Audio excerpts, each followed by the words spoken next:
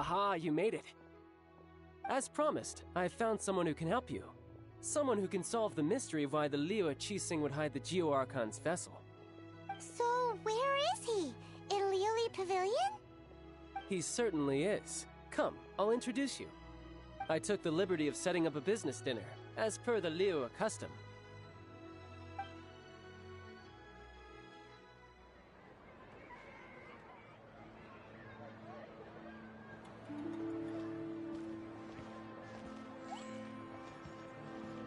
Welcome back, sir. You honor us with your patronage. Mr. Zhongli is awaiting your arrival in the room you booked.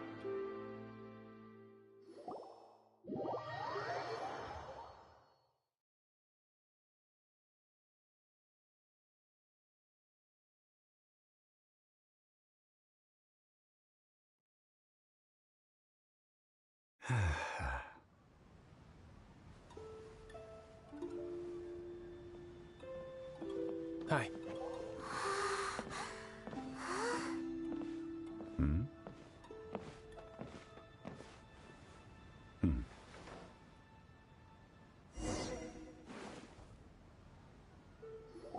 Allow me to introduce Mr. Zhong Li, consultant to an organization known as Wang Sheng, and a trusted associate of the Fatui. Indeed, Wang Sheng's line of work can be sensitive at times. Let's just say they understand when discretion is needed. And we, the Fatui, have always been glad to do business with friends who walk in the shadows.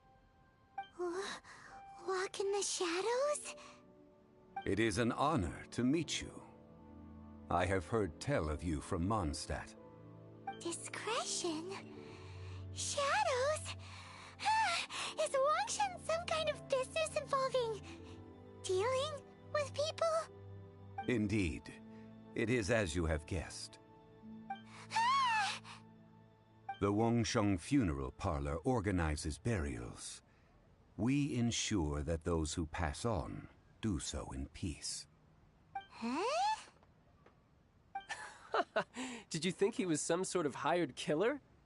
The Fatui calls many such people friends, but the Wangsheng Funeral Parlor does not dabble in such business. Well, ostensibly.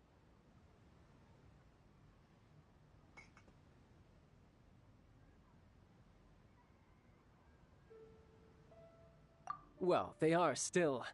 I shouldn't say too much. In any case, I brought you to meet Mr. Zhong Li because... Because I can bring you to see Rex Lapis's vessel. What? Don't be so surprised. Sure, the Geo Archon's body has been squirreled away by order of the Tianquan Ningguang. But first, let's hear what Mr. Zhong Li has to say, shall we? Rex Lapis may be the prime of Adepti, but he is ultimately an Adeptus. Many Adepti have left us over the millennia. This is the inexorable trend. The times have changed. You must have felt it too when you were at Jueyun Karst. Archons go by many names. The god of contracts, the god of commerce, the warrior god, Morax, Rex Lapis. Is the idea that he also has the title of Adeptus so strange? As you have seen, the time of the Adepti is ending, and the time of mankind is slowly dawning. In years past, Liyue's tradition was that a huge memorial service be held to mark the passing of every Adeptus. But this time, the Qixing have made no attempt whatsoever to respect this tradition. It is sacrilege. Yeah, the killer hasn't even been caught yet. Deicide or not, the concern of the Wangsheng Funeral Parlor is this. When the ritual to receive this god is so kingly, it is all the more egregious for his final send-off to go unattended to. Traveler, Child has told me a lot about you. Since you have had dealings with the Animo Archon, could I ask you to help me prepare the Geo Archon's last rites?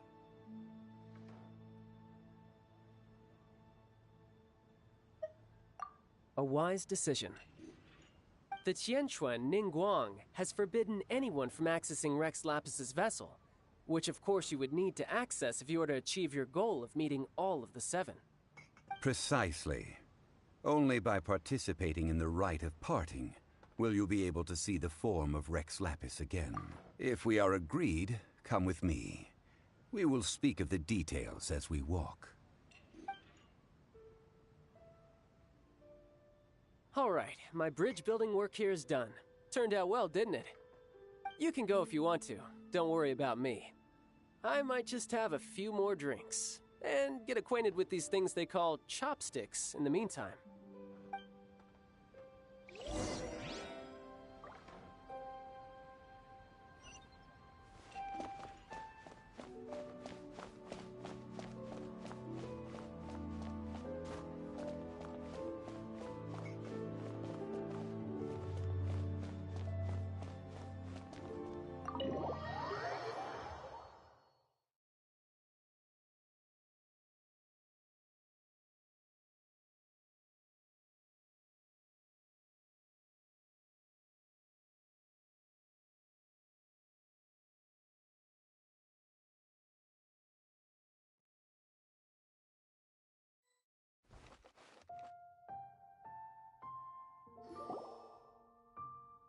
After having experienced the land of the absentee Archon, traveler, how does it feel to know that our Archon and Adepti are here all around you in Liyue?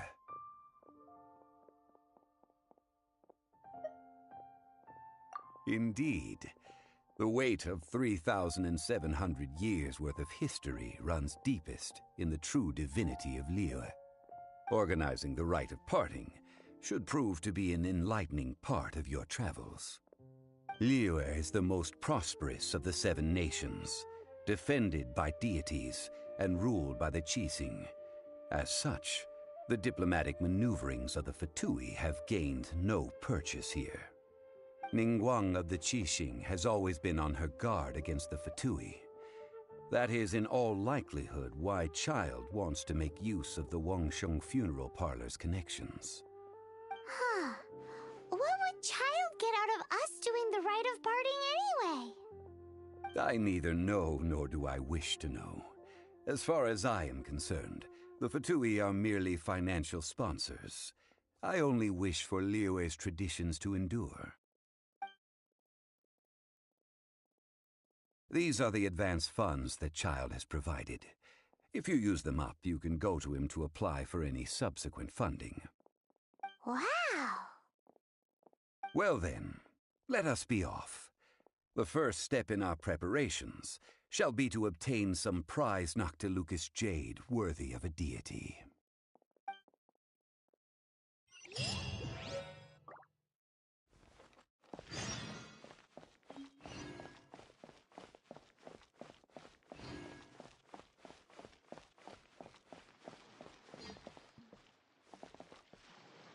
The key here is consumer psychology.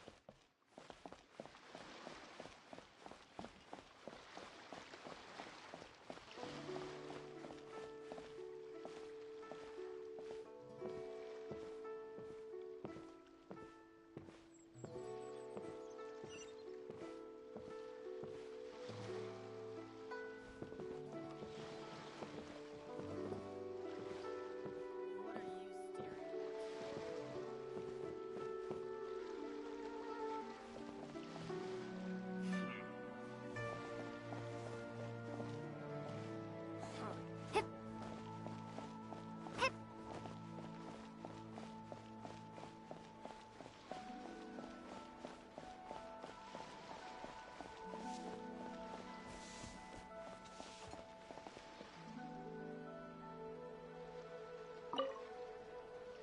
staring at?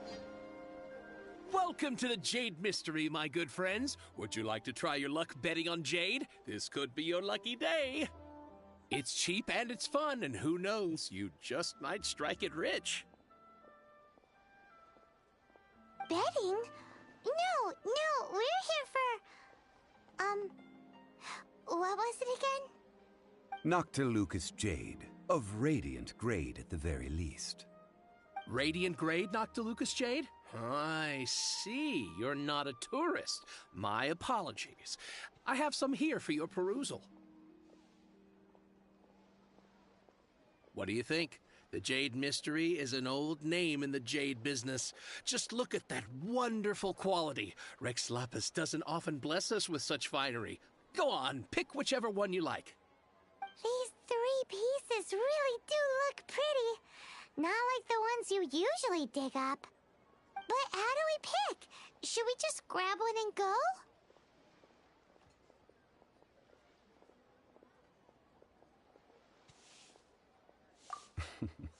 Very good. It seems you have learned some tricks of the trade. What do you think, Mr. Zhongli? How should we pick from these pieces of Noctilucous Jade? Oh? You want me to decide? That is fine as well. If it were me, the answer would be simple. Oh? And that would be... I'll take them all, boss. Oh, you act with such panache, good sir. I always knew you were not a man of ordinary caliber. Oh, wait, boss! That one didn't count! We need to discuss it again!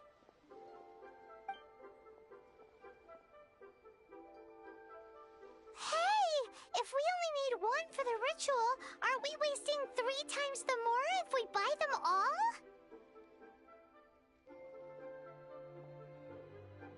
Oh, Mora. It is as you say. I suppose I overlooked this particular aspect of the transaction. Huh? How do you not think about Mora when buying things? If one must always consider Mora before acting, then in all things one is bound by Mora. What? All Mora is currency, but not all currency is Mora. What? Is this how the rich live? Well, he knows a lot about big money, but not a lot about big savings. No need to waver. Even when I am constrained by Mora, I have ways of working around my limitations. Evaluating the quality of Noctilucous Jade is indeed very tricky.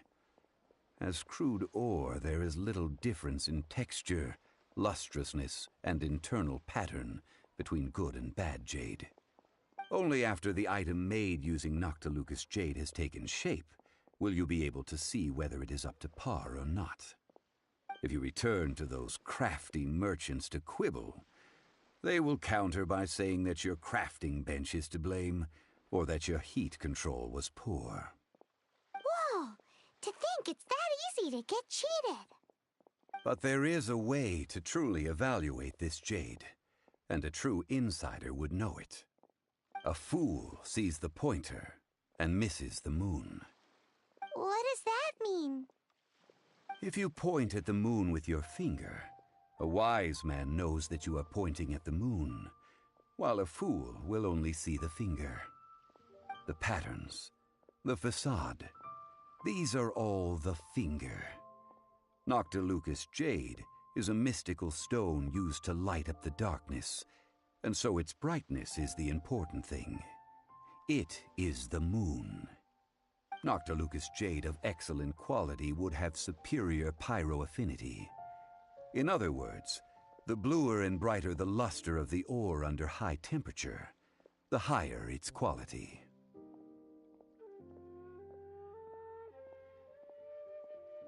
I have imparted the priceless secrets of the jade trade to you. Now, all that's left is to put it into practice. Priceless, huh? Paimon's just said that we might never be able to use it again.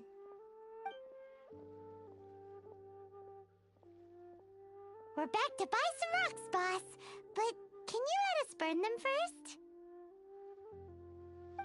Burn them? You can't do that, my friends. If you were to do so, what would I have to sell?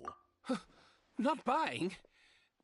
Come now, my good friends. We can still discuss this.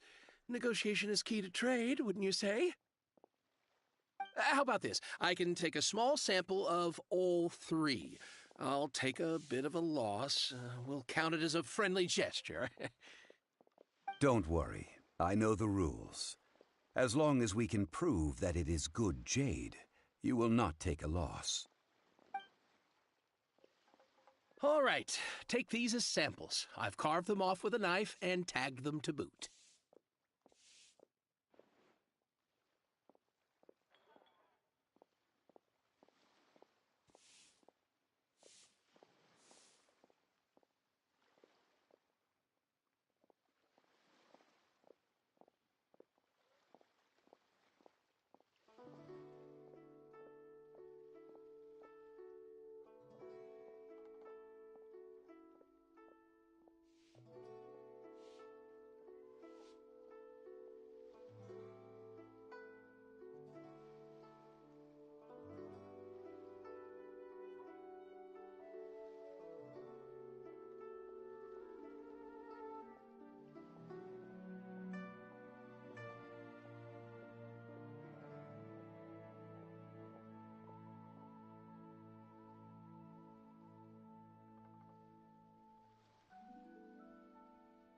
Aren't these too thin? Even paper's thicker. No, even a bug's wings are thicker. These are almost see-through.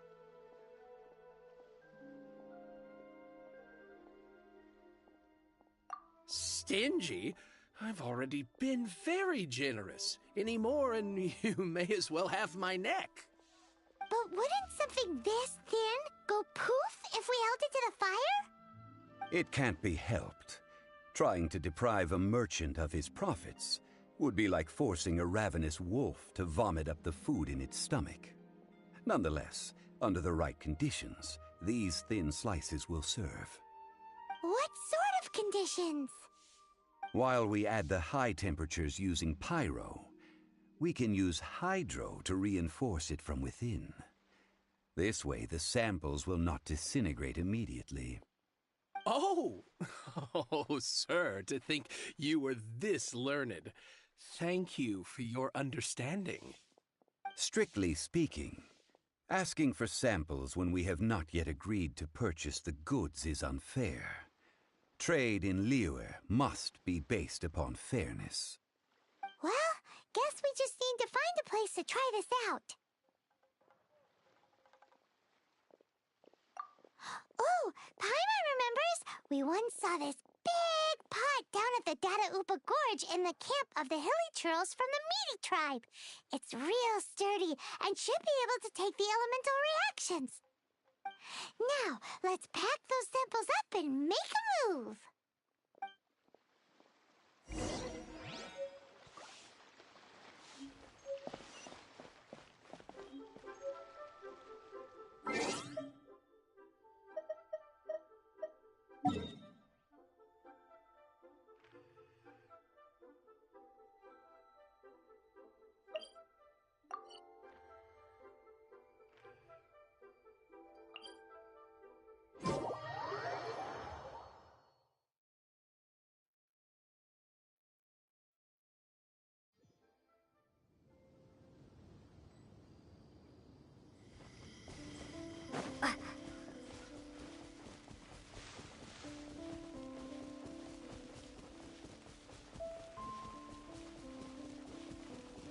It has been a long time since I last set foot in the Nation of Wind.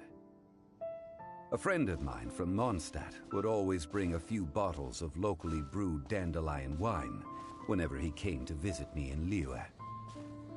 It must be said that the famed liquor of the land of pastorals is far better than Sumeru's frigid snake wine.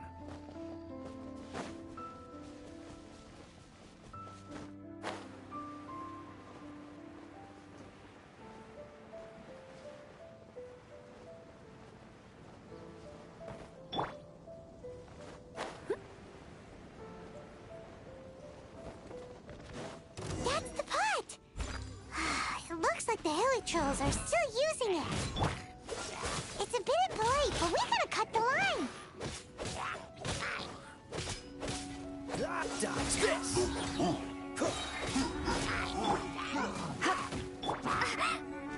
This moment will be frozen in time. Spring forth!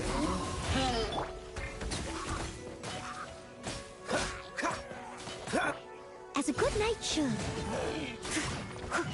I must leave no stone unturned.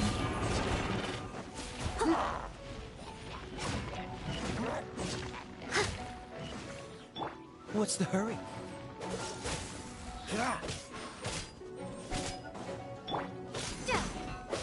Scatter! Freeze!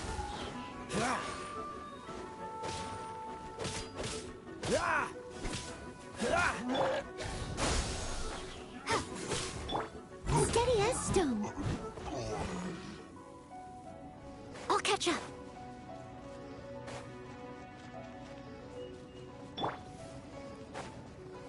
Let's spark things up a little. Come a little closer. Blitz. Hey. Hey. Hey.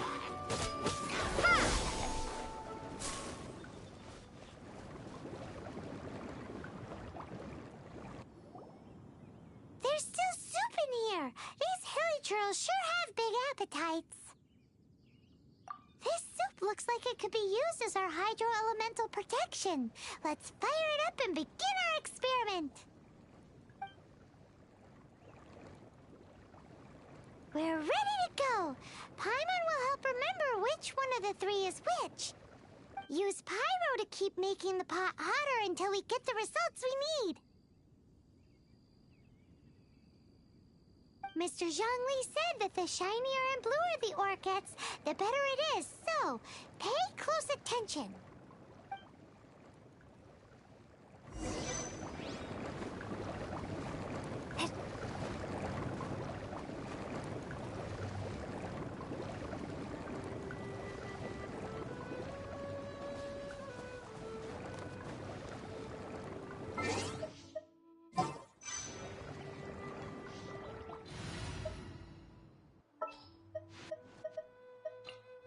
Leave it to me.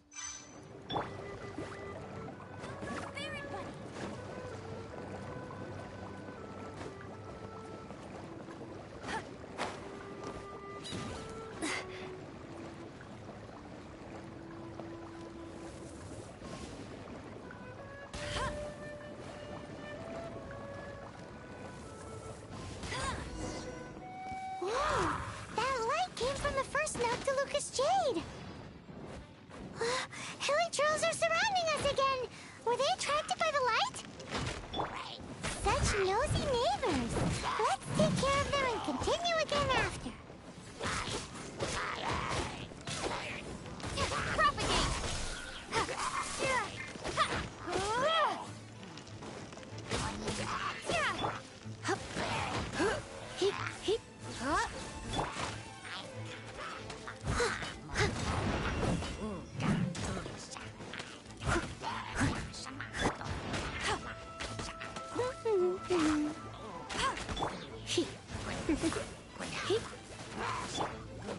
Scatter!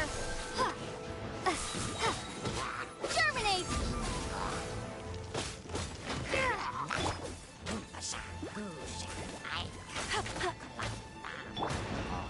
I must leave no stone unturned.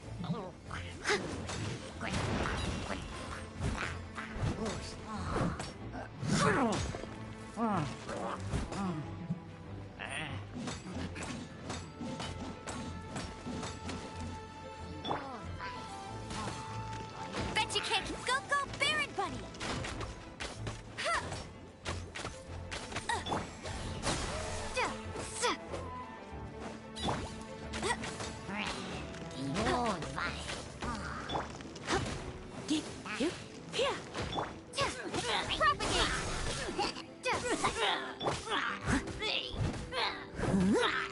Leave it all to me.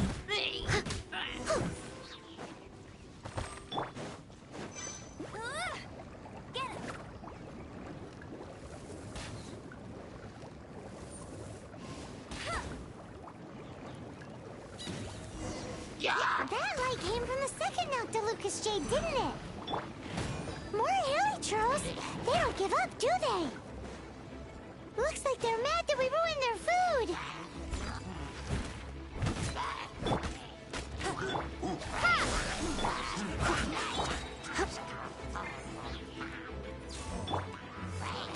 Time to clean up.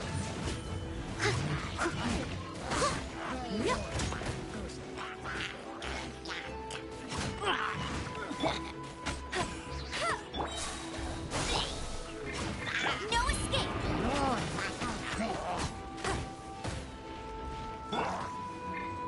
I must leave no stone unturned. Propagate!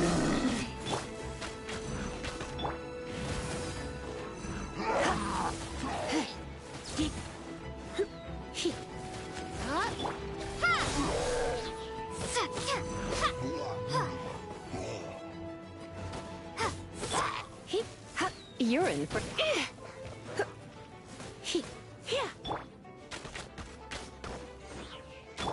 Propagate!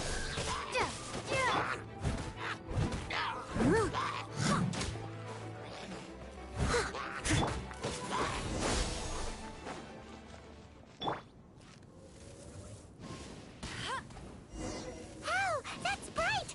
Too bright! That was the third Noctilucous Jade, wasn't it? It was so much shinier than the rest. Let's go with that one. Let's head back to the Jade Mystery to buy some jade, shall we?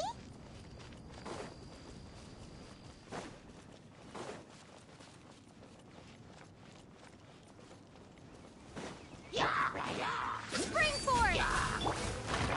Surrendering and be gentle. I'll race you there!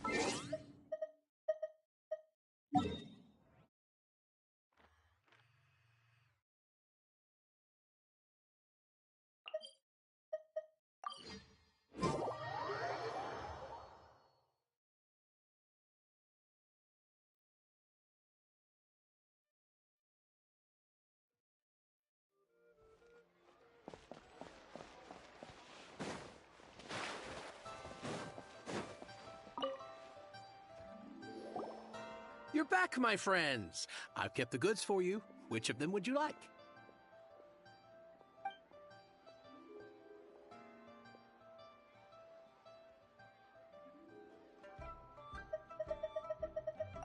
Huh?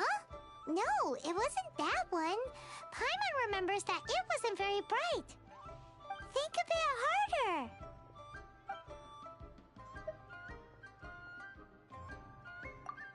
Exactly. That's the one Paimon remembers too. No problem. If you have your eye on this one, you can have it.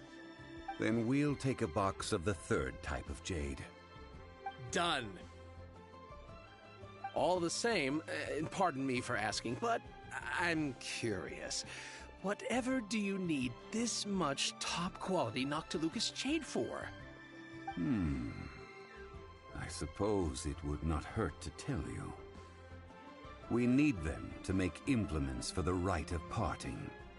Parting? Oh, dear. I'd heard the rumors, but had given much thought to them. This means that Rex Lapis really is... Oh, it's hard to believe. Even though the Jade Mystery has been in decline, we have always been under his protection. It is said that when our Lord lost his way while going incognito in the city 200 years ago, it was a spoon from the Jade Mystery that he had used to sample the local delights. Alas, alas, all things must pass. Well, if this is to be used to say farewell to Rex Lapis, then I shall sell this to you at half the price. Are you sure? You didn't want to even give us an inch before. If not for our Lord's protection, this city wouldn't exist as it does now. No proprietor could earn money off such a thing. Oh, I'm sure Rex Lapis will feel your sentiment, boss. In the safe hands of the Liyue Qixing and good honest merchants such as yourself, I for one believe that All right. Thank you, my friends. What's with me getting all sentimental like this? I'll practically be giving away all my fortune at this rate. Now that we've made our choice, let's take this Noctilucous jade back. Hey, wait a minute. He said it was half price, not that we could leave without paying. Oh, right. I'm sorry. I must have forgotten to do that too. Let me see. As I thought, I didn't bring any. Any what? Mora, my apologies. Another oversight on my part. Oh, that won't do. This isn't some small sum. Oh, that's a relief. Have a look, boss. Is it enough? It's fine. Just enough for half price. Though, to be honest, it'd be all right even if the sum wasn't quite enough. Well, it's settled then. Let's take this jade to Yujing Terrace. That's where we plan to hold the rite. Look at you bossing everyone around. You didn't cough up a single Mora.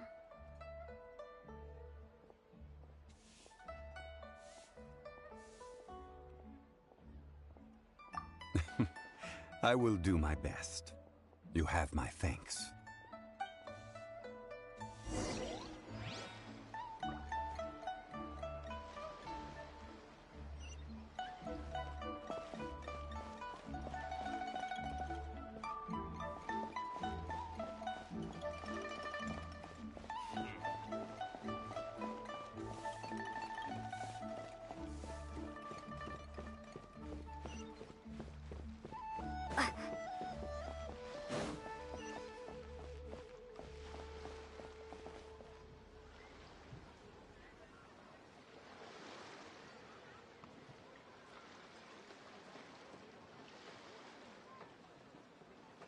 The key here is consumer psychology.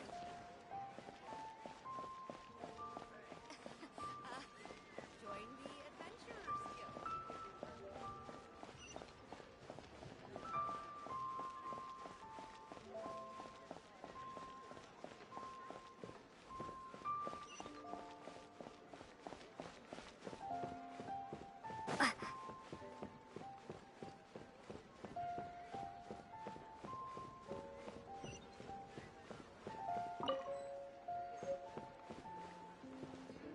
So, are you buying or not?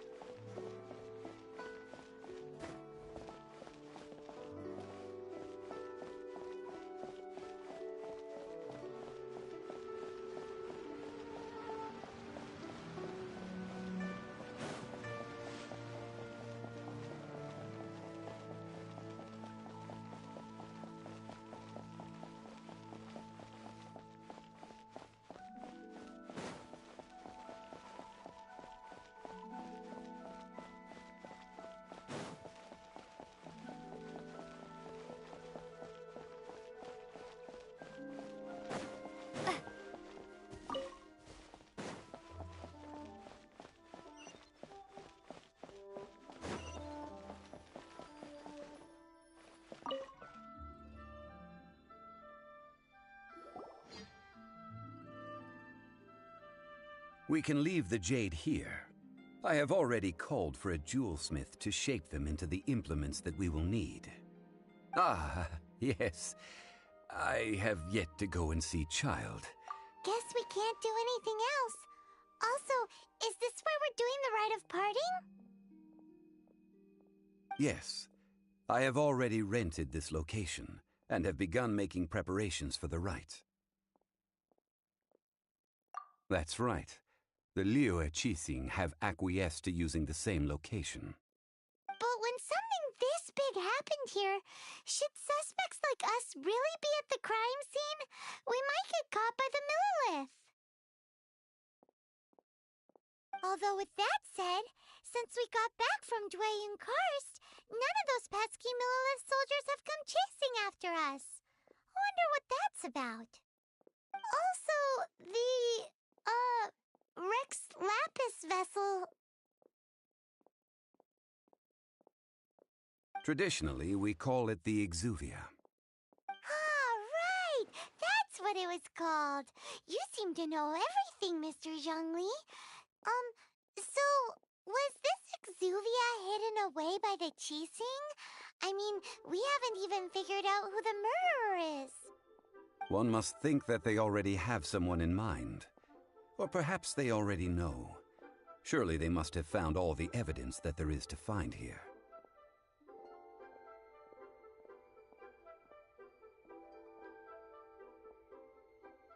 These things are for the authorities in Yujing Terrace to consider.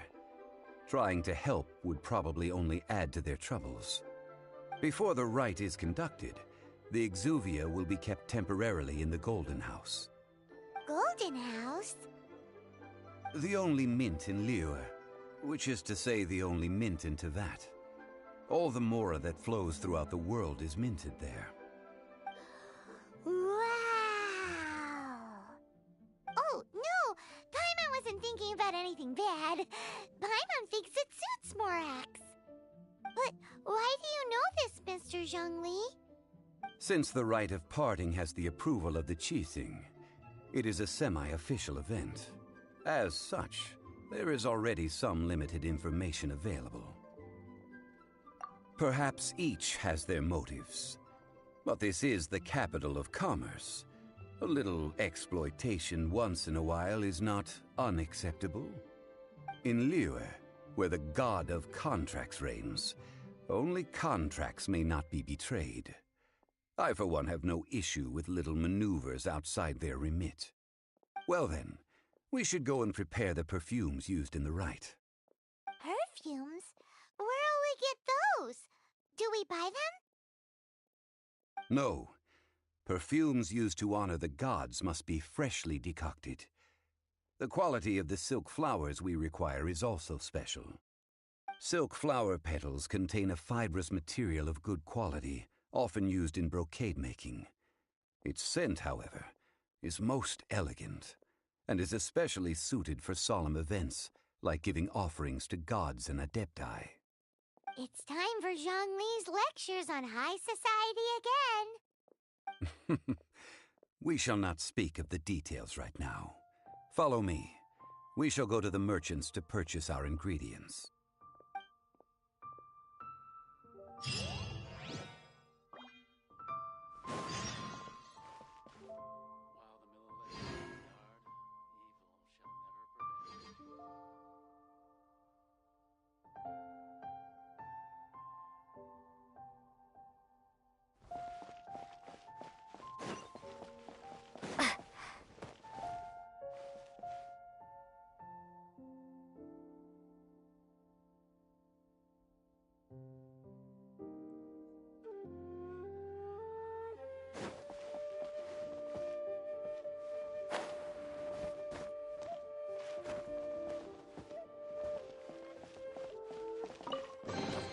Is this an answer from this world?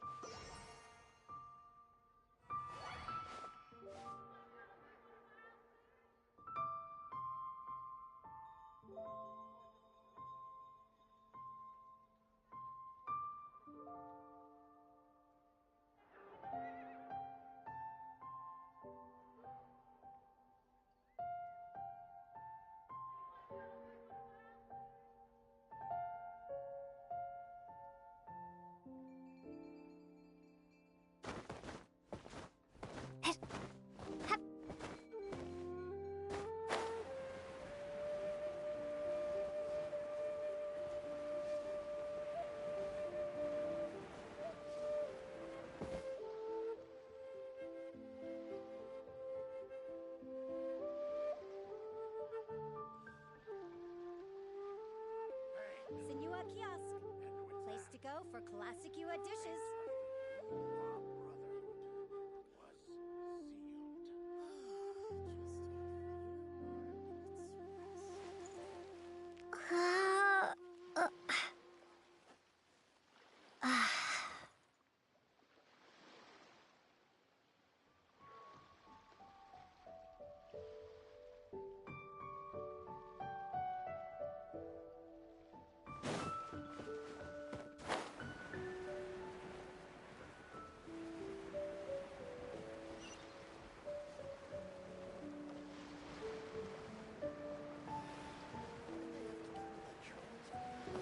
You can't beat the atmosphere here in Liyue.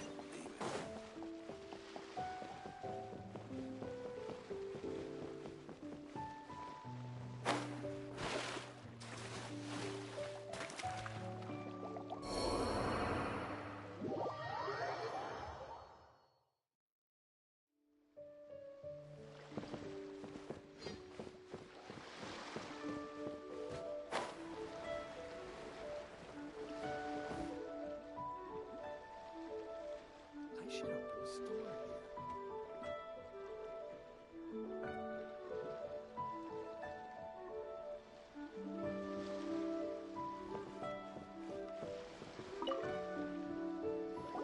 Hey, boss, do you sell silk flowers here? Silk flowers? We certainly do. Which kind would you like? Which kind? The good kind? The best kind? Remind Paimon what kinds there are again? Ugh, you ignorant shoppers. Always coming in here with your stupid questions. Golden House Maiden, Valley Weaver, and Fate's Yearning. One of each to start with, if you don't mind. My goodness, this gentleman is quite the connoisseur. You two must be his servants. Please refrain from any further attempts to contribute.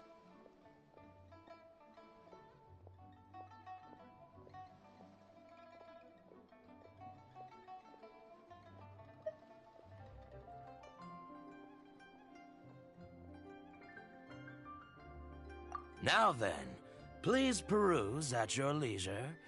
Do let me know if you have any further thoughts. Silk flowers exhibit different properties based on how their environmental conditions differ from their ancestral habitat. Nevertheless, these are fine specimens, excellently preserved. Just look at the abundant foliage here, and these stamens, glamorous as a maiden of the Golden House. This strain is an evergreen, and mostly grows under complex hydrological conditions.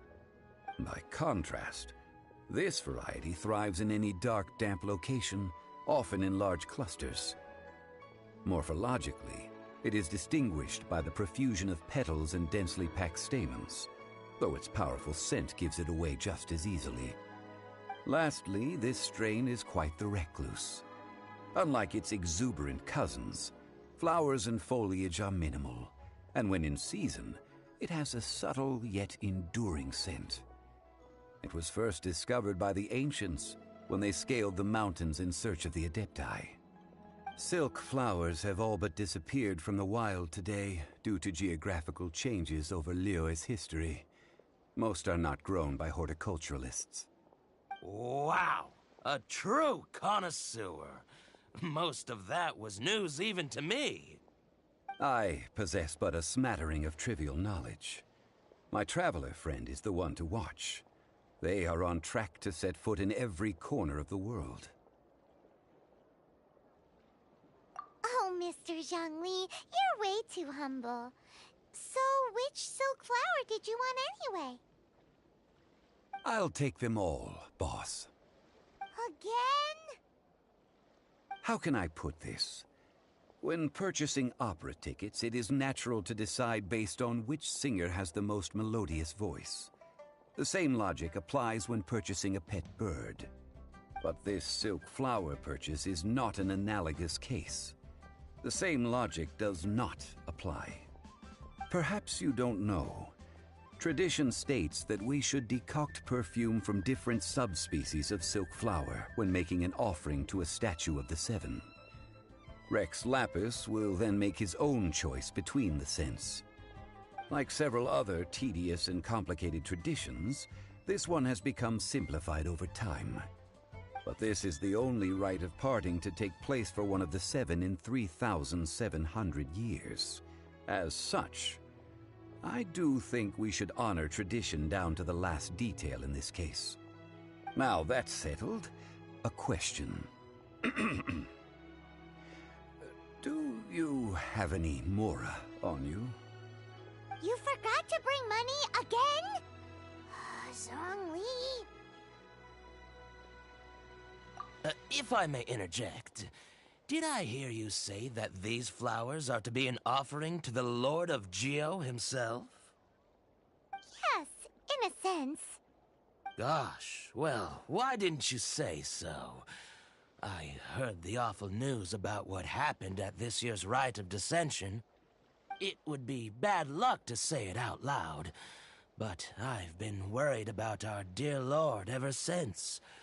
I'm worried that everything I've heard is true.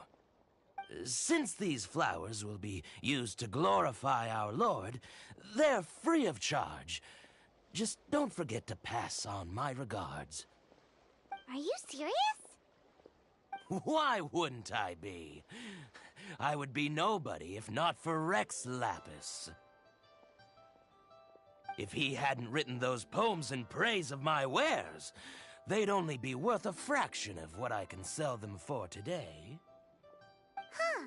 So much folklore here revolves around Liyue's deity making cameo appearances in support of local businesses. Thank you, boss. I think I speak for all of us when I say that your generosity has saved our skins. Our skins? You were the one who forgot to bring money! Please, it's the least I could do.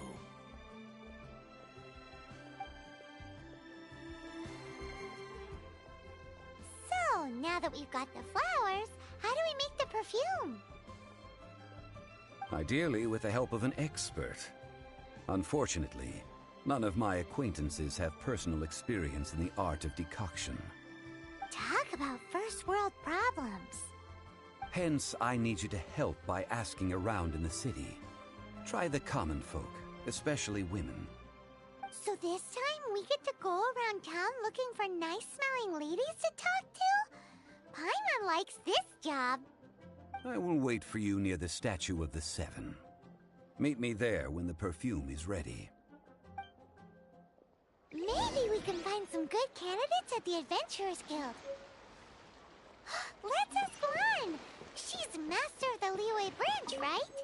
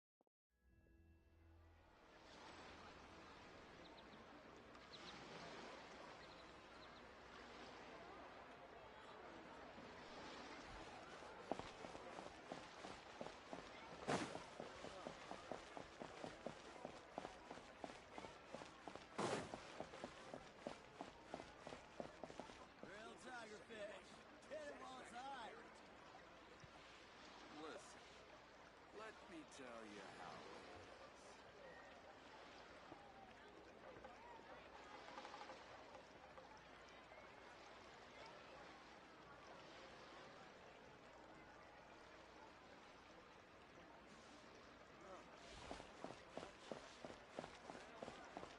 Try something new at the Lan Ming restaurant. Leo's really got a lot going for it.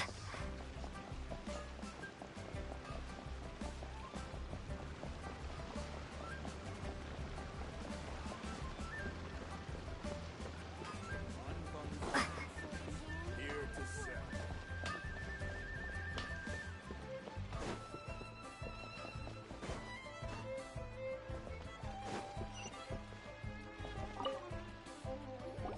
Lan, we need to ask you for a favor. I stopped accepting commissions a long time ago. Sorry, you two, but you'll just have to ask another adventurer. Oh, it's not that kind of favor. It's just a teeny tiny thing.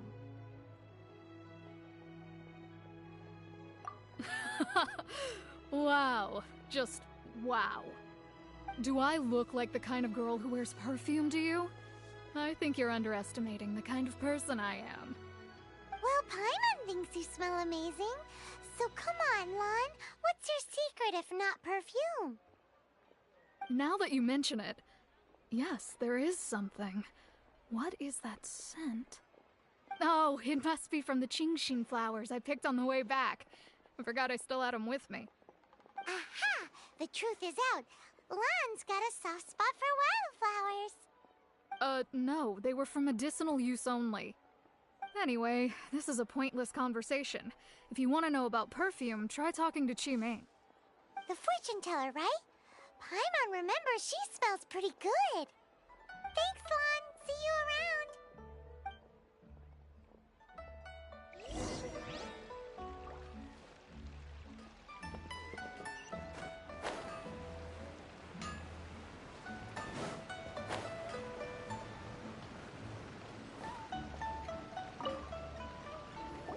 Hello. How may I help? We've come to ask you a question.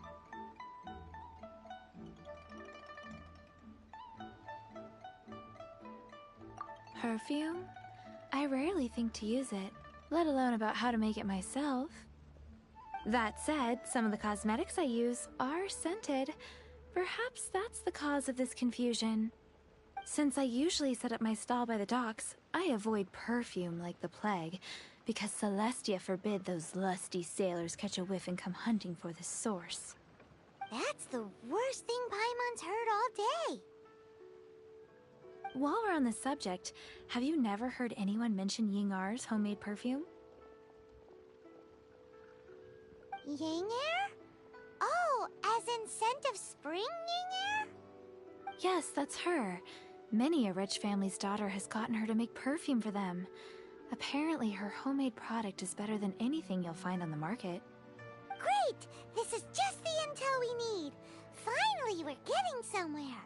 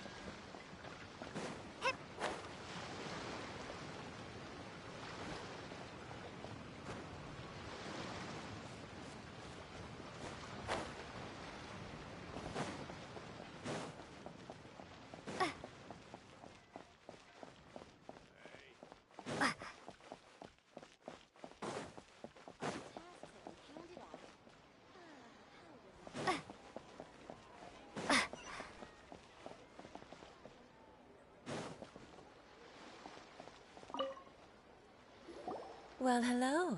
You found me at last. I've been waiting for you. What? How did you know we were coming? Oh, I heard a rumor about a couple who were snooping around town looking for a sweet-smelling lady. Actually, I was starting to worry you wouldn't find me.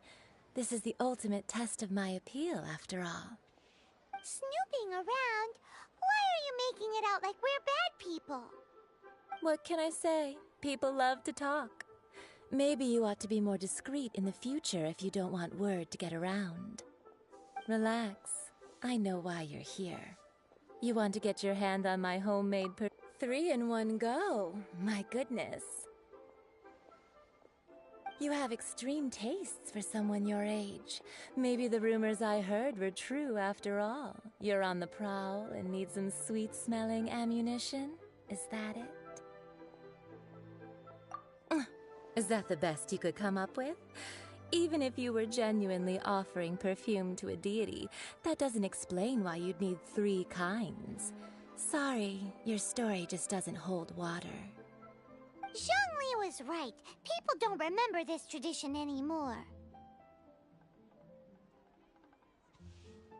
As one of my favorite poems goes, "O cherry tree, begrudge not thy blossoms as they are deflowered in the spring, for come winter, even thy sturdiest wood shall wither." That went over Paimon's head a little. In short, I'm happy to help. Traveler, you can be my assistant, but you'd better make sure I'm the only person on your mind while you're hanging around with me. So, where is a good place for making sweet, sweet perfume? You mean Wanmin Restaurant? Good choice. Let's go.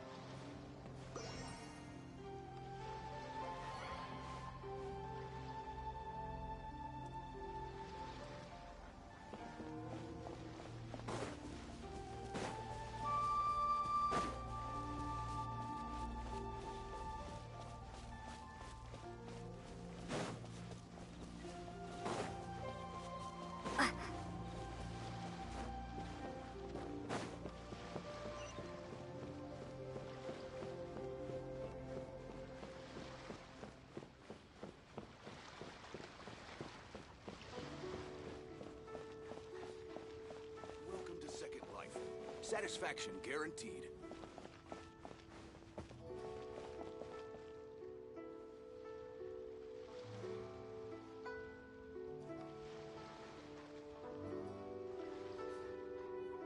Grilled tigerfish. Get it while it's hot.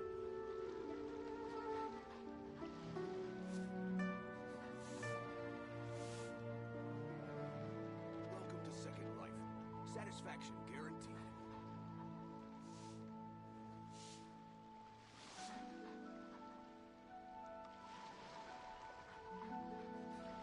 Grilled tigerfish. Get it while it's hot.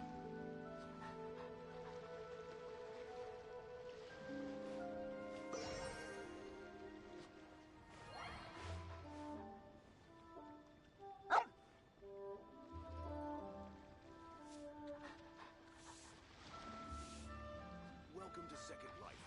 Satisfaction guaranteed.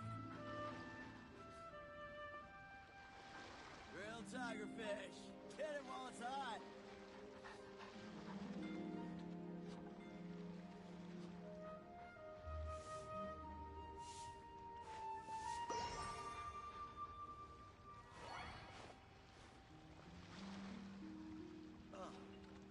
What should I try this Welcome to Second Life. Satisfaction guaranteed. Grilled tigerfish. Get it while it's hot.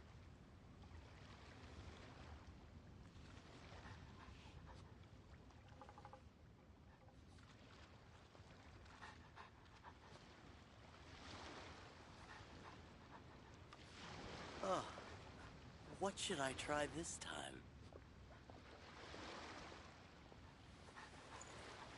Grilled tigerfish. Get it while it's hot. Satisfaction guaranteed.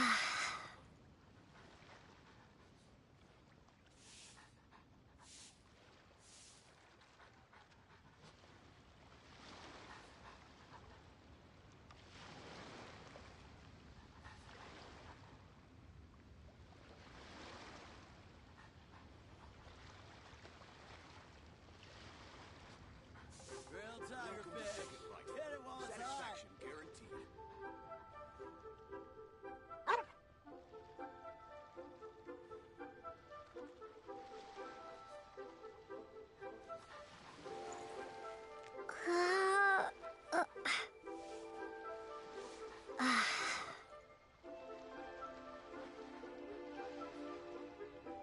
Welcome to Second Life. Grilled Satisfaction tigerfish. guaranteed. Get it while it's hot.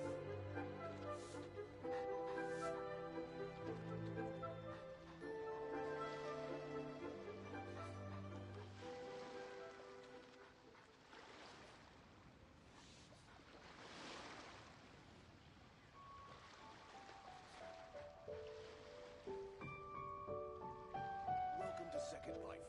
Satisfaction guaranteed. Grilled tigerfish. Get it while it's hot.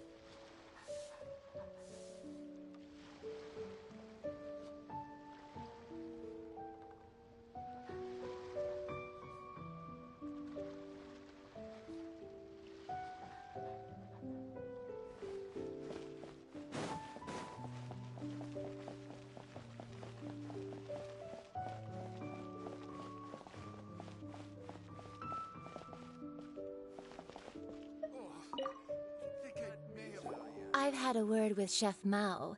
We can start work now. Are you ready to please me? What did you say? I meant make me proud, as my assistant, obviously. While I'm setting up, you can go and fetch some water.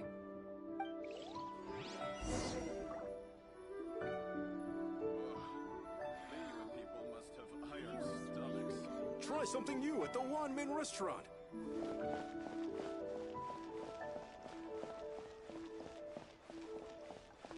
Cheap and tasty chop suey.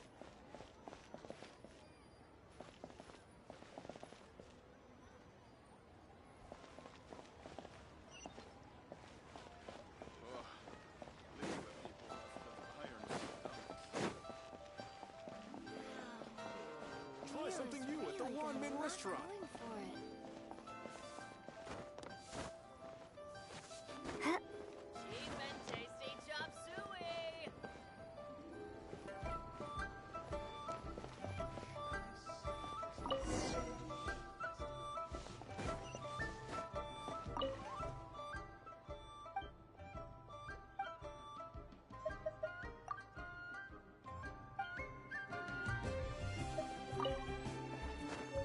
Try something new at the One Min Restaurant.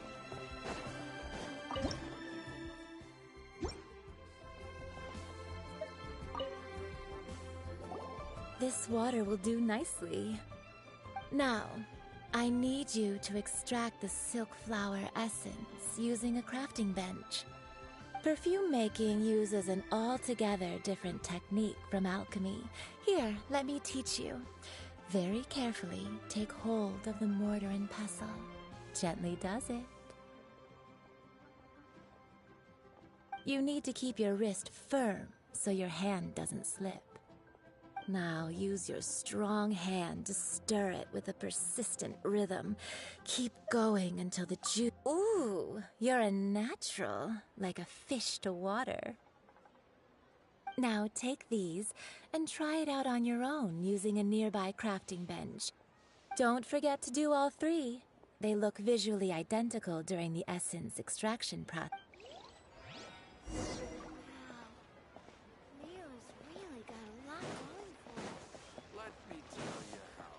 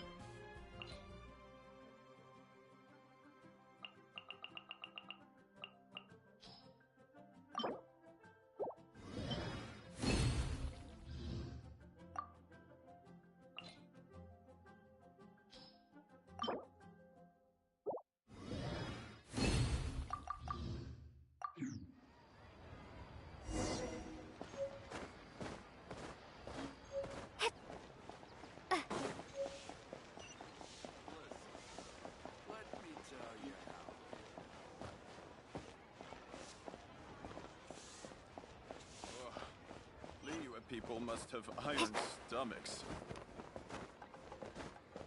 Wow. Leo is really good.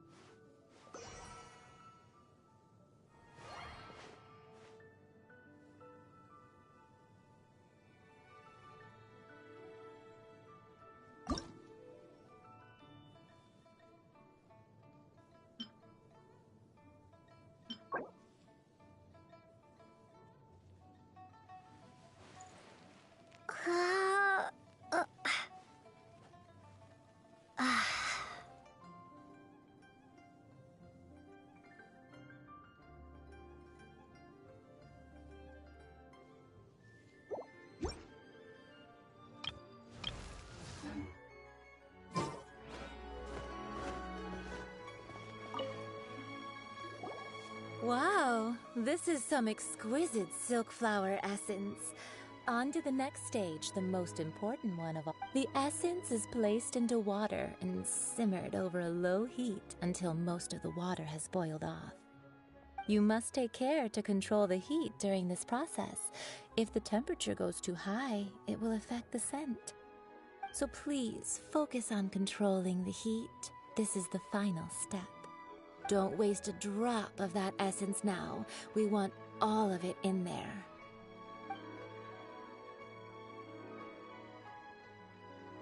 All 3 perfumes are ready, and you, my friend, were a wonderful assistant. A testament to the lengths you will go to for romance. It's so rare to see nowadays.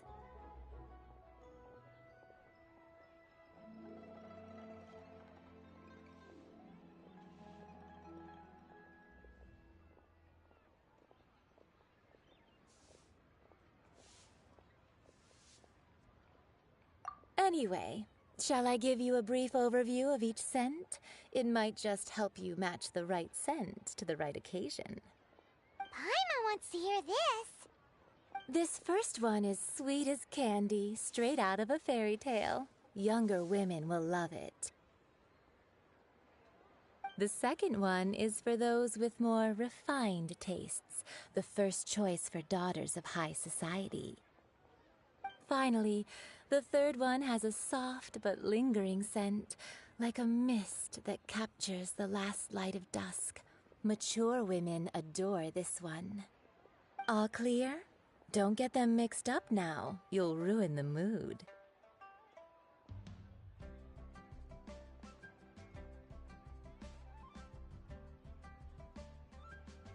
Good. Be sure to come visit if you ever need help with anything, okay? I'll leave you with some parting words. One who tries to sail 3 boats simultaneously. Come and hang out with me at Scent of Let's take these 3 perfumes over to the Statue of the Seven. Try something new at the Mr. One Min Zhang's Restaurant. probably been waiting a while.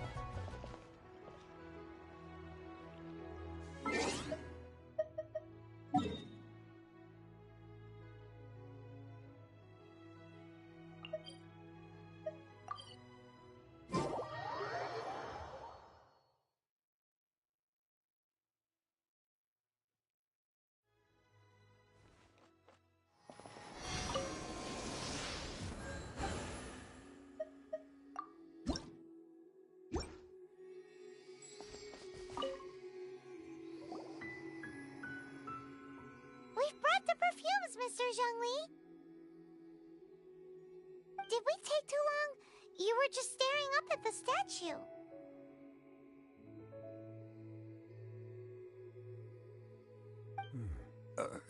Oh, you're back. Don't worry, I haven't waited long. Compared to the watch that Rex Lapis's statues have kept over Liyue, this was but a brief moment. Well, how can a person compete with a statue? That is true. Well, Have you brought the perfumes? 3 sets, and not 1 less. Thank you both. Let us offer them up. This is the first kind of perfume. Miss Yinger said that it's sweet. This is the second kind. It's got an elegant smell, and the daughters of high society love it. The third kind has a gentle but lingering fragrance. Something like the dusk mist. And it's a favorite of mature ladies. Oh, what was that? That's the one older ladies like, right? Does that mean that Rex Lapis is actually an older lady?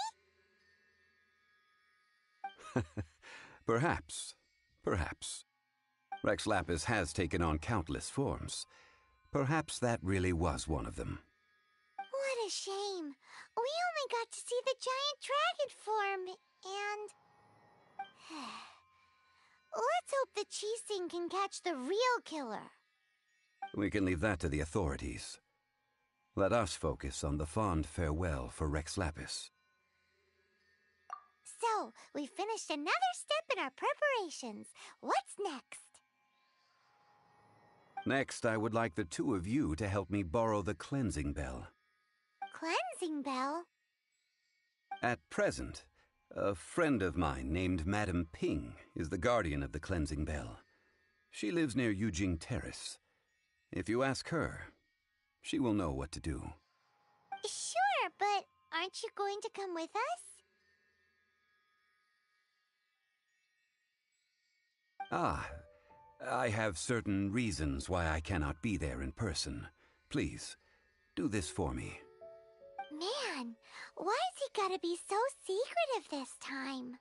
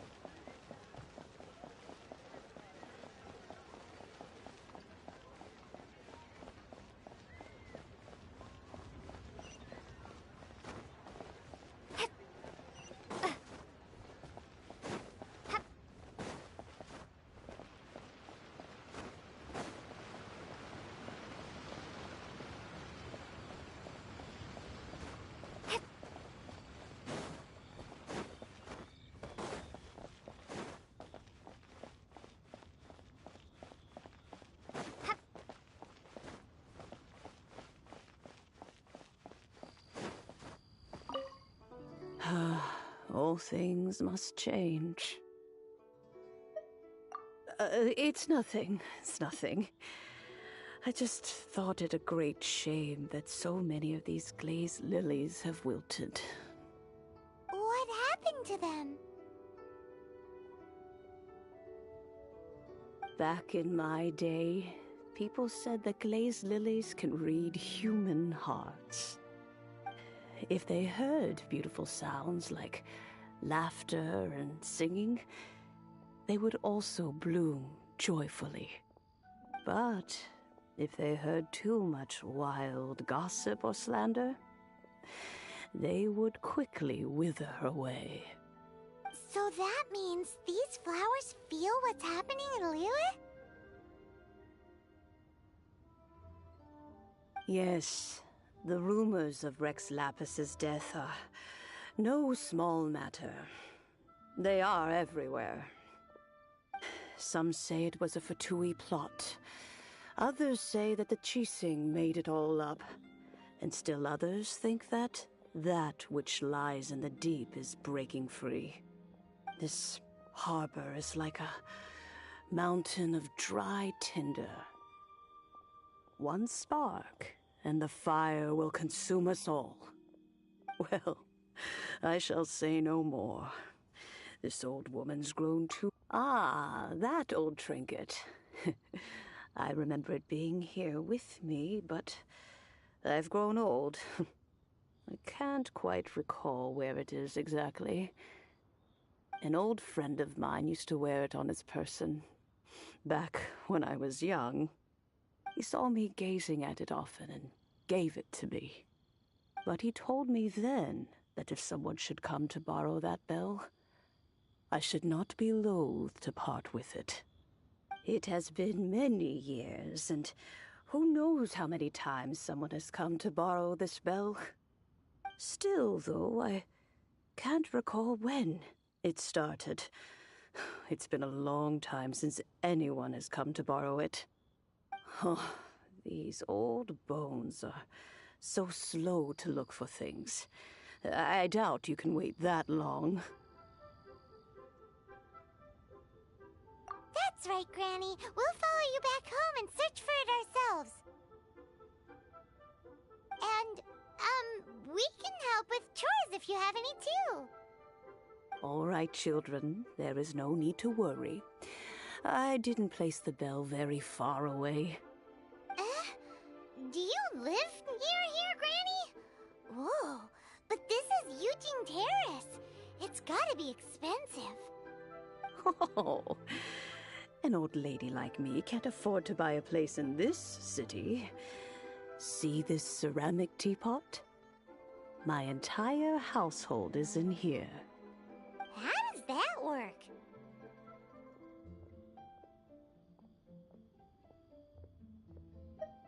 Hey, that's rude! And even if it was like that, it must be a very expensive bell, right, Granny? Oh, youngsters. I simply mean that the bell is somewhere inside this teapot, and you are quite welcome to borrow it. If you can find it.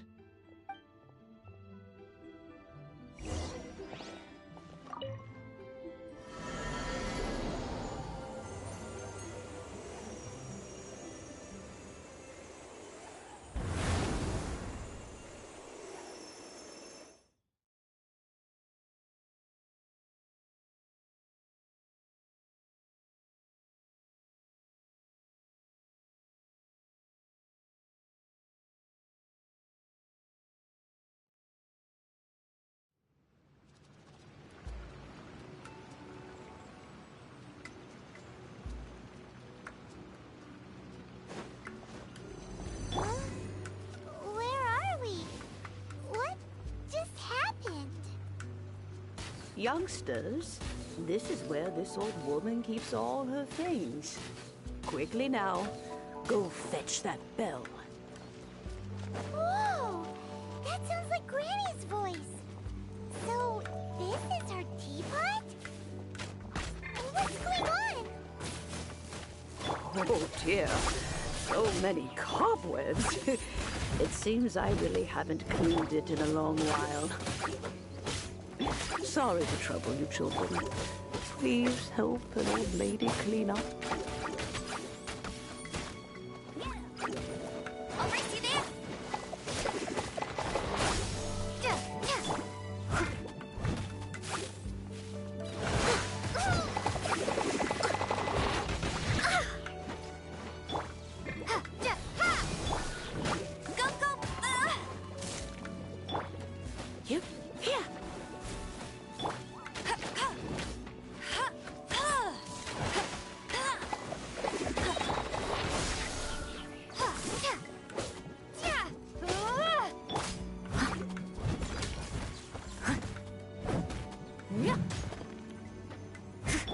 Did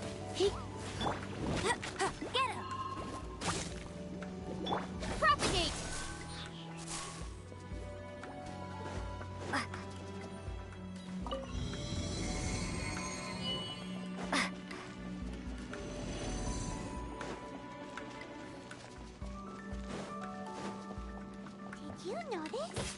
The cobwebs were made of elemental energy. How long has it been since Granny last swept this place?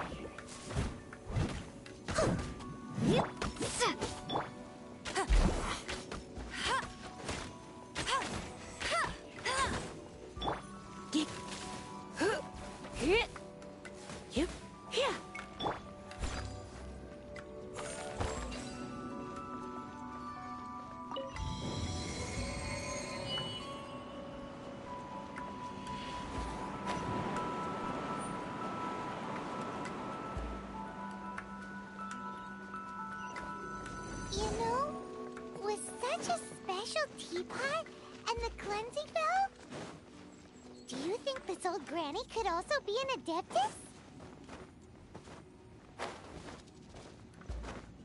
Paimon's more and more convinced that she's an adeptus. But don't they all live in Julian Karst? Why would she stay in the city? Let's spark things up. Propagate!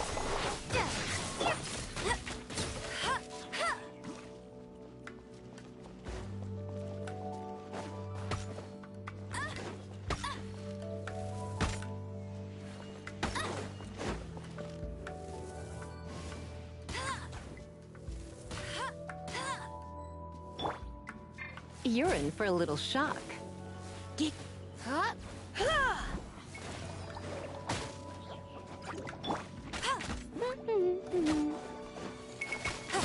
That's cheating! Scatter! No escape! Leave it all to me.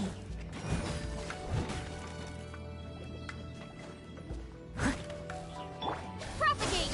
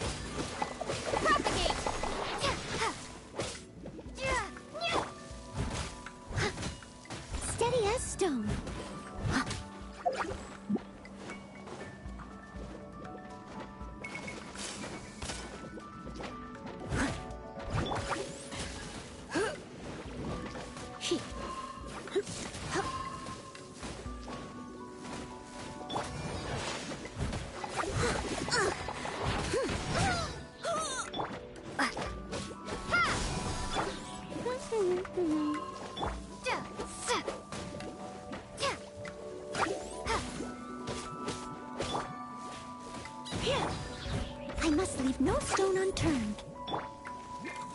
No one escapes my...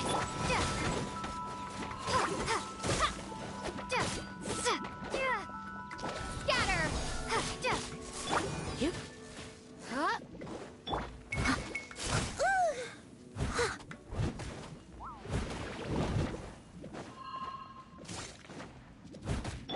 Go, go, Baron Bunny!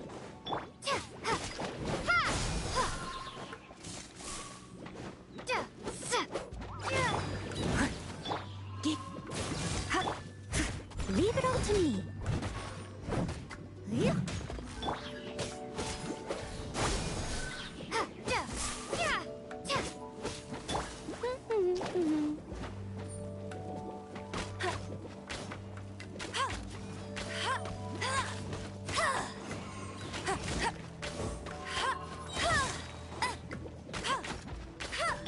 Time to clean up.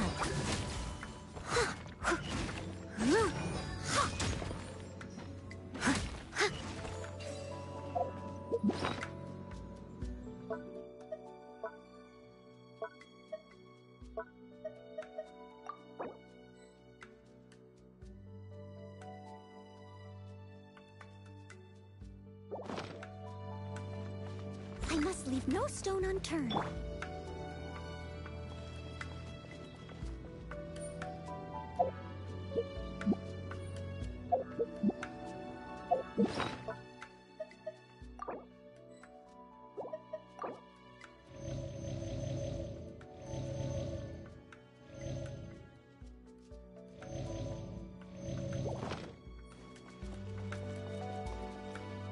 That's more like it. How many levels does this teapot have? It would be nice if we had one of these too. Or at least we wouldn't have to camp outside.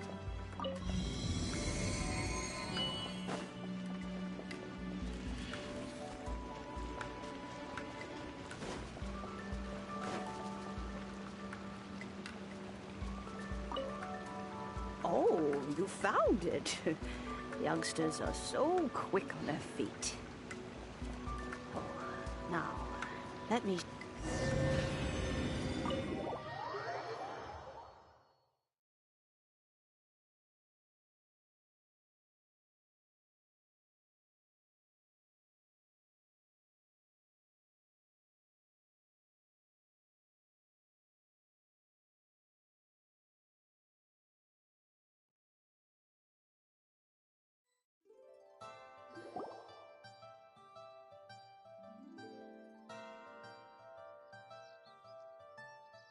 Oh, in and out in no time. You youngsters, an adeptus. Oh, I haven't heard anyone say those words in earnest for a long time. As to whether I am one or not, child, surely you already understand. Paimon kinda knows what you mean, but is also kinda confused. Are you really giving us the bell just like that, Granny? Don't you think it's weird? Something's just happened to Rex Lapis and then we come running up asking for it? Oh, don't be silly. Liyue Harbor has been through a great deal in its history. In that time, it has seen the departure of countless Adepti. But no matter what, we have always performed the rite of parting first before any other matters. To cry, "Catch the murderer," at the top of one's lungs, but ignore the rite of parting. That, to me, is what is wrong-headed. Now that you have come to borrow the bell, I guess that perhaps an old friend of mine has finally decided to take matters into their own hands. So, why would I be unwilling to lend you the bell? Hey! It belongs to Granny! We're supposed to return what we borrow! Oh, let you keep it. You really are a frank child. If you want it, you can keep it. But this bell gets homesick sometimes.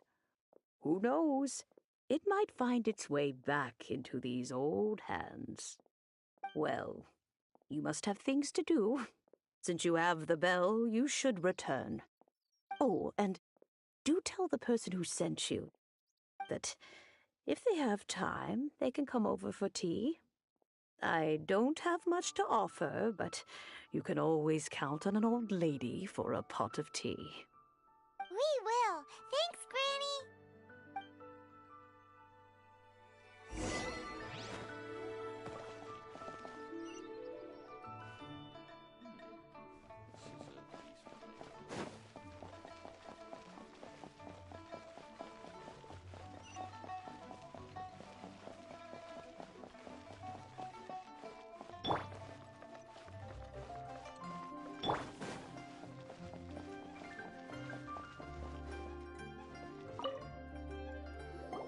Indeed, this is the cleansing bell. It's in good condition. Let's place the perfume we've prepared inside.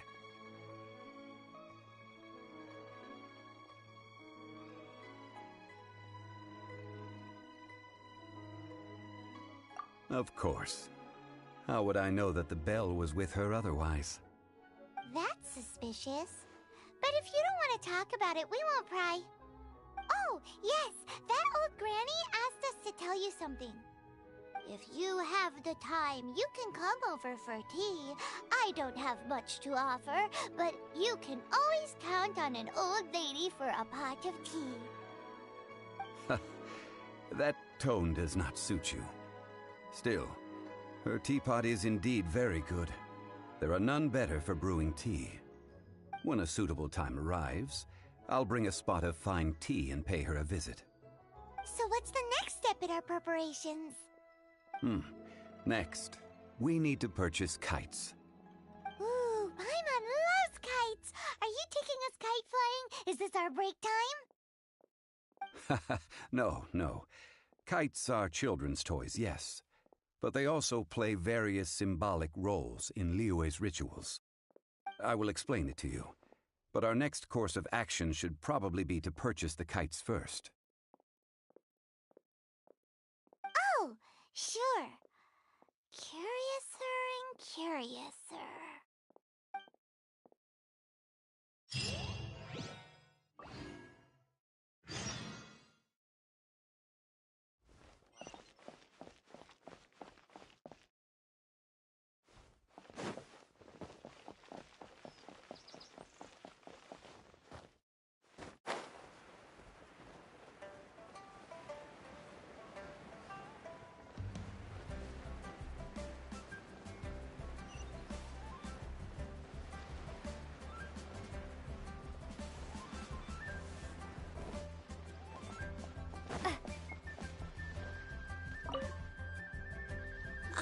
Sir, you're here.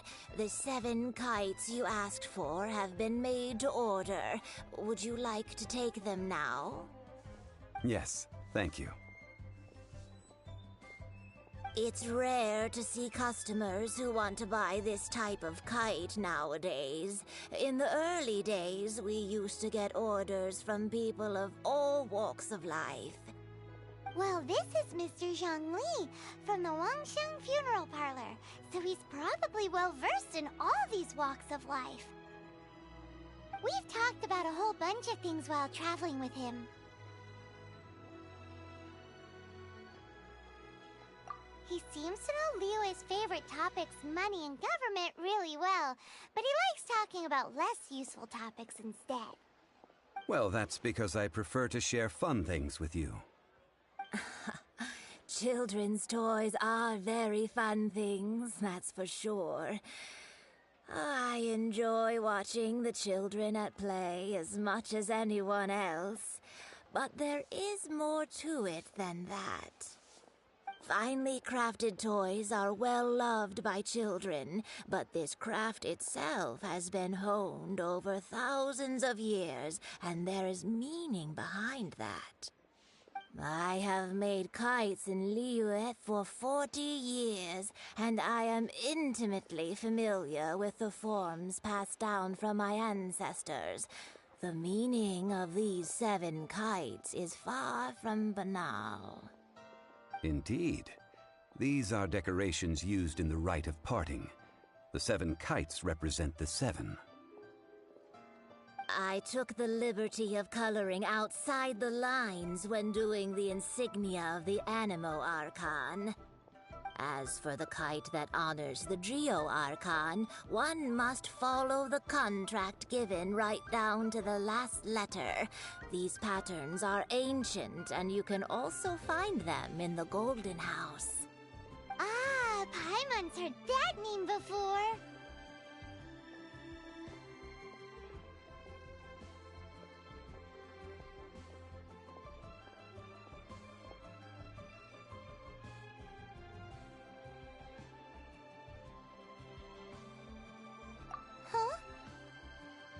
The design of this kite displays a firm grasp on the cyclicality and eternity so dear to the Electro Archon. These markings of tree and leaf pay due honor to wisdom and the passage of time. All this on a single kite. Truly astonishing. Justice flows across the surface of the waters. War rages like a flame. As does that which the Cryo Archon once... Yes, these details are masterfully done.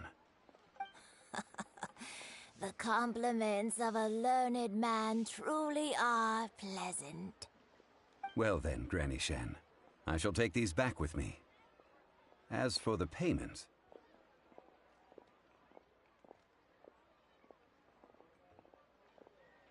Well, allow me.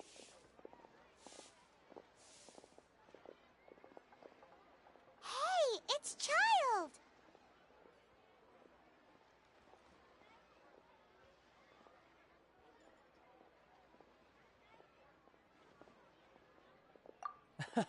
No, I was merely passing through. I see Mr. Zhongli's the same as ever. When paying, well, when getting others to pay for him, he neither looks at the price tag nor his wallet. He knows a great deal about money, and about the trials of the common man. He just doesn't consider poverty to be something that could ever happen to him. Or perhaps you could say that he cannot imagine himself lacking money. How has he not died of hunger yet? Child, you are as fond of jokes as ever. Well then, since we've purchased our kites without incident, there's no need to take a break before moving to the next step in our preparations. The rite of parting requires helping hands as well as materials. We should be able to find some people near the harbor. Oh, by the way, take this bag of money. You probably won't want to let Zhongli do the bargaining, if you know what I mean. Seems I missed out on some interesting information. I suppose I'll just have to find a more opportune moment next time.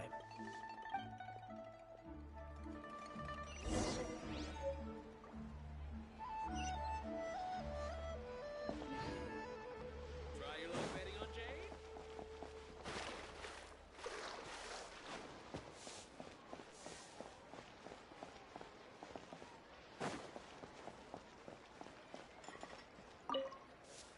Hiring help? Sure.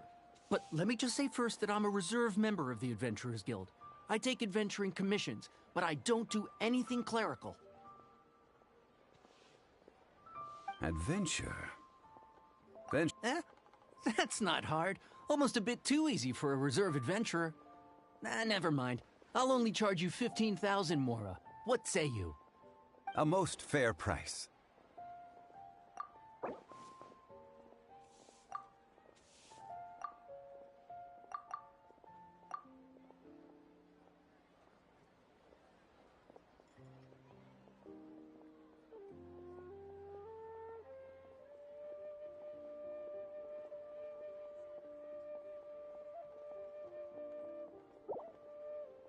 Five geocrystal flies. Yes, I do think it's worth about this much. I'll do it.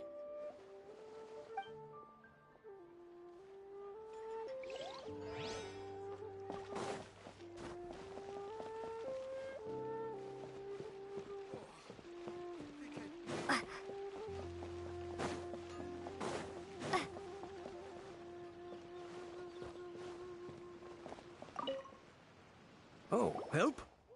Sure. I, Tick, always put in 100% effort into so what's the job? Let me see. We are still missing some wooden implements over at Yujing Terrace. They aren't uncommon objects, so I didn't make any special preparations for them.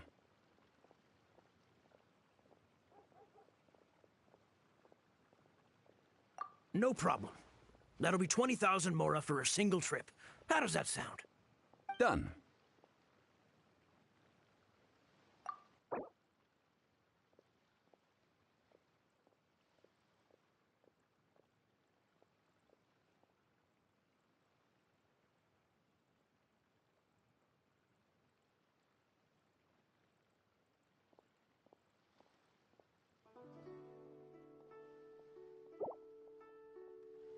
Oh, come on.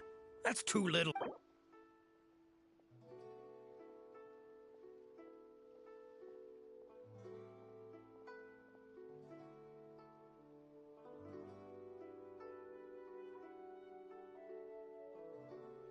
Let me think. Deal. This price is...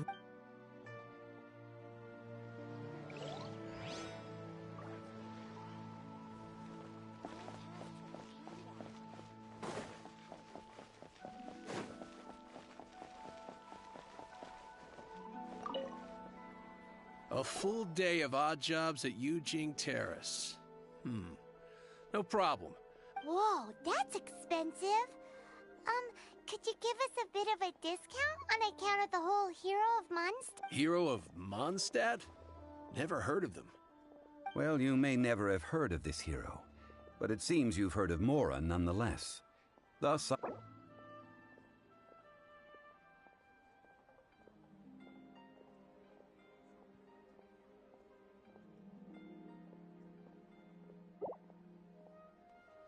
This is too little. I'd consider it if it was a bit higher.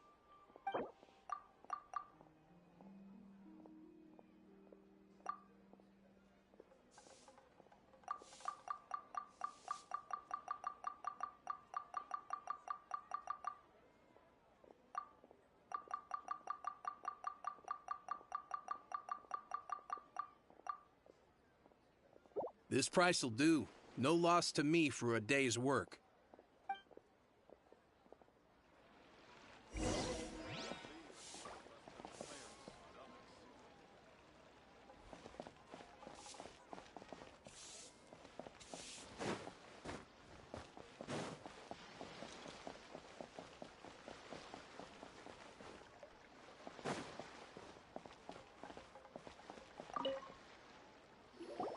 All finished then? Splendid.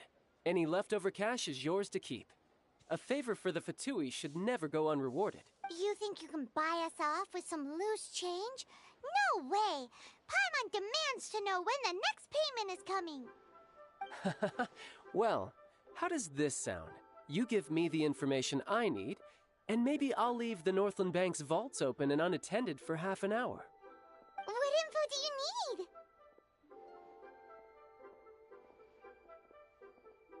Huh. Does that mean you know what he's after? Yikes! You're right! Signora! You both need to calm down. I don't know what's gotten into you. Just what is this about? The atmosphere got so tense all of a sudden.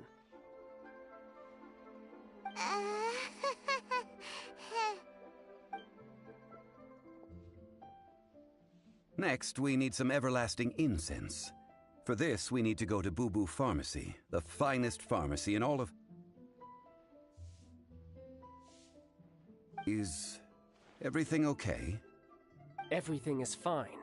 I was just informing them that they need not return the surplus Mora. Now, if you'll excuse me, I must be going. Paimon definitely felt like Child wasn't happy with us just now.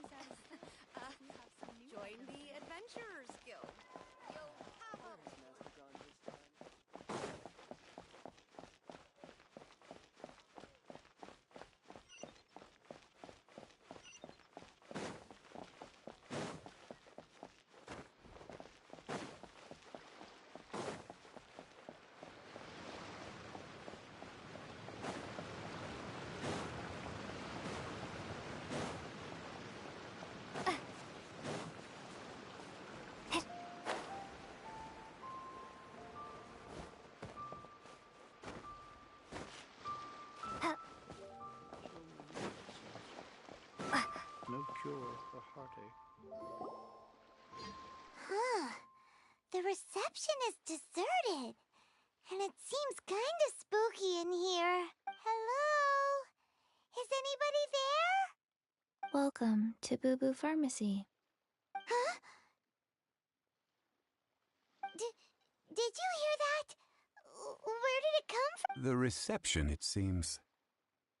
How about you go check it out, and Paimon will bring up the rear.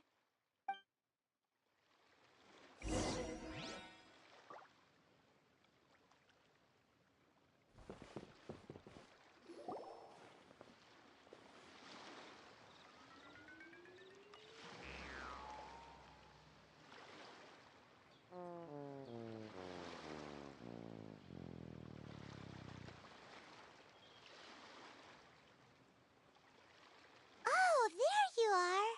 But you can't even reach the counter. Joke's on you. Paimon floats, so height is no restriction. Anyway, there's something weird about this one over here. What's the talisman doing on her forehead? It can't be. She's a zombie! Welcome to Boo Boo Pharmacy. I am Chi-Chi. Once upon a time, Chi-Chi died. Then, Chi-Chi was saved by the Adepti. Now, Chi-Chi is a zombie. Something like this would be unimaginable in Mondstadt. Hello, little girl. Do you sell everlasting incense here? Excuse me, sir. Did you bring your prescription? Surely no prescription is needed to purchase everlasting incense. It's not a controlled substance. Chi-Chi can get your medicine, but only if you show Chi-Chi your prescription. Zombies are limited to acting within the confines of their orders.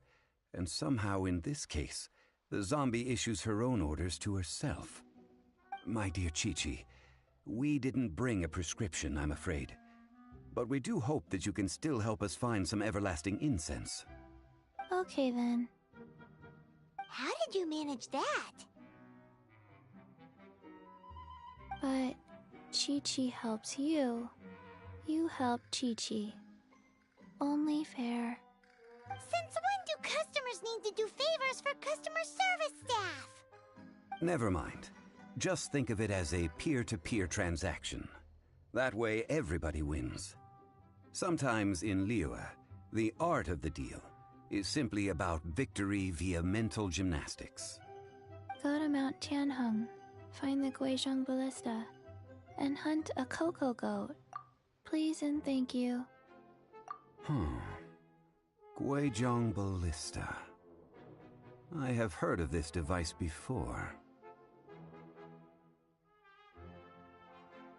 It's a kind of crossbow turret, installed on Mount Tianheng by an adeptus in the distant past. An early mechanical device. Located in Tianheng Pass, it was designed to automatically fire at large monsters, protecting Liyue from external threats.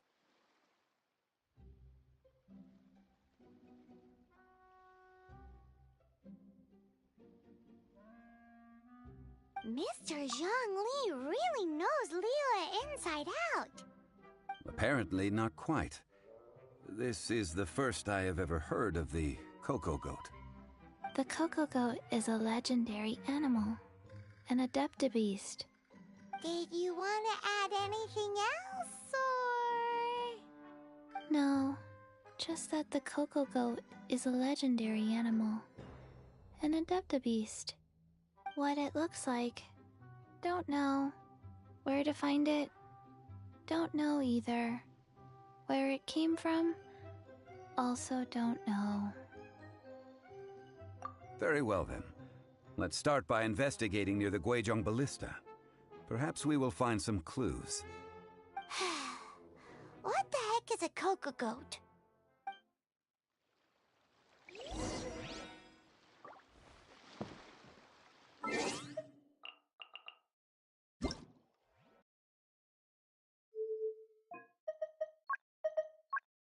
Paimon coming in! Paimon coming in! Is this level okay? Can you hear Paimon?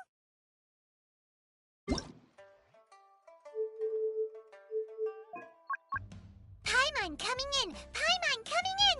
Is this level okay? Can you hear Paimon?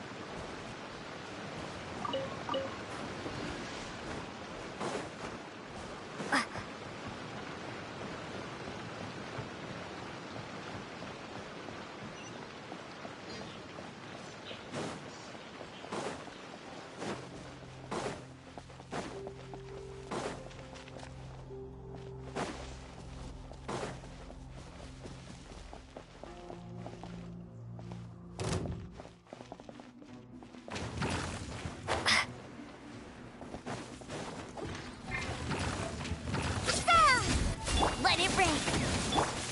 Try not to enjoy this too much. Propagate!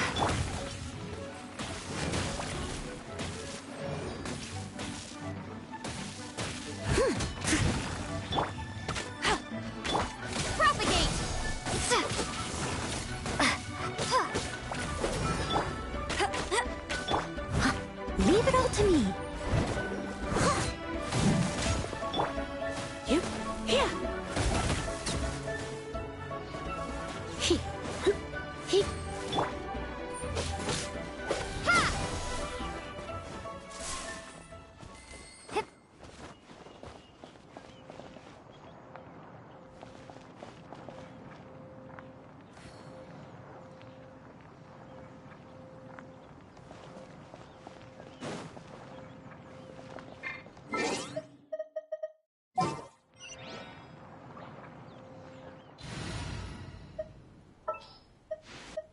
This will be interesting.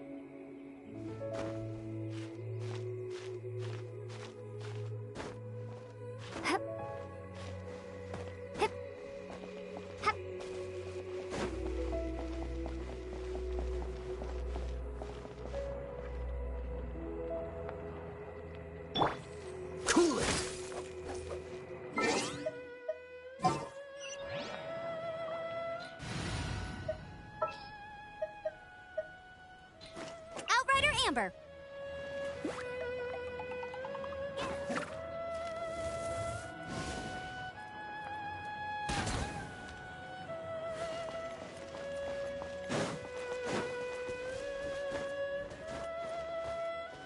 Bet you can't keep up with me!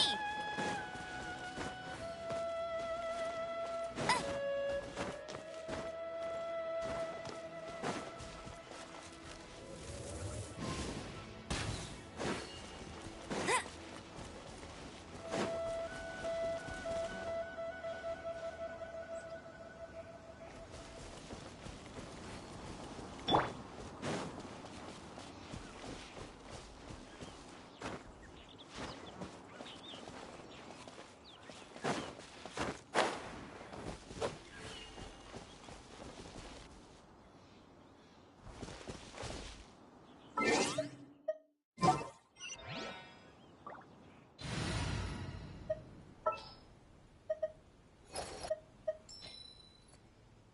Anything you need delivered?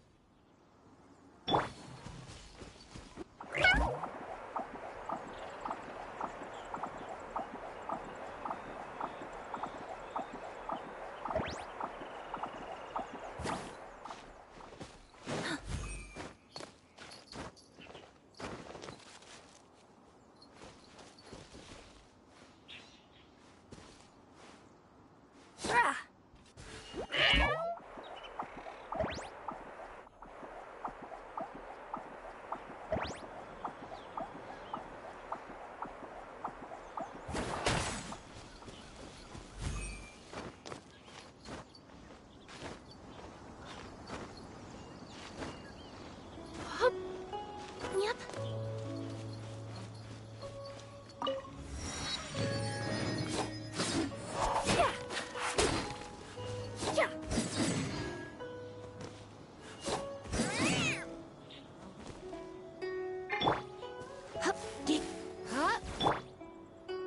Steady as stone.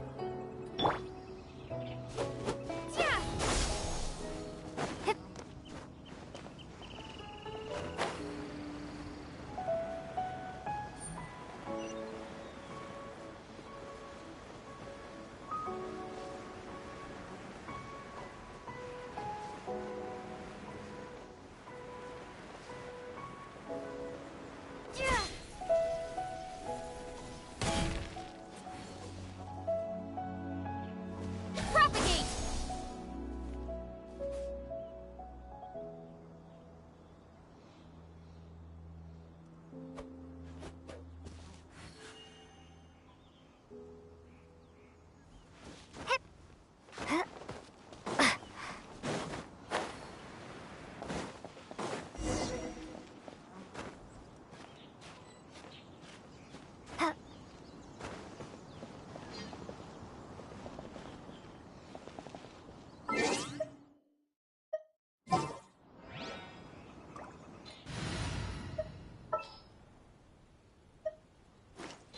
Outrider Amber, reporting.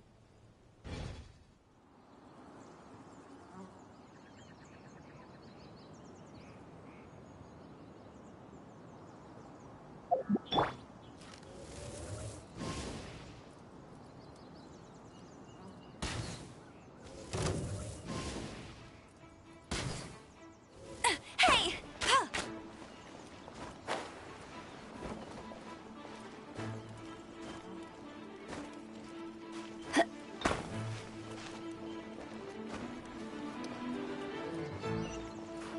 I won't let you down. Bet you can't keep up with me!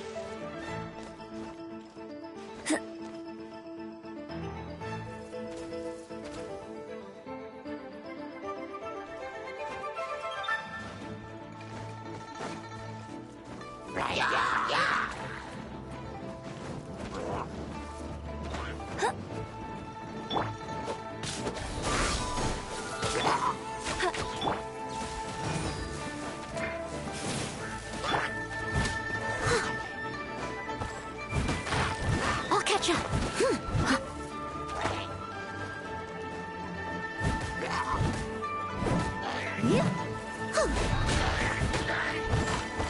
I must leave no stone unturned.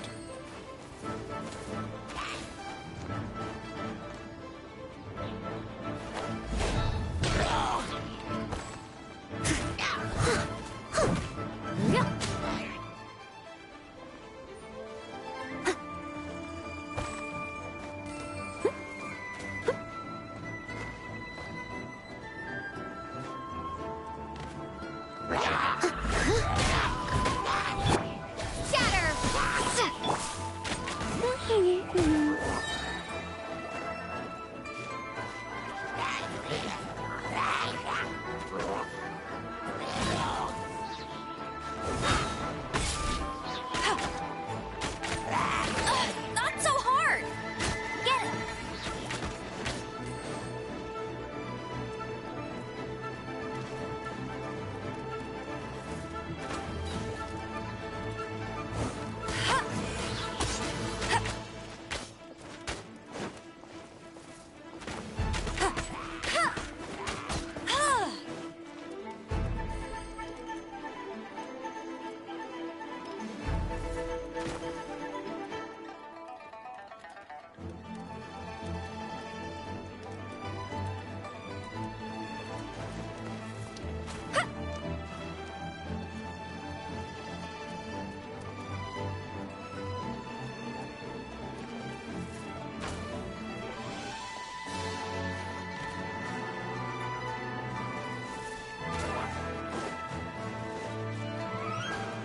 I'll race you there!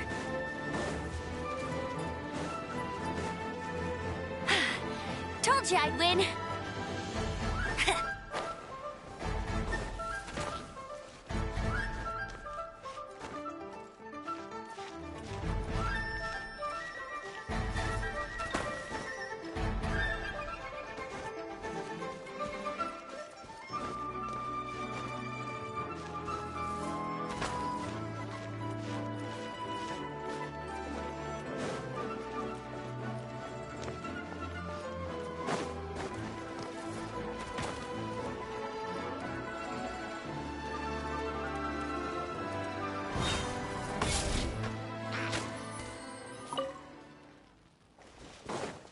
I'll race you there!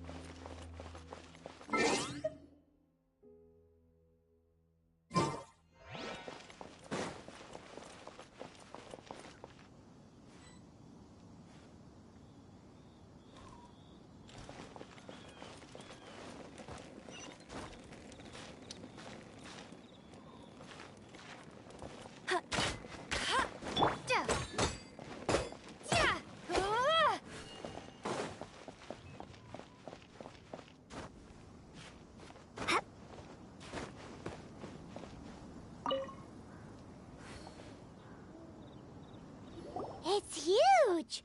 Paimon can totally believe it took an Adeptus to build this. But how do you operate this thing? Just think how much strength you would need.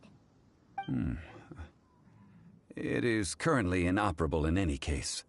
This device is broken. Aw, what? It broke? After millennia of wear and tear, even Adepti contraptions are difficult to maintain. So what are we gonna do? Quick, Mr. Zhongli, use your unlimited high society knowledge powers! You almost make it sound like I'm some sort of bourgeois parasite whose only utility lies in providing quaint pieces of trivia on demand. That said, let me think for a moment. Ah, yes. Spare parts were made for the Guizhong Ballista when it was first built, in case it was damaged in battle. As I recall, there is a military supply post from that period somewhere inside the pass. If we can retrieve the spare parts from where they are stored, we may be able to repair the Guizhong Ballista. One just needs to understand the basic working principles of the device. So, what you're saying is that you actually understand the working principles? I have a smattering of knowledge on the topic. With the parts in hand, I could at least tinker with it.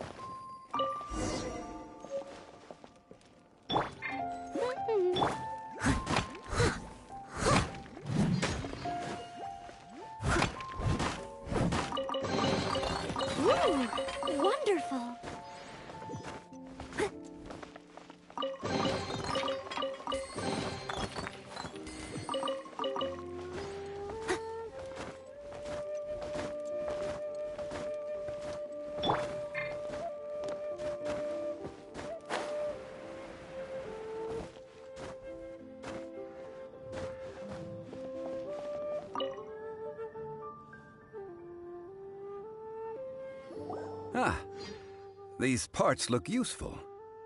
One moment. I will try to repair the device. It is done. The Guizhong ballista is more intricately designed than I thought. Ooh! Now how do we turn it on? It's easy enough. We simply need to do this. Look, it even has a scope. Over here we have nothing. And over there, more nothing. Hey! Just what do you think you're doing? So you fixed up this turret because you're planning to do what, exactly? Not a turret. A Guizhong ballista. Also, kindly state your name before you ask a question. It's just good manners. Ha! Are you blind or something? You're looking at the leader of the treasure hoarders, old man. This area's supposed to be chock full of hidden treasures, but you can't get anywhere near them with this thing keeping watch. It might look like any other mechanical device, but trust me, it's got a mind of its own. Last time we approached the mountain, it nearly skewered one of our guys. A few of us risked our lives to disarm it, which amazingly we managed. And then we turn our backs for 2 seconds, and you've already gone and repaired it? The next thing you'll be repairing is your faces, and that's if you get out of this alive! Tut tut. Vandalizing the legacy of an Adeptus for selfish gain. Disgraceful behavior. It is not we who need reprimanding, but you.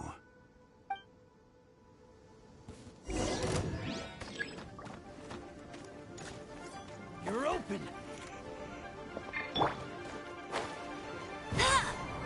No escape! Germinate! As a good knight should. Steady as stone.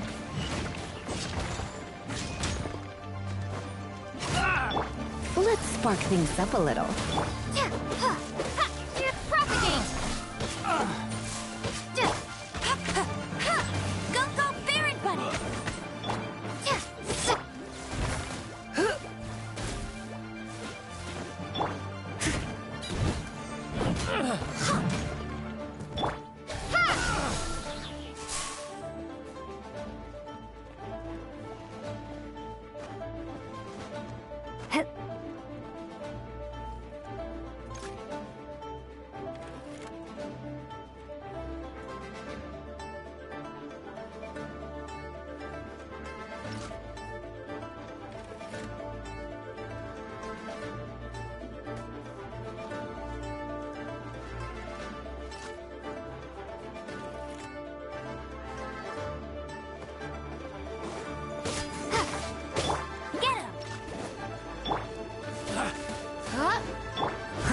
I must leave no stone unturned.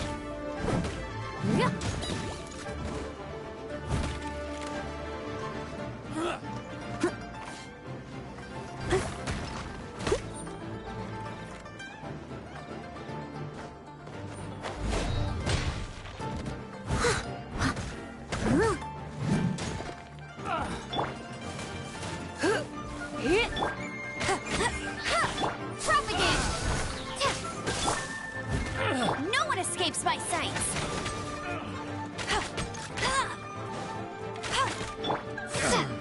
Scatter!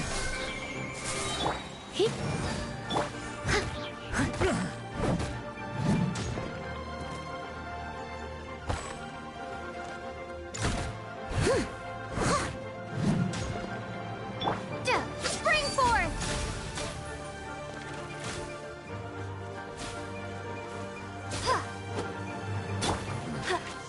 Hunter becomes the hunted. Bet you can't keep up with me! Ugh! Fry! Fry! Fry! Steady as stone.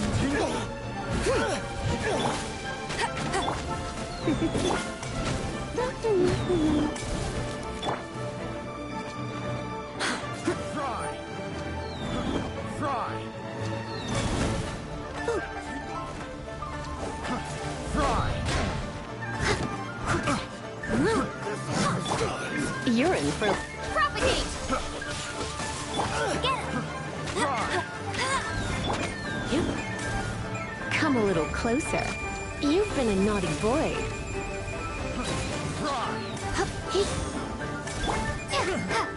No escape! Time to clean up.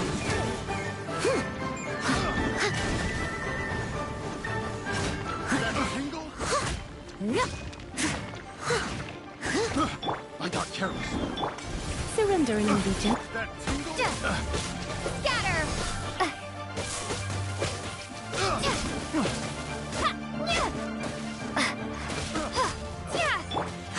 You're in for... Go, Baron Bunny! That tingle?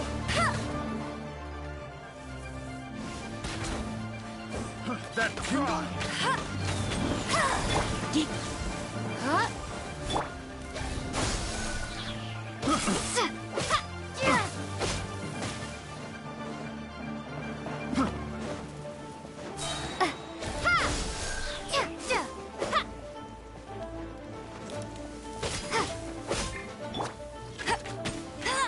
I'll race you there! No one escapes my... Germinate!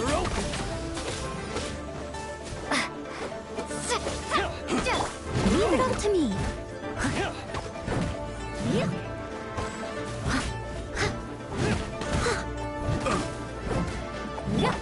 Get him!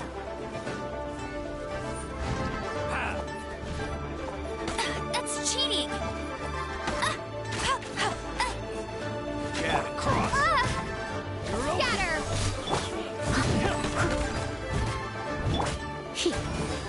Come a little closer.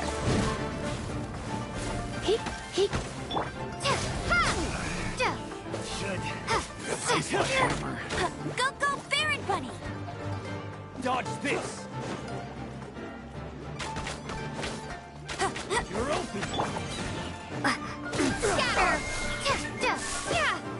As a good knight should.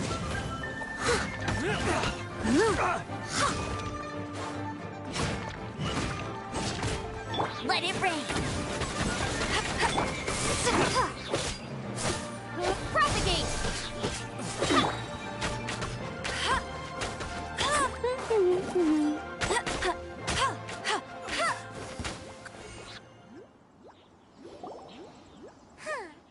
These little lights didn't know who they were messing with. Troubling ourselves over this rabble is not worth the time. We should focus on our contract with Chi-Chi. Oh yeah, that! So we've got the Guizhong Ballista working, but where's our Coca-Goat? A search using the Guizhong Ballista revealed no significant life forms nearby, save for the usual wildlife. What's more, a contraption built using Adeptus technology should have no trouble detecting an Adeptabeast, as Chi-Chi put it. Which means...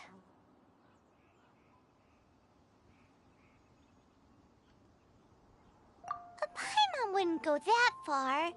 We did something positive, right? We won't solve anything while standing here and racking our brains. Let's return to Boo Boo Pharmacy, explain that we could not find a Coco-Goat, and review our next step. Good idea. We did our best, and that's what counts.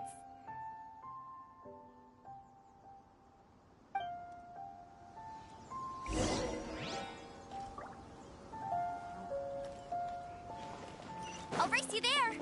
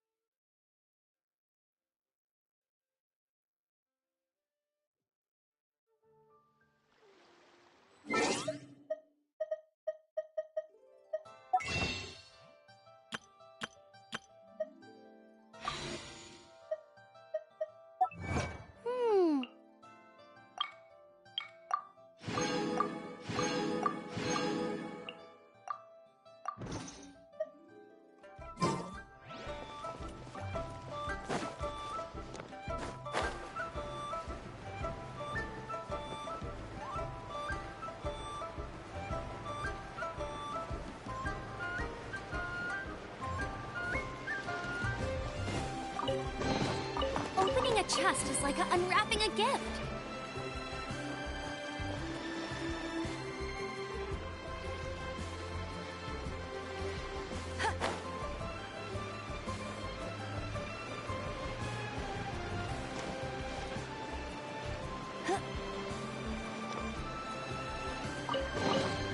Another target tracked down by Outrider Amber.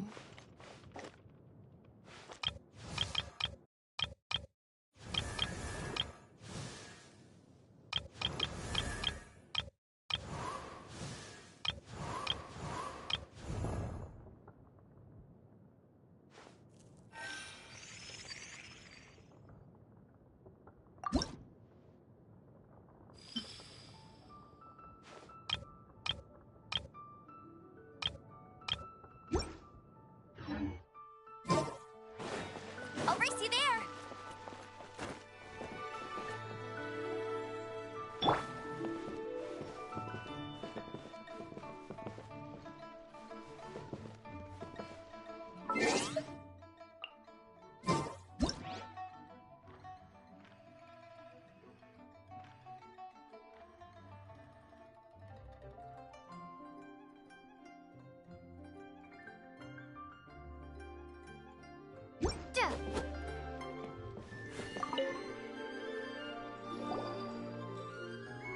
Forgive us.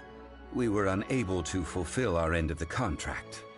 We found no trace of the Cocoa Goat Adeptabeast of which you speak. What a disappointment. Don't worry about it. But I feel very disappointed. Aw, poor Chi-Chi. Why does Paimon feel so guilty all of a sudden?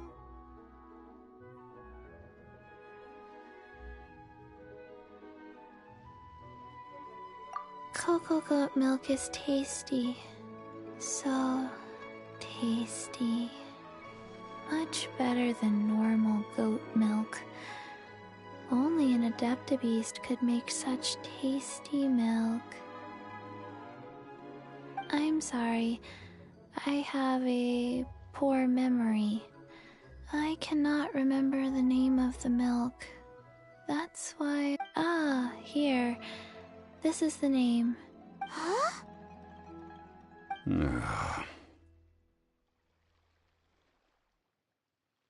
I owe you both an apology. I hastily agreed to what appeared to be an equitable agreement with this zombie child, when perhaps I should have undertaken further due diligence. Never mind, Zhongli. You didn't know. As the Liyue proverb goes, all things are random and... So how are you supposed to predict anything? Literally no one could have seen this coming. Excuse me, everyone. Did Chi-Chi say a bad thing? Oh, sorry, but Paimon's gonna leave the job of shattering this poor kiddo's world to you. No. Impossible. Seems Chi-Chi took this pretty hard.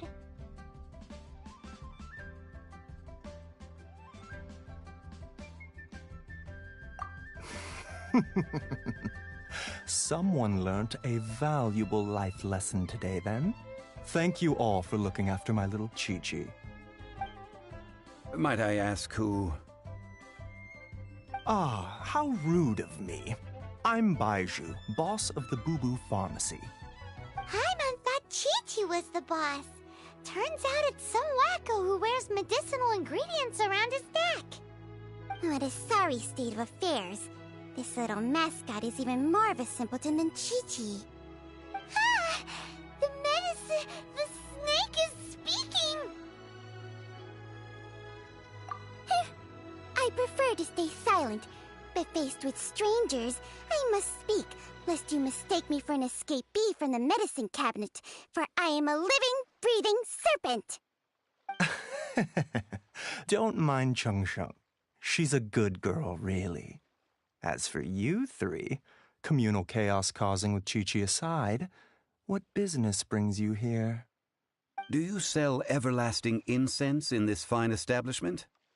Everlasting incense? Why, of course we do. Whew, at last! Things are finally starting to come together. 3 million mora. Top quality. Guaranteed.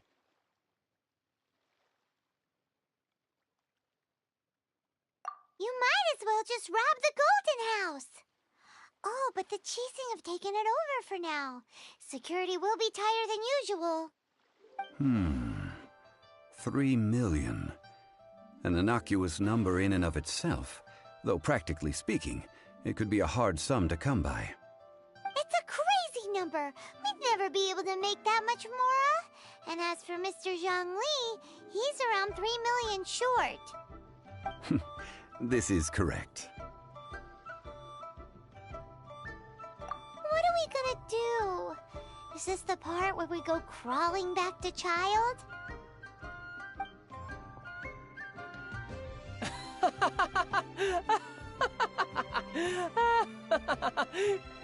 Coco Goat! Coco Goat! My sides hurt. Oh my goodness. I cannot believe you fell for that. Hey! Less laughter, more sympathy! I'm almost in tears over here. Thank you. That was the best laugh I've had in a long time. In return, I'm more than happy to sort out this mess you've managed to get yourselves into. Excuse me, sir. Dr. Baiju, isn't it? Truly honored. I'm Child, one of the Fatui Harbingers. Forgive my audacity, but I see a great many opportunities for us to collaborate in the future. If Boo Boo Pharmacy needed a stable supply of, say, coconut milk, the Fatui could help by setting up a robust and speedy distribution network. Strange. I knew the Fatui infiltrated businesses with seductive deals, but so much fuss over coconut milk? Coconut milk. Baiju, quick. Chi-Chi wants coconut milk. Ah, yes, of course, Chi-Chi. Anything you want. Thank you, Child. I look forward to a successful collaboration in the future. I can give you a discount on that everlasting incense, too. Let's say 2,990,000 mora. That's like 0 difference from 3 million! 2,990,000. Also an innocuous number in and of itself, though practically speaking, it is a whole 10,000 less than the original sum of 3 million. Well, now that this is settled, we must head back to Yujing Terrace. Mr. Child, Dr. Baiju, Little Miss Chi-Chi, see you soon.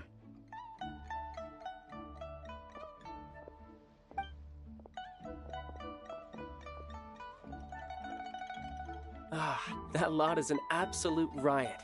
Honestly, I can't remember the last time I laughed so hard. So, you've been eavesdropping, I hope? What have I missed? Yes, Master Child. They spoke of the Qixing taking the Golden House. Well, well, well. Ningguang and her Qixing cronies. What else would they be hiding in the Golden House, if not the Exuvia? I apologize, but I warned you, didn't I? As the old Liu saying goes, the walls have ears.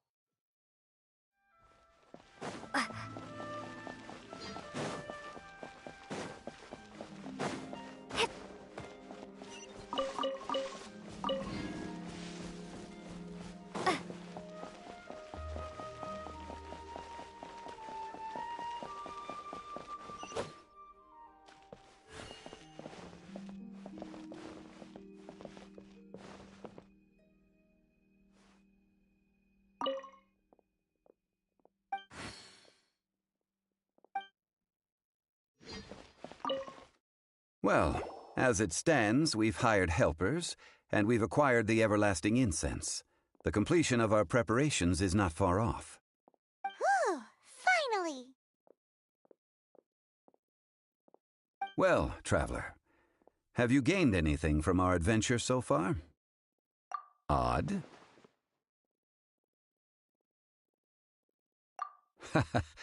Which is it, I wonder? The questions that such travels raise are ever so complicated. Well, I'll leave you to ruminate over it yourself.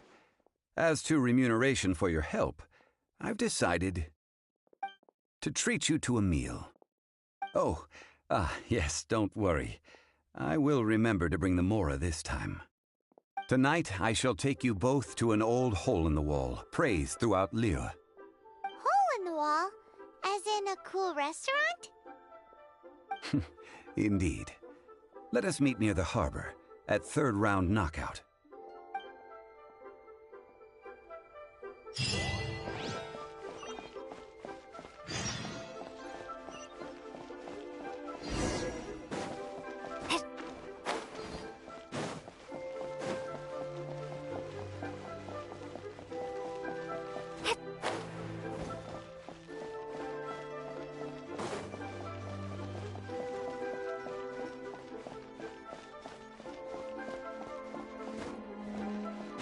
Be mindful of your personal safety.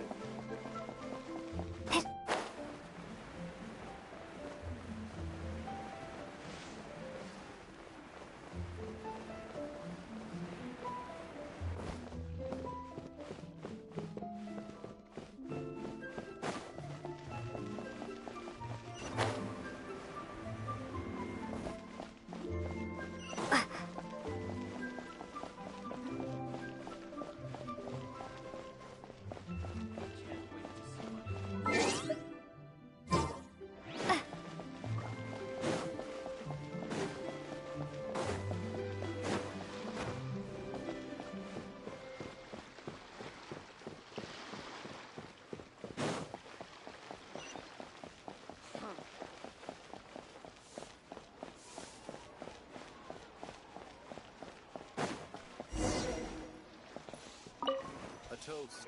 Another handsome sum today. Ah, you're here. There's no need to order. I've already done so. Third round knockout is not for lightweights, like those taverns in Mondstadt. Here, the owner does not take such unorthodox orders as fruit juice.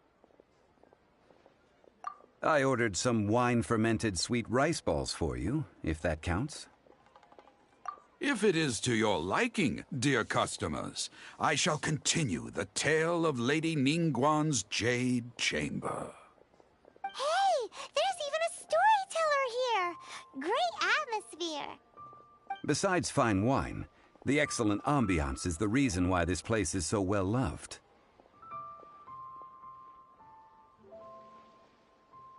But when I say ambiance, I refer to a different sort from the one the Tevat travel guide uses to judge other establishments. As you all know, high above the land of Liyue lies a pavilion in the clouds, a palace in the mist. What does it mean to have all-seeing eyes? This, my friends, Lady Ningguang's masterwork that bridges earth and sky. Imagine. The weather is clear, and you gaze down from the deck on the world below. Behold, the glorious sights of Liyue Harbor, stretching out far and wide.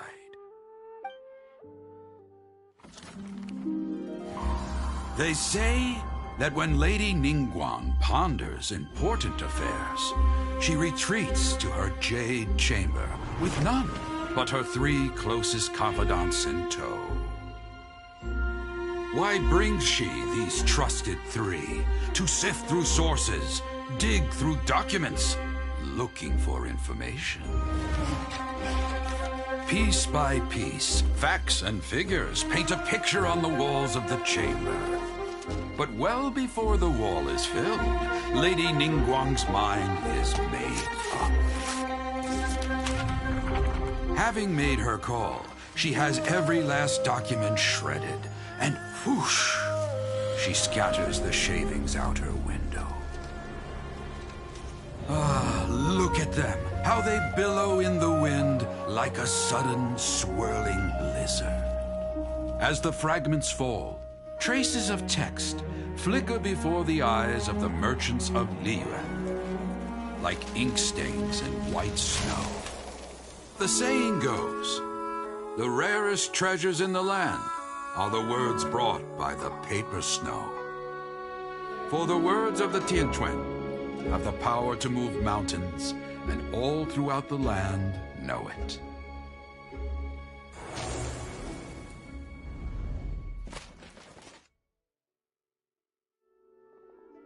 These are but scraps of paper, and yet they guide Lady Ningguang's hand.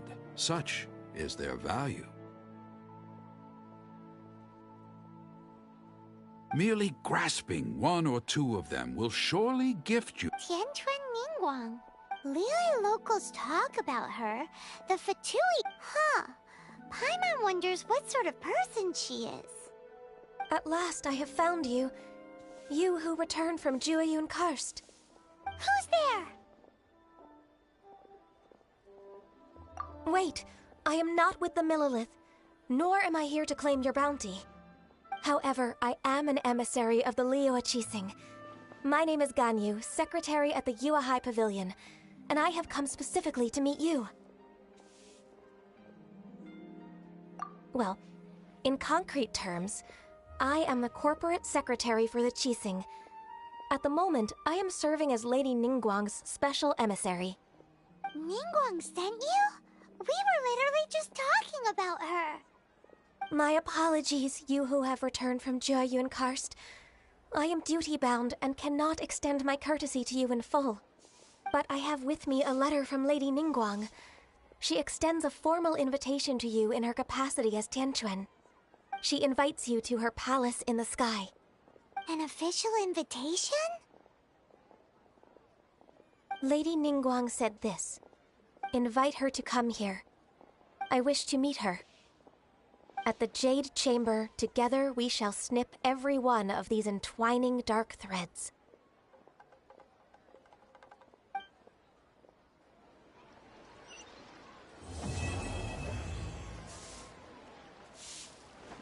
And with that, the emissary who called herself Ganyu, but we've received an invitation from the Liyue Qixing. Paimon still can't believe it. We'll be meeting people that have way more money than Paimon could ever count. We should be on our An invitation to visit the Jade Chamber is a rare honor indeed. You'd best be on your way now. But don't forget about the rite of parting. Once you've finished at the Jade Chamber, meet me at Dihua Marsh. Don't worry, we won't forget. Dihua Marsh. We'll see you there.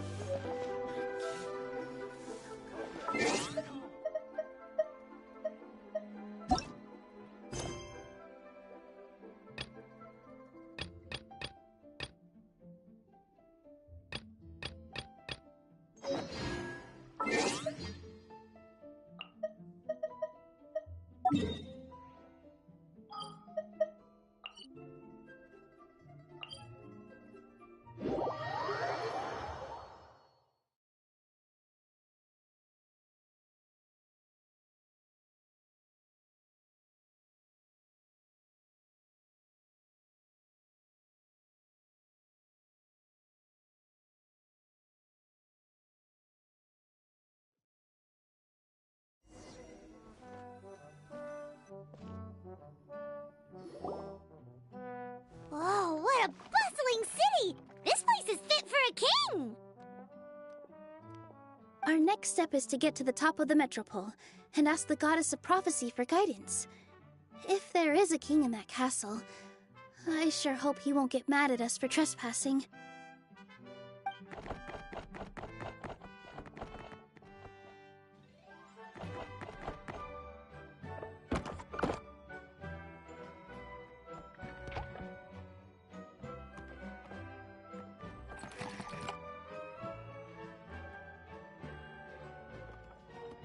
Make way for the king!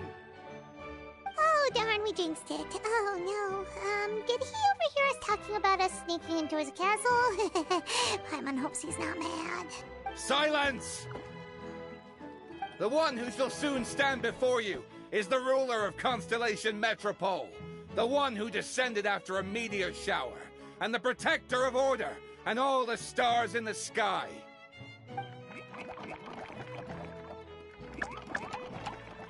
That's a long list of titles. I bid ye welcome, guests from afar. Long have I heard of your grand deeds, O fairy, who restored the lifeblood of the forest, O hero, who, huh?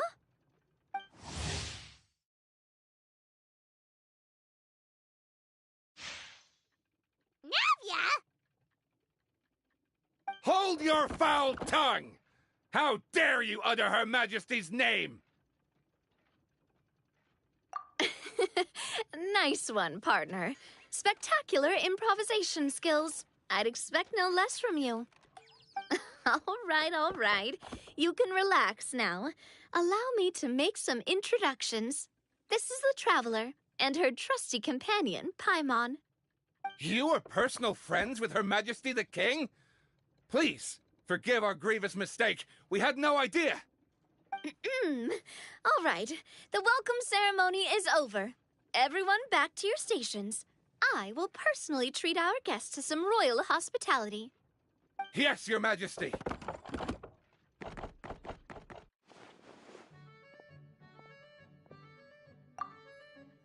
Oh, come on. I've already sent them off.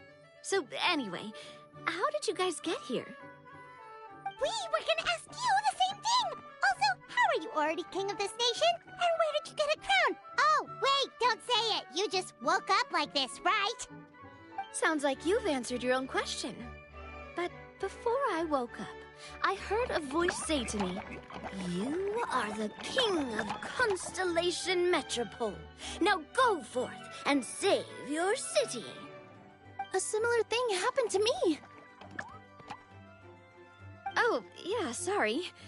You must be the fairy of the Forest of Blessings, right? This is Nilu, a friend that we made during our time in Sumeru. Nice to meet you, Miss Nilu. I'm Navia, the president of Spina di Rosula. If you ever get the chance to go to Fontaine, make sure you come and visit me. I'm based in Poisson. Seems like you're taking this all in stride. Aren't you nervous about getting stuck here and never being able to get back home? Why would I be worried about that? We've faced much bigger problems than this before, and we always pull through. This should be a piece of cake. Besides, life's always full of surprises. You gotta learn to just enjoy it. That sounds like a great outlook on life. You have a very optimistic spirit. Thanks, I'll take that. Honestly, though, it also puts me at ease to find out that you guys are the fairy and heroes that I've been hearing about in this prophecy. We're kind of veterans at dealing with prophecies by now, aren't we? About that, has anything bad happened in the Metropole? We heard about an evil dragon. Did it make a mess here too? It sure did. Apparently, for whatever reason, he went for the stars above the city recently. Literally just flew up and started snatching them out of the sky. Luckily, the guards responded quickly and stopped the dragon from taking them back to his lair. Unfortunately, though, he dropped them before he flew off. Now they're scattered all around the Metropole. I've been out trying to retrieve them, but I only managed to get one of them before you showed up. Oh, I didn't ask yet. What brings you to the Metropole anyway? Oh, Paimon can explain.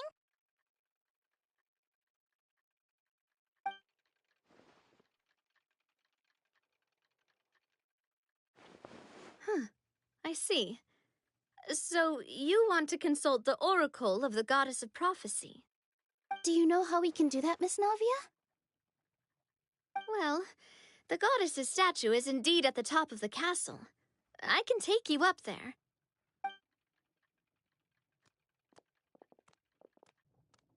However, I've heard from the citizens here that the goddess hasn't given out any new revelations in a very long time. Really?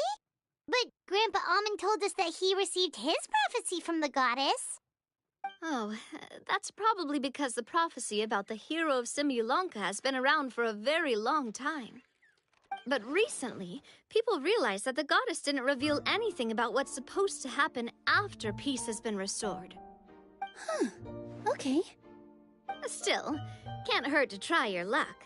And maybe you can help me get rid of the invaders while we're at it. Invaders? So the dragon's not your only problem? Right. The forest isn't the only place where strange things have been happening to the residents. Have you come across the gift from the goddess of prophecy yet? You mean the protection magic that stops them from coming to harm? We saw it in action. Yep, that's the one. Over the past little while, this magic has been triggering far more frequently. We don't know if it's simply because the metropole has grown a lot more dangerous, or if there's a deeper reason behind it. Some residents find themselves getting stuck in a place and unable to move.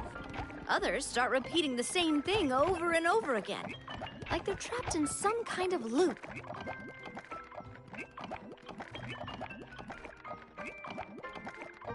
If we were to use clockwork toys as an analogy, could it be that the tracks have eroded, or the gears have slid out of place? That's exactly right, Nilu. That's basically what's happening.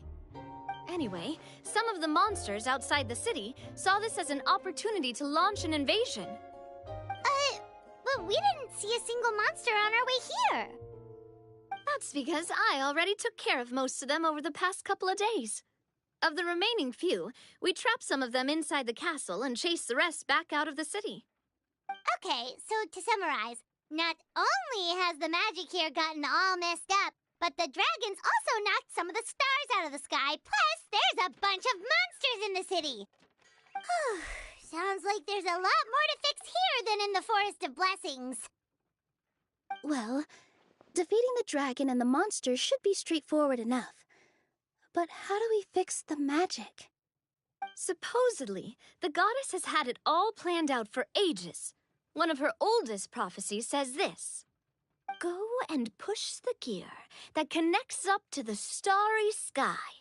When that time comes, I shall dance and return the tracks beneath my people's feet back to the stars in the sky." Huh? But weren't the tracks the gift that she gave to her people in the first place? Does that mean she plans to take the gift back? That's what the prophecy seems to be saying, yes. So, as a result, some people are against turning the gear, despite what the prophecy says, since they fear a future where they no longer enjoy the goddess's protection. But letting this drag on isn't the answer either, is it? No, and I think they know that. But they're just too afraid to take that final, terrifying step. They're still hoping there might be an alternative solution. Now, we could ignore their objections and go turn the gear ourselves, but...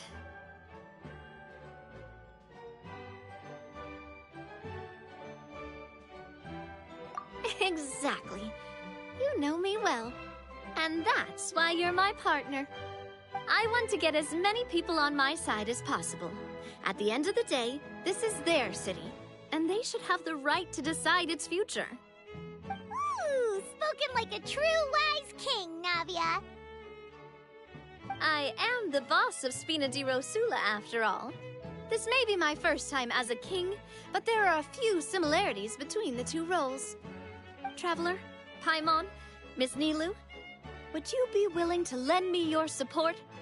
With your help, I'm confident we'll be able to find the most frictionless way to resolve the problems plaguing this city.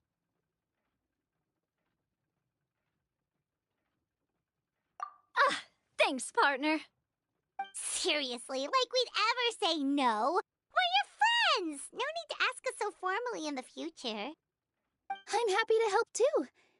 This is a beautiful city, and just like the Forest of Blessings, I would love to see it return to normal as soon as possible. Ah, great. As the King of Constellation Metropole, I extend to you my gratitude. All right, everyone, follow me. I'll show you the way to the goddess statue at the top of the Metropole. And stay close.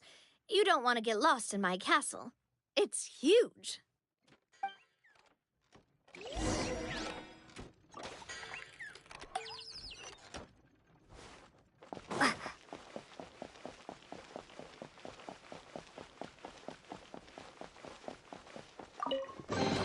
A reward on the road.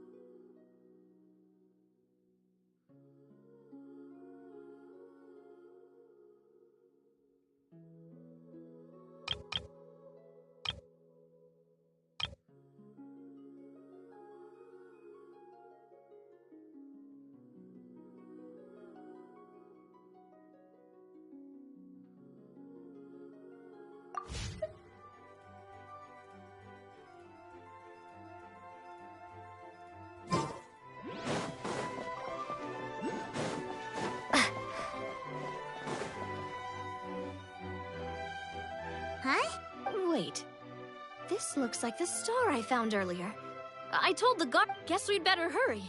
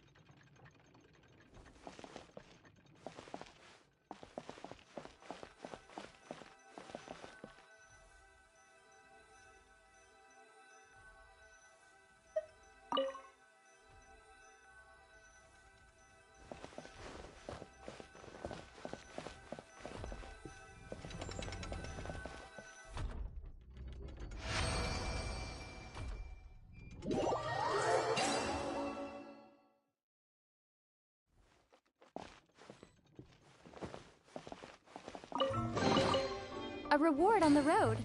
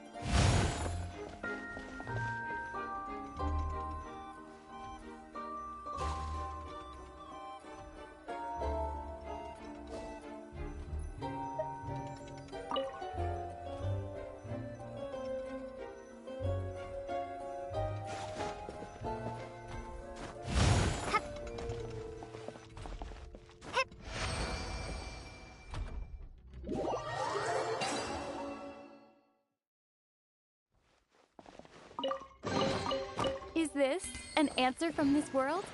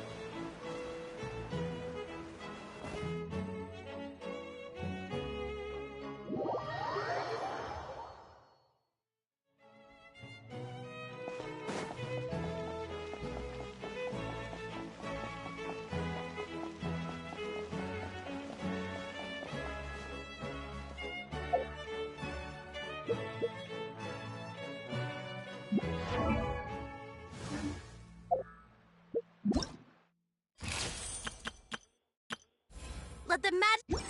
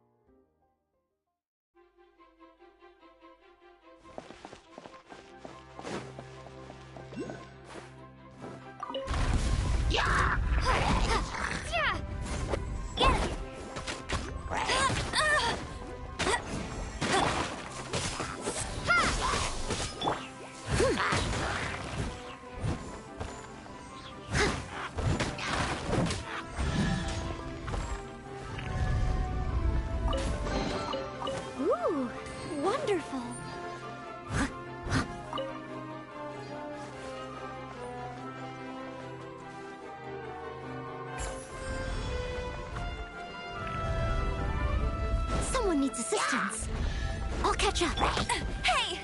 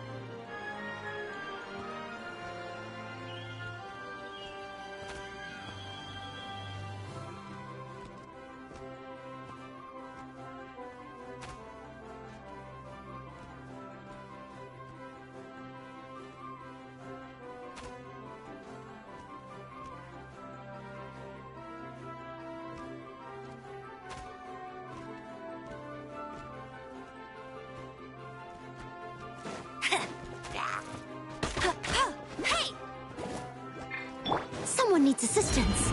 I must leave no stone unturned.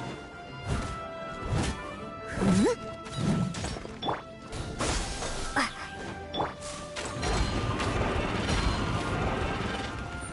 Whoa! Why is the star on top of a mechanism? Uh-oh! More monsters incoming!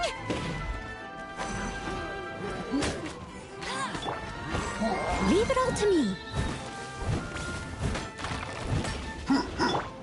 Go, go, Baron Bunny!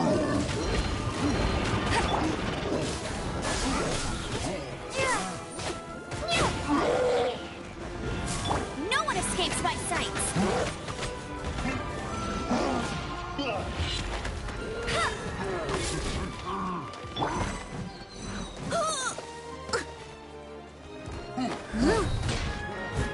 I must leave no stone unturned.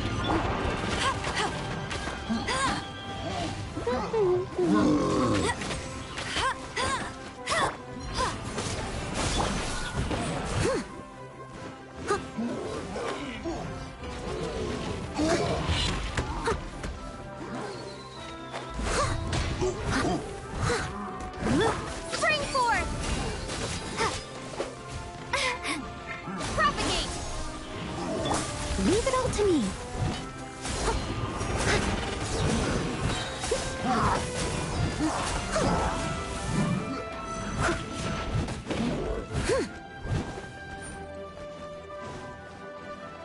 As a dutiful maid would.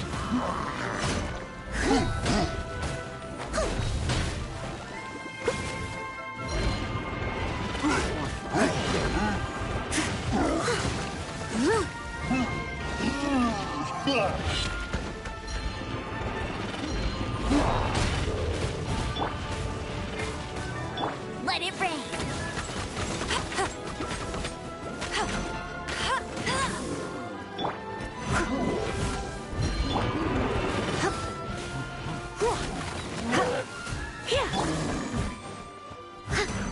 I must leave no stone unturned. Let's spark things up a little. Get him!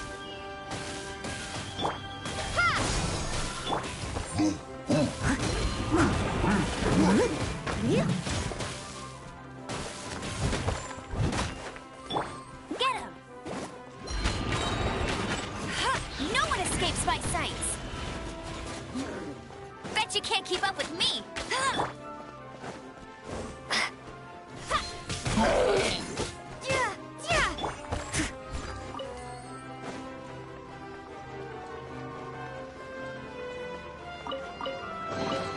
A little dusty. Best give it a spring cleaning.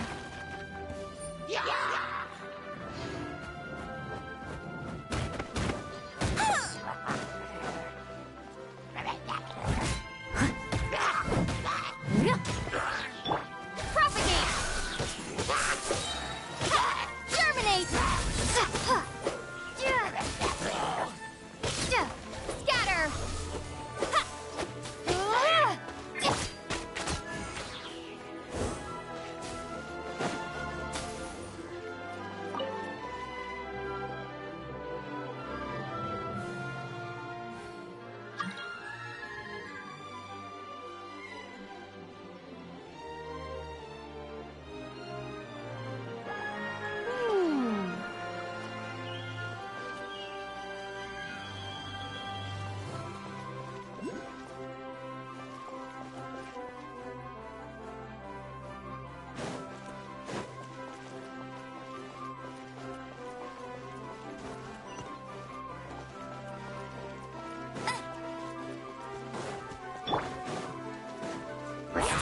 stone, as a good knight should.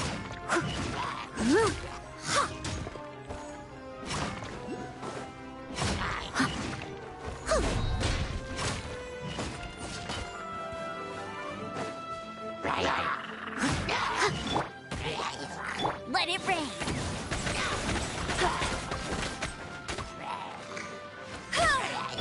Propagate.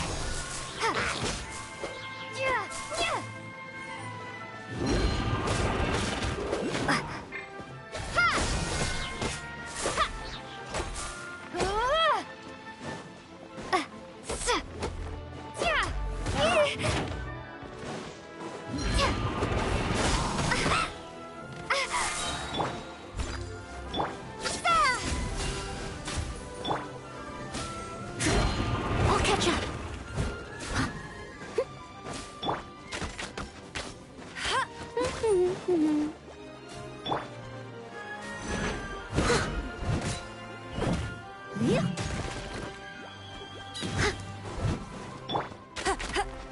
Bet you can't keep up with me.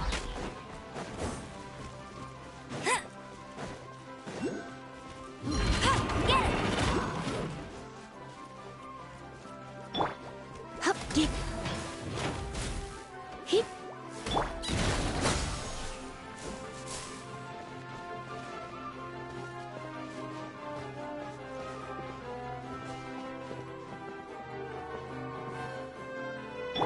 You're in for a little shock.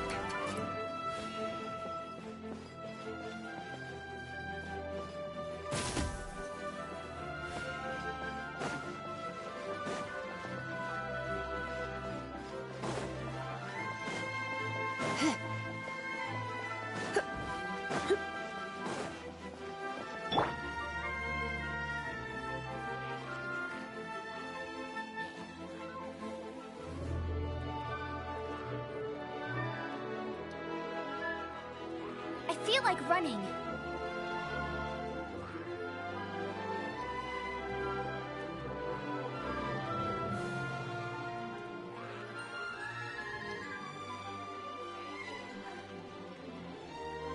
I'll race you there. No one escapes my sights.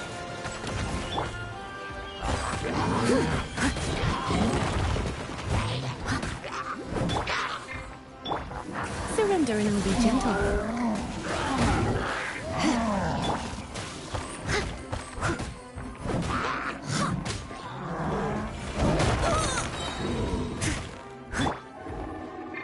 Time to clean up.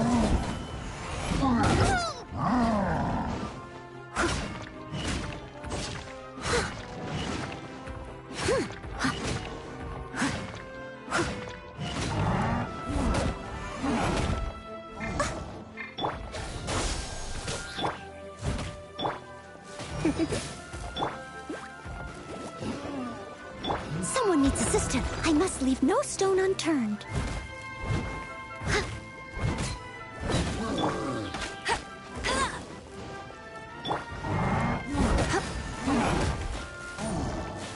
Hip. Hip. Hip. Propagate.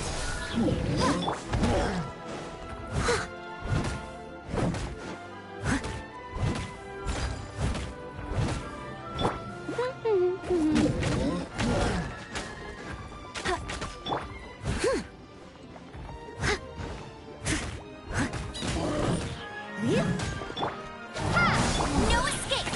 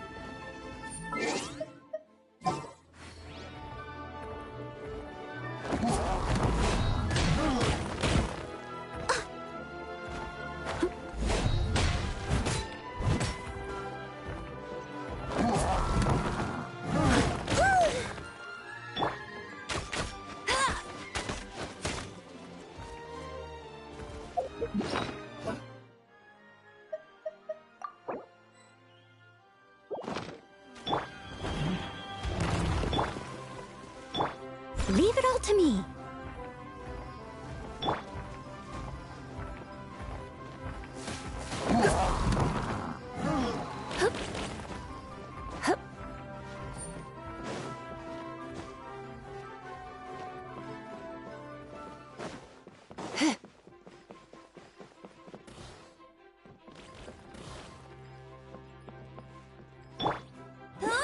Go, go, Baron Bunny!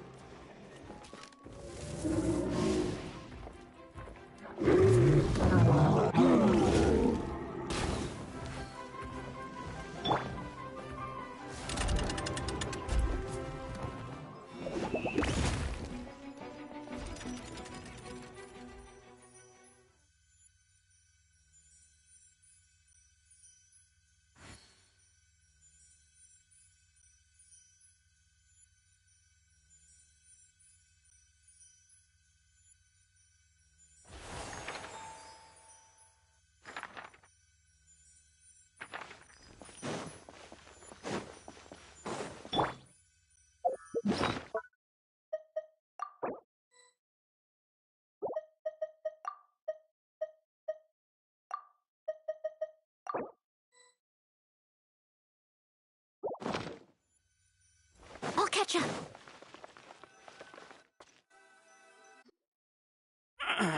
Drat! I can't move! What happened? Your Majesty! This conservative radical, he attacked us! He threw the star from the Astral Garden and even...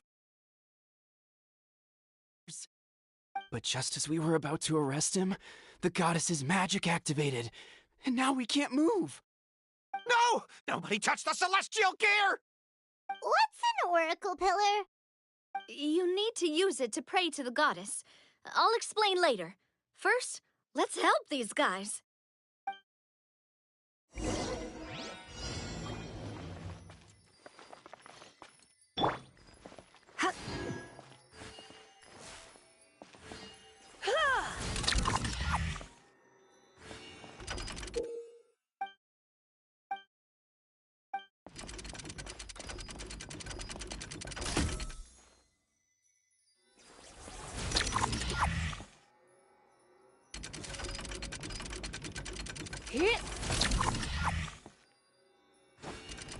Come a little closer.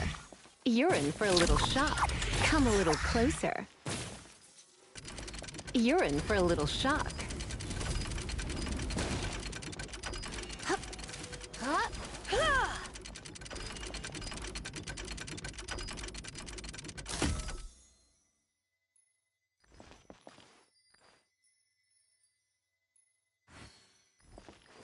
Yep.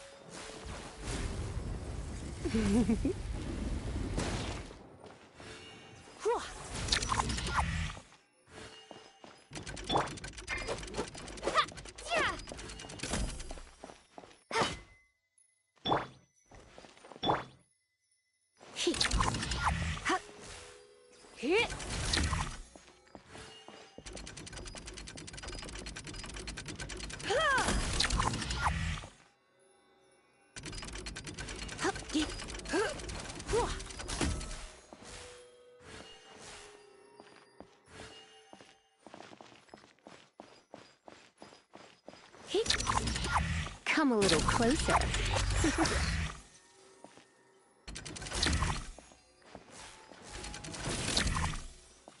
You're in for a little shock. You've been a naughty boy.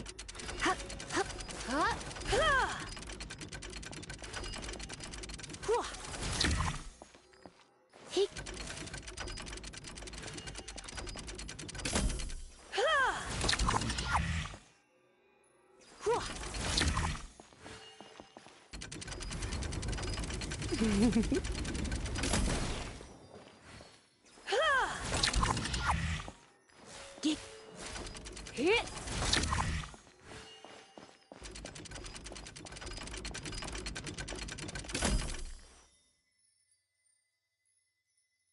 Come a little closer. Blitz.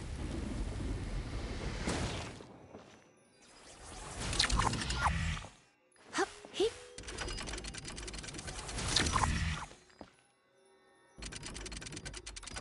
Hwah!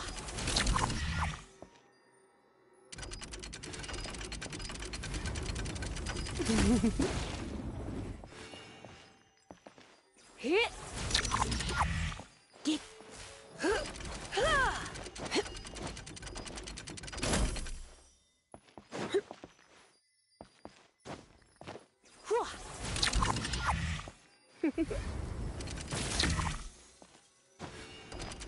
Hup, hup.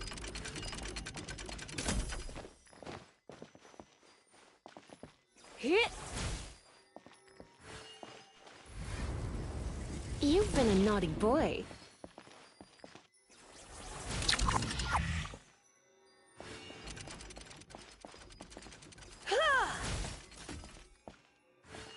Hit!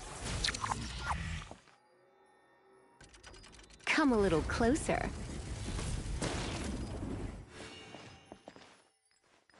Hup! Hwah! Hup! Get! Hit! Hwah! Ha!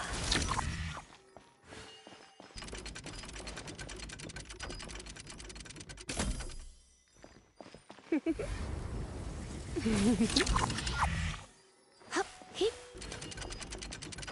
Hit.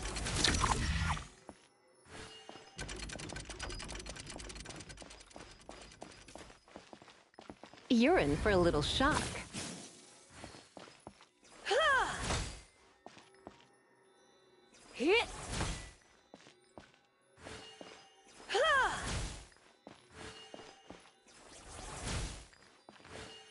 Hwah!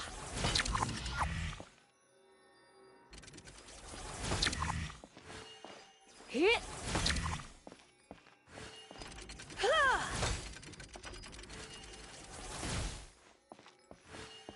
Hwah! Hit.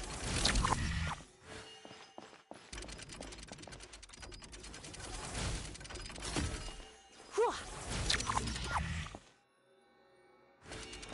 Hit.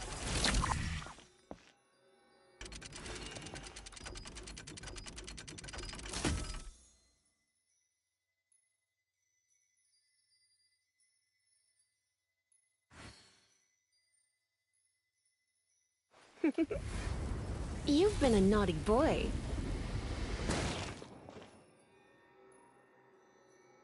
Hwah!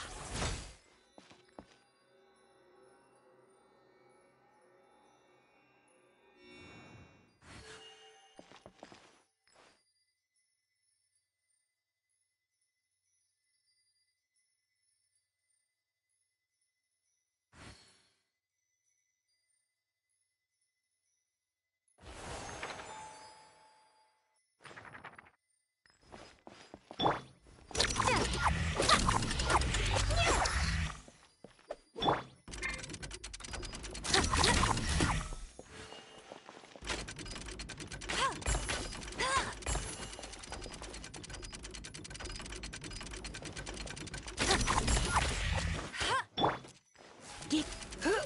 Hit. Hit. Hwah!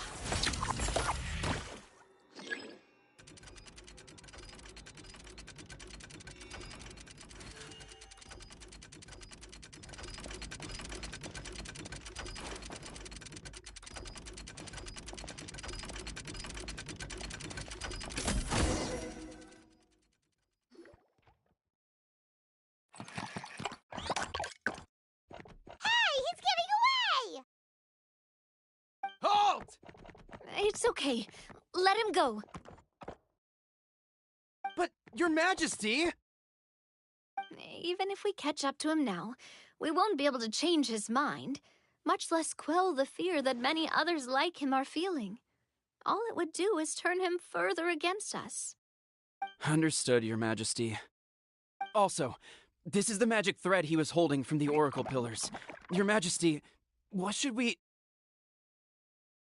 Ah, please give that to the traveler over there. I believe they have some questions for the goddess. Yes, Your Majesty.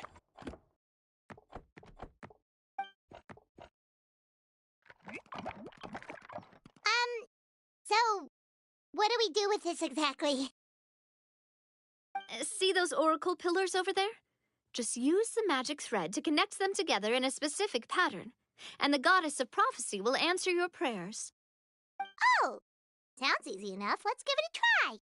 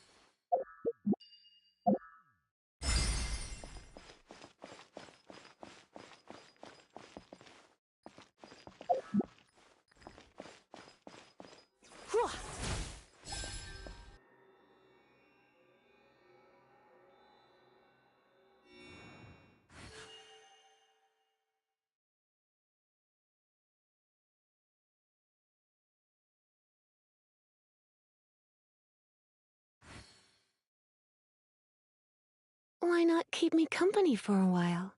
There'll be plenty of time for work later.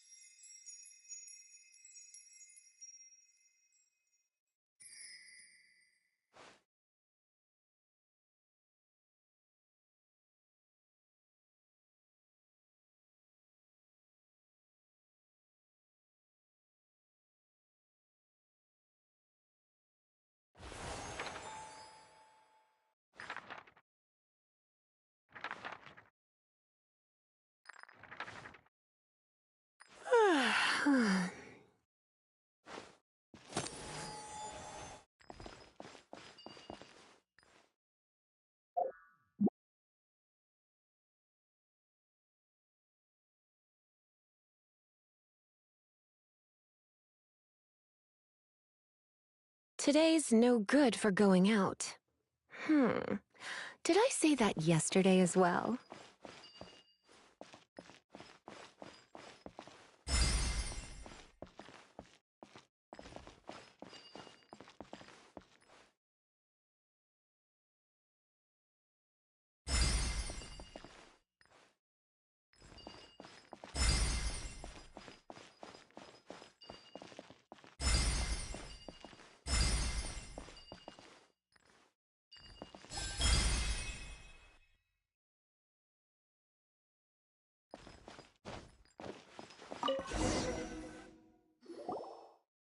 It worked!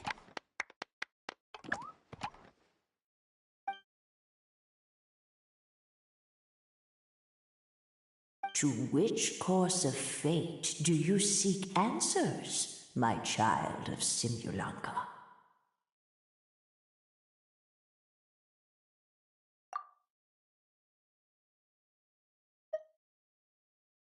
The hero from another world, supported by their companions, shall restore peace to this world. So, Miss Navia was right. The goddess of prophecy didn't tell us anything about the future. Fair enough. Guess we'll just have to play it by ear. Then first, we have to restore the sky back to its original state by putting the stars back in their positions. But it looks like we haven't recovered all the lost stars yet. Well, at least we know what we're looking for now.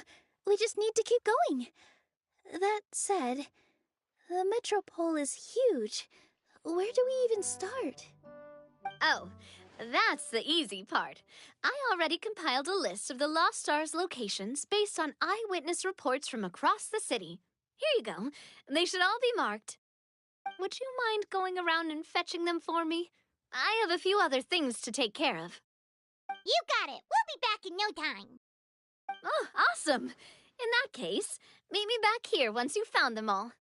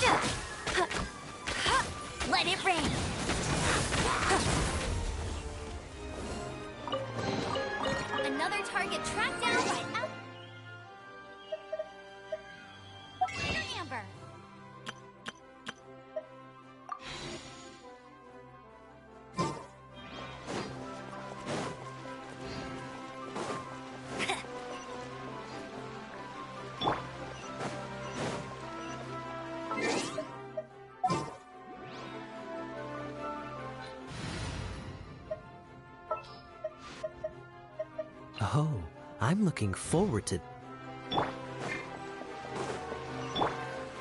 Dodge this!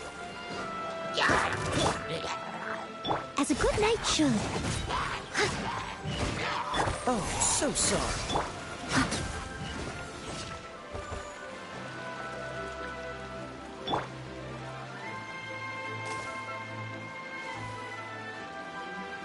Cool it!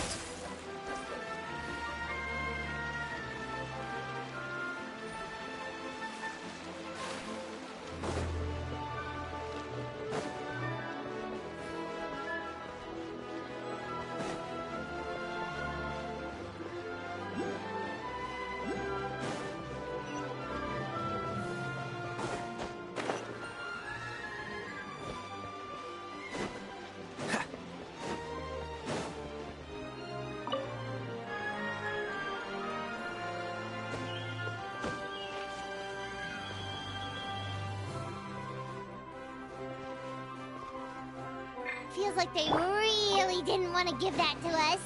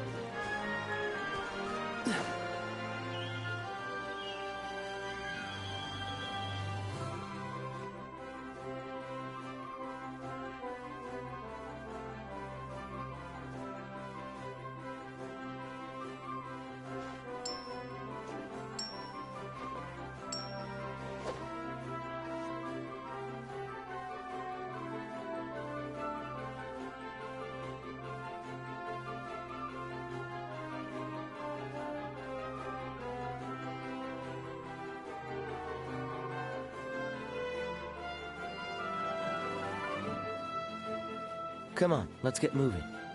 We're not frozen in place after all.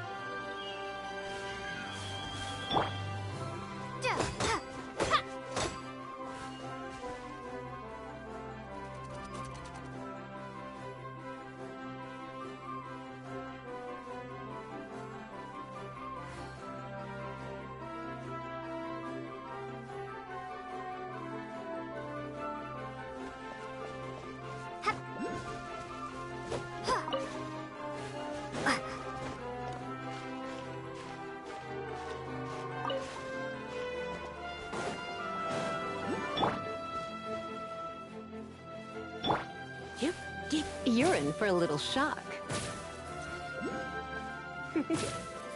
You're in for a little shock. Come a little closer.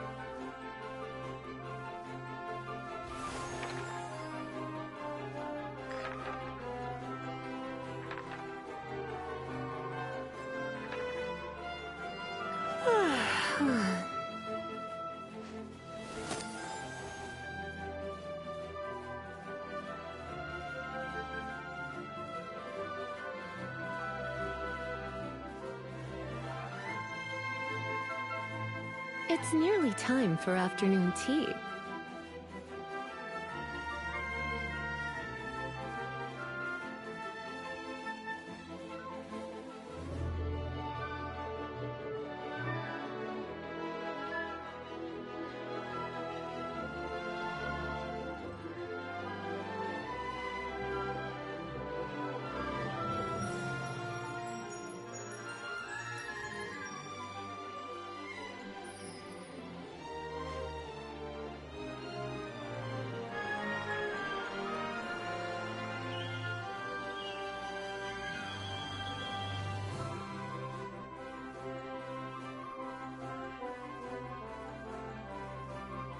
Why not keep me company for a while?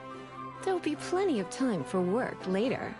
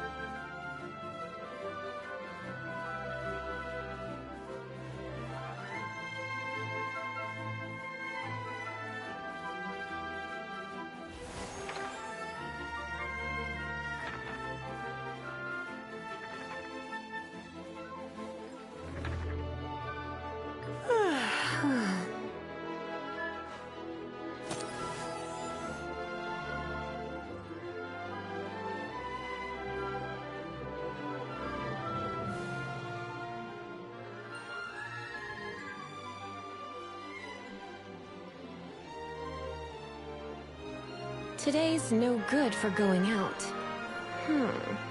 Did I say that yesterday as well?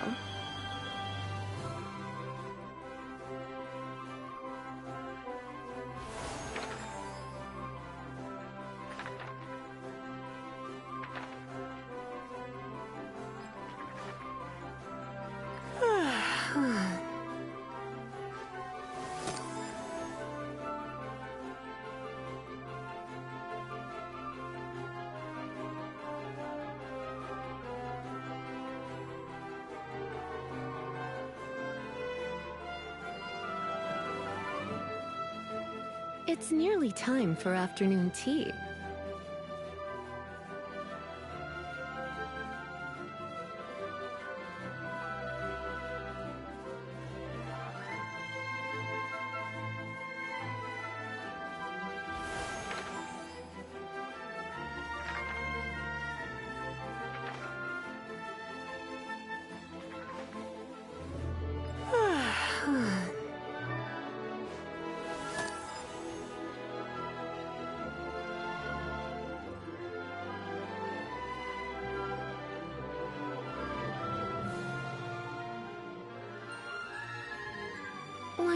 keep me company for a while.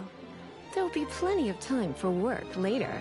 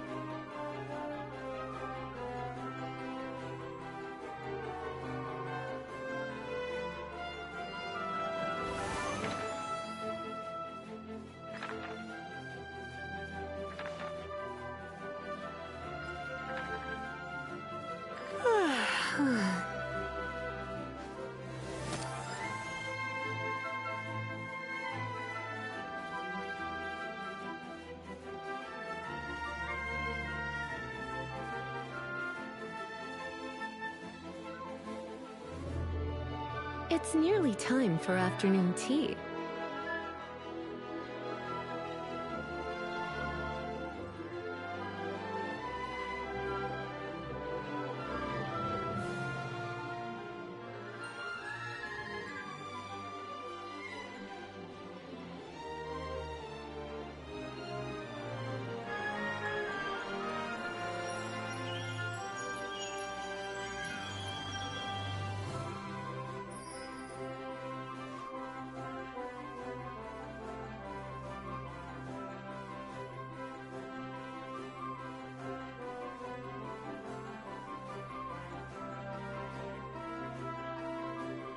Today's no good for going out. Did I say that yesterday as well?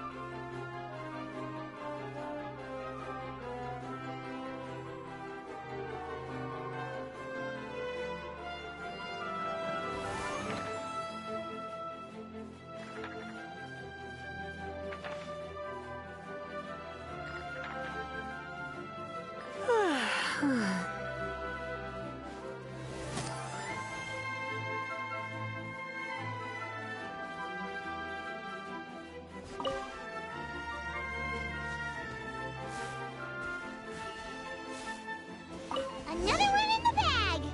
That sure was rough.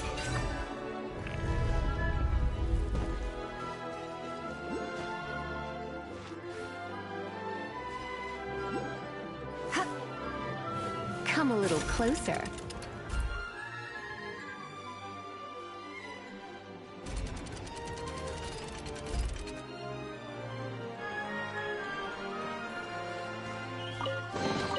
What do you think, cutie?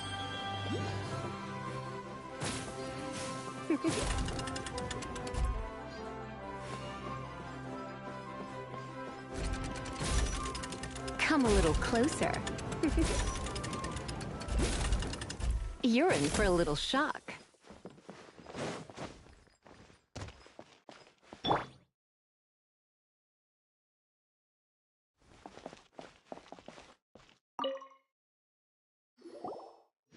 How are you doing? Found them all?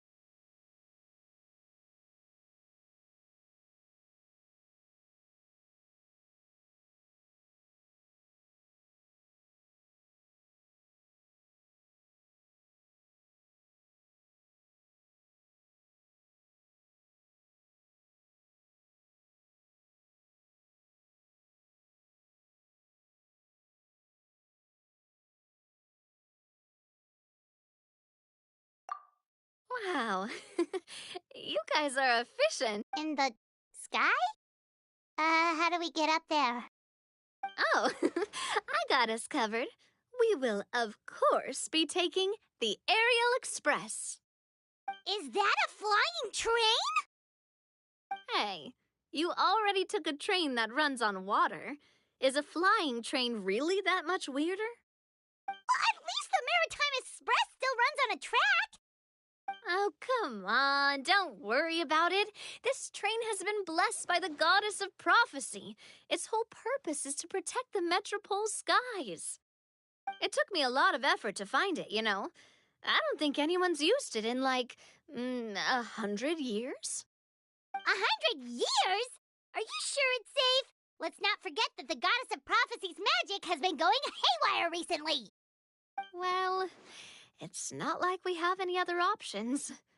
Unless you want to do the honors, Paimon. Fancy flying up there on your own? No, thank you. It's way too high up. Oh, wait, Nilu. You've got a feel for how magic works here. Can you do your thing and sense if this train is the real deal? I can try. Yes, I can sense traces of magic, but it's different from the kind I felt in the forest, so I don't know. Okay, fine. Guess there's only one way to find out. That's the spirit. I'll come with you. Miss Nilu, will you be joining us? I think I'll stay behind. That way, if something does go wrong, you'll have someone on the ground to get you some help. That makes sense. If the train does break down, you can make us a giant origami crane to come bail us out. Or if a crane's too difficult, a finch could work.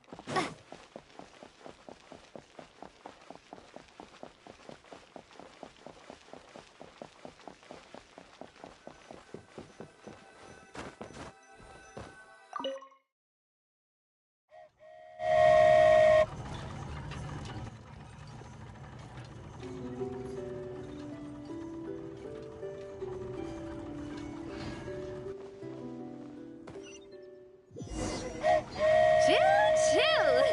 Aerial Express moving out. Whoa, it really is flying! What an amazing feeling! I've never been on a flying train before. Neither have we.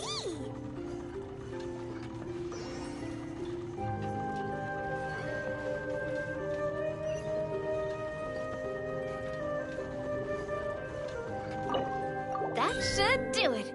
On to the next location.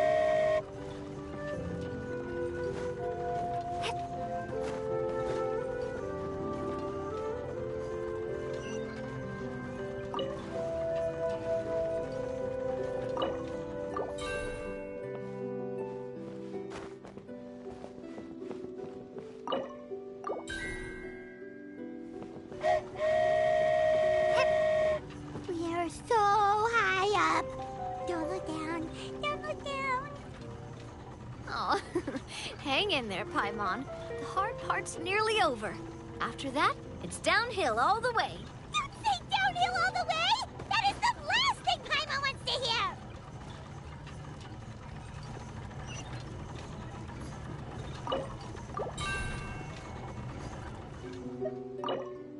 Ha! We're finally done! Okay, let's get back down while this train is still working!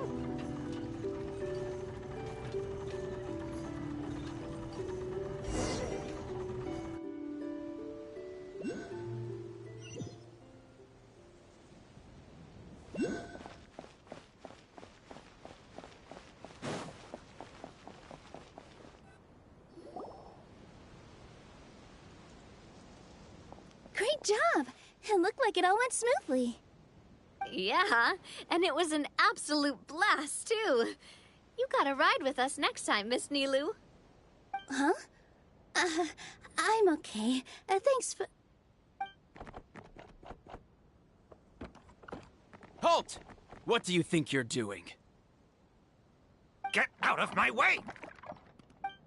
What's going on? Your Majesty, there! Let us through! Stay back! It's okay. Let them through.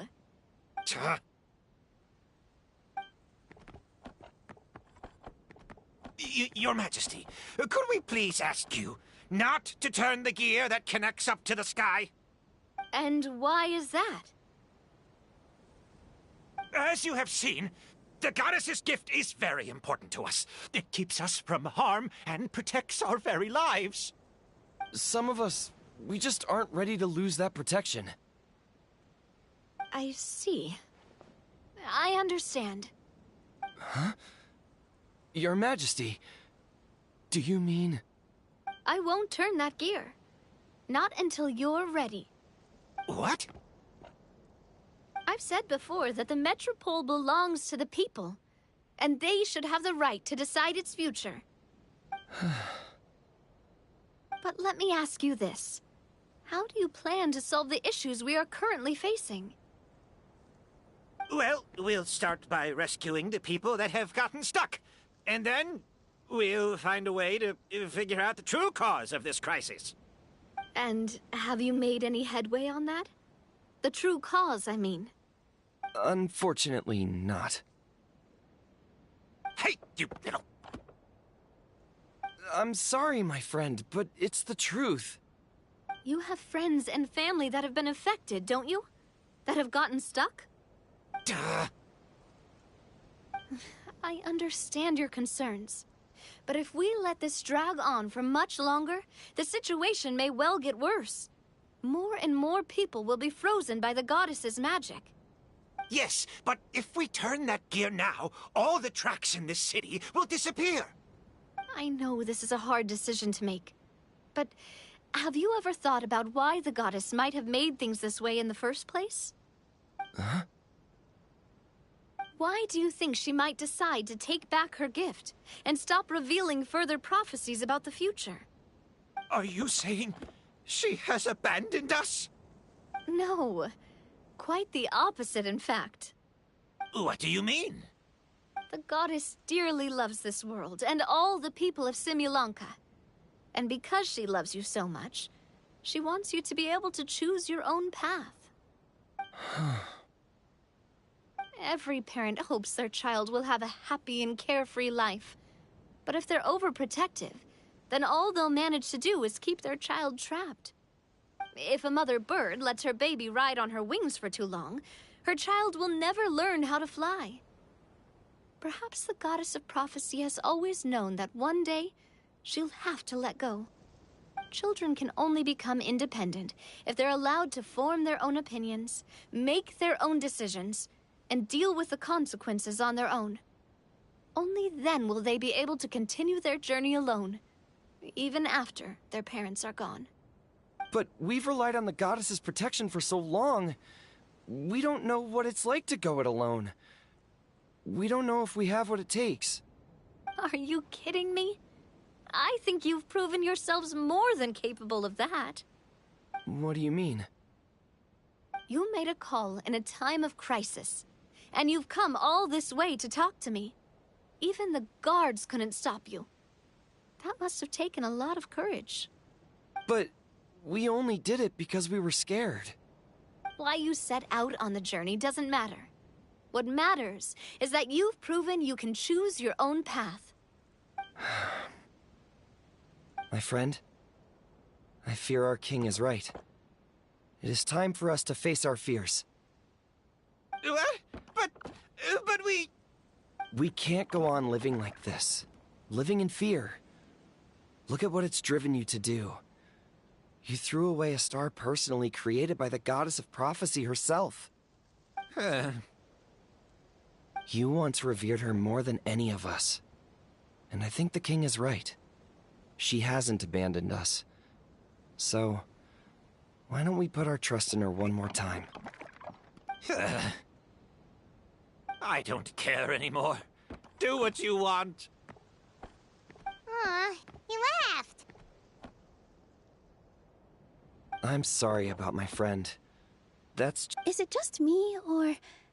I think so. Not that you'll ever hear him admit it out loud. Your Majesty, please turn the gear that connects up to the sky. So, you've made up your mind? About giving up the goddess's gift? Yes, I've made up my mind. But maybe losing the gift isn't what this is about anymore. Because we've gained something too. You have given us courage. Well said. I am proud of your decision. Now, gather around, everyone, and join me as we make the night sky of this wonderful city turn once more.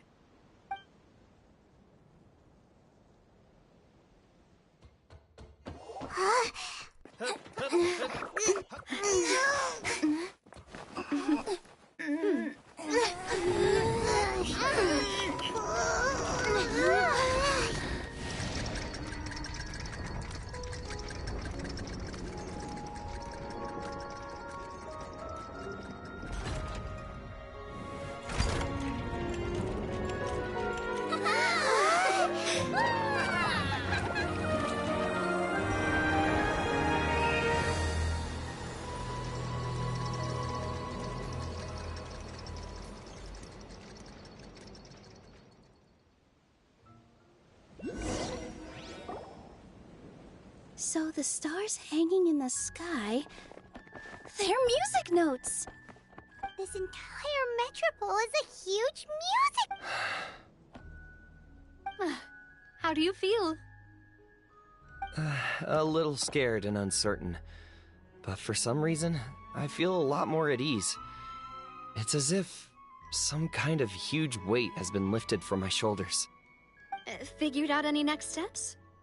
To be honest, not really. But I have an idea. If you don't know what to do, why don't you start by helping the people around you? you mean the people who got stuck because of the goddess's magic? I mean anyone and everyone who needs your help. By helping others, you'll eventually find your own path. Trust me, I have experience in this. What kind of experience, Your Majesty? Yes. We'll need a formal organization with a catchy name before we go out and start helping people. Why don't we call it the Spina di Rosula? Spina di Rosula? Ooh, or even the Spina di Rosula di Simulanka. Yeah, that's catchy. Wow, big expansion for the Spina. Moving into other worlds now. Spina di Rosula. I like it. It's a great name. Let's do as Your Majesty suggests. Well then, how about I appoint you as the head of the Spina in Simulanka?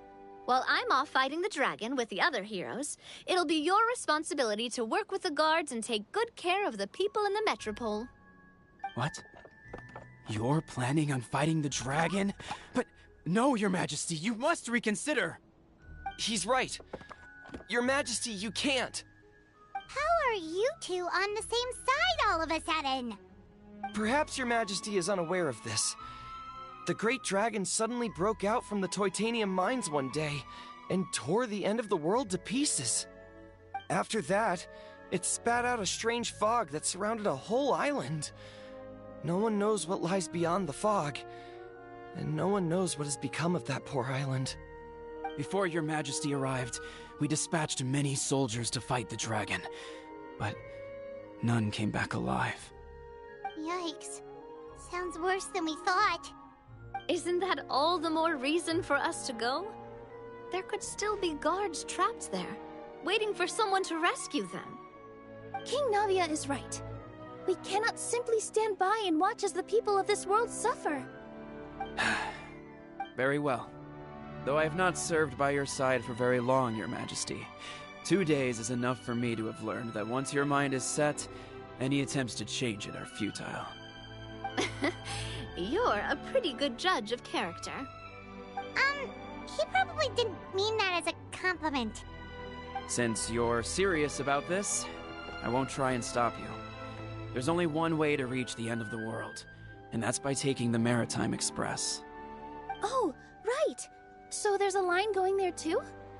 Yes, it was originally built to serve the workers commuting to the Titanium mines, but it has been abandoned since the dragon attack. I'll tell the conductor to wait for you at the platform by the side gate to the Metropole first thing tomorrow morning. You're embarking on an extremely dangerous adventure. Please be careful, Your Majesty and friends. Oh, thank you for your concern. While I'm gone, I leave the Metropole in your capable hands. Yes, Your Majesty! Just call me boss from now on. That's what everyone in the Spina calls me, and it's what I'm used to.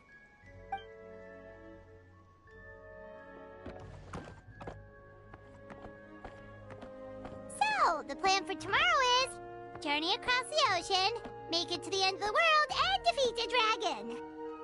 Ooh, that's an adventure and a half. Do all storybook heroes have to work this hard? At least we'll get to see some amazing scenery along the way, right? Besides, we'll have each other. It'll be a shared experience that we'll never forget. Plus, we're pretty well equipped for a classic heroes versus dragons story. We got Miss Nilu as our magic caster, and I guess I'm the melee warrior who leads the charge? Paimon can definitely see that. Anyway, those are tomorrow's problems. Right now, all Paimon wants is to eat a proper meal, because worst case scenario, if Paimon ends up getting eaten by a dragon, she wants to do it on a full stomach. And something about the end of the world doesn't sound like a great place for food options. Well, the origami animals in the forest only drink magic tonic. What do the toy people here in Constellation Metropole eat? Vegetable oil and sawdust, I think.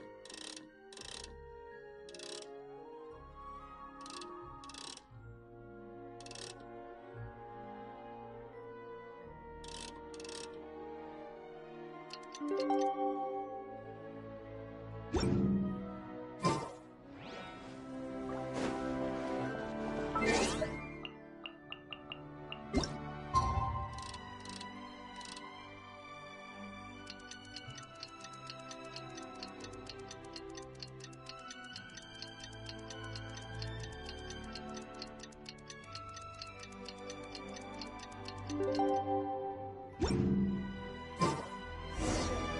time has come to slay the dragon! How are you feeling? Nervous?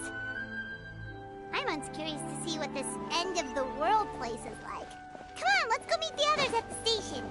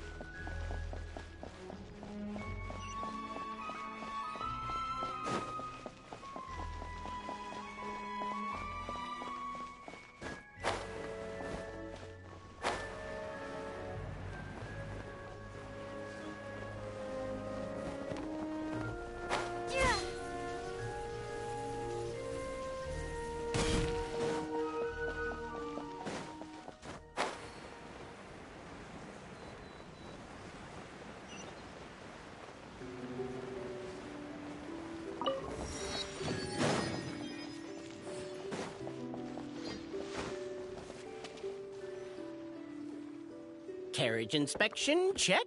Wheel and axle inspection, check. Power inspection. Good morning, Mr. Wheel.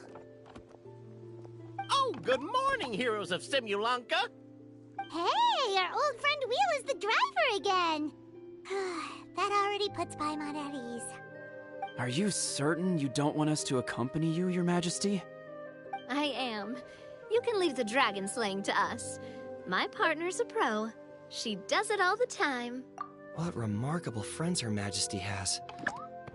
With such great heroes by your side, I'm sure you'll best the dragon with ease. We won't keep you any longer. All right, then. Look after the city for me while I'm gone. Yes, Your Majesty. Just leave it to us. I think we're all set. Time to depart. Next stop, the end of the world!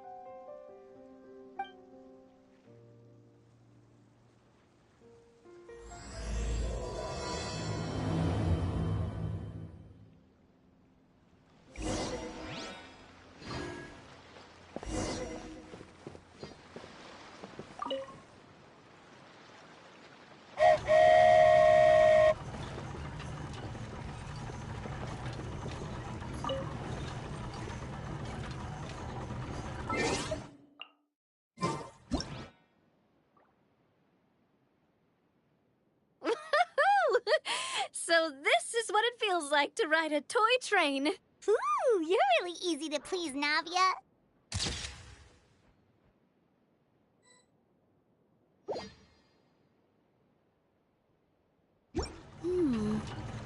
Looks like the fog ahead is getting thicker.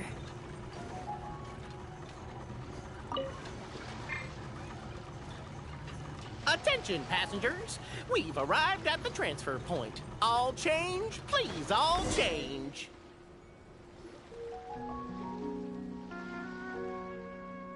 So we've got to switch trains, right? It looks like... Haley Churls, they've taken over that platform! Huh? What do we do? Just find somewhere to hide, Mr. Wheel. We'll take...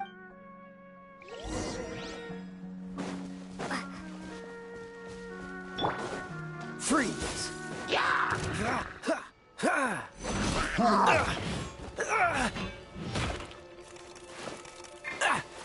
Dodge this! I must leave no stone unturned. Scatter!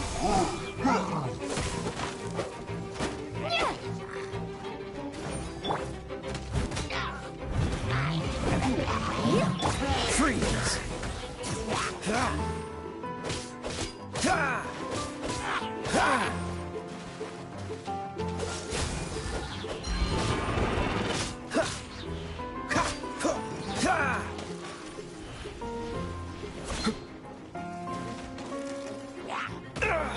Dodge this!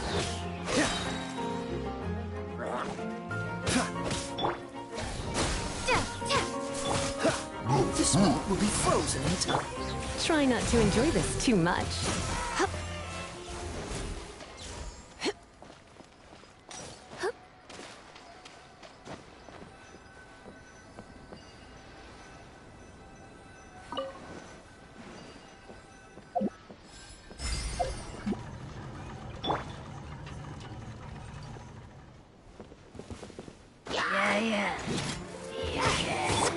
Steady as stone. Cool it!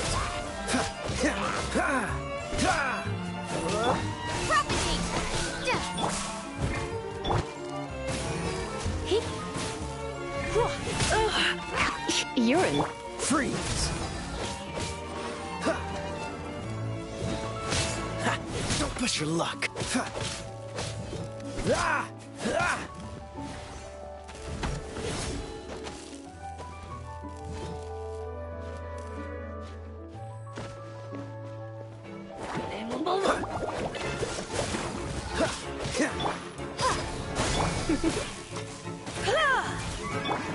I must leave no stone unturned. Germinate! Yeah!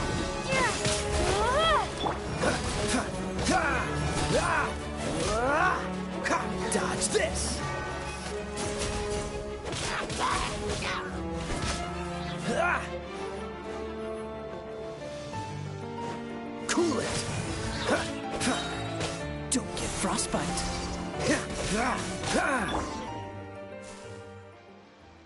Whew. That's all of them. Thank you so much for your help, everyone. Now, let me take a look at the train.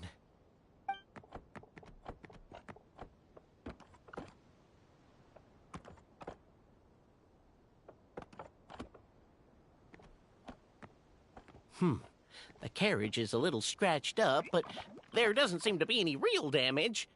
And the engine's still operating normally, so I think we're good to go. Wonderful. Let's keep going then.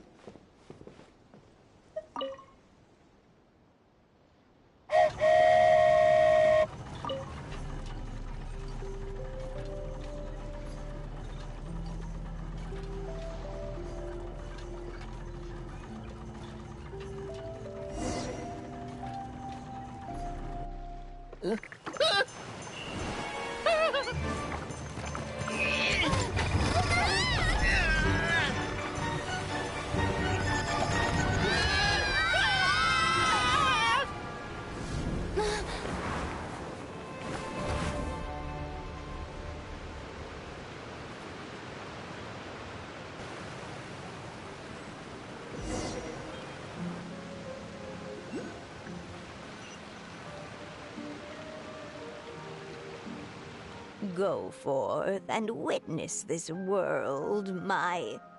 Make sure to be nice to everyone. I leave it to you.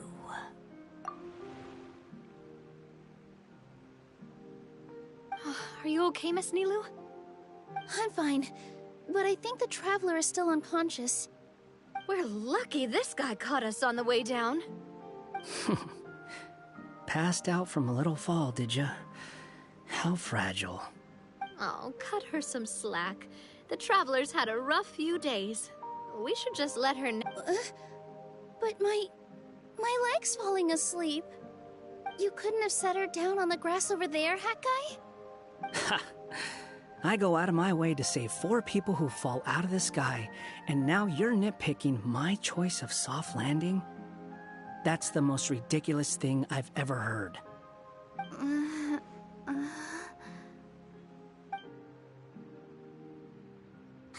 She's awake. Morning, sunshine.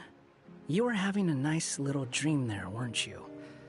Not gonna lie, it was kind of adorable.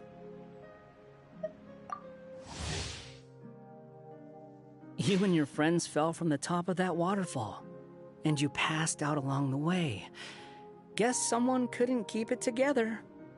Sorry to break it to you, but crashing into the ground doesn't take you to another world. That kind of thing only happens in those stupid light novels they sell in Inazuma.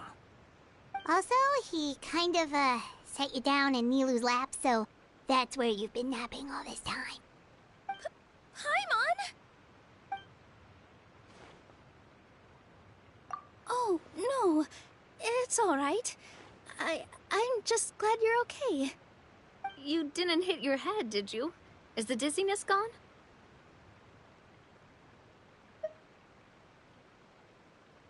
Really? What did they say?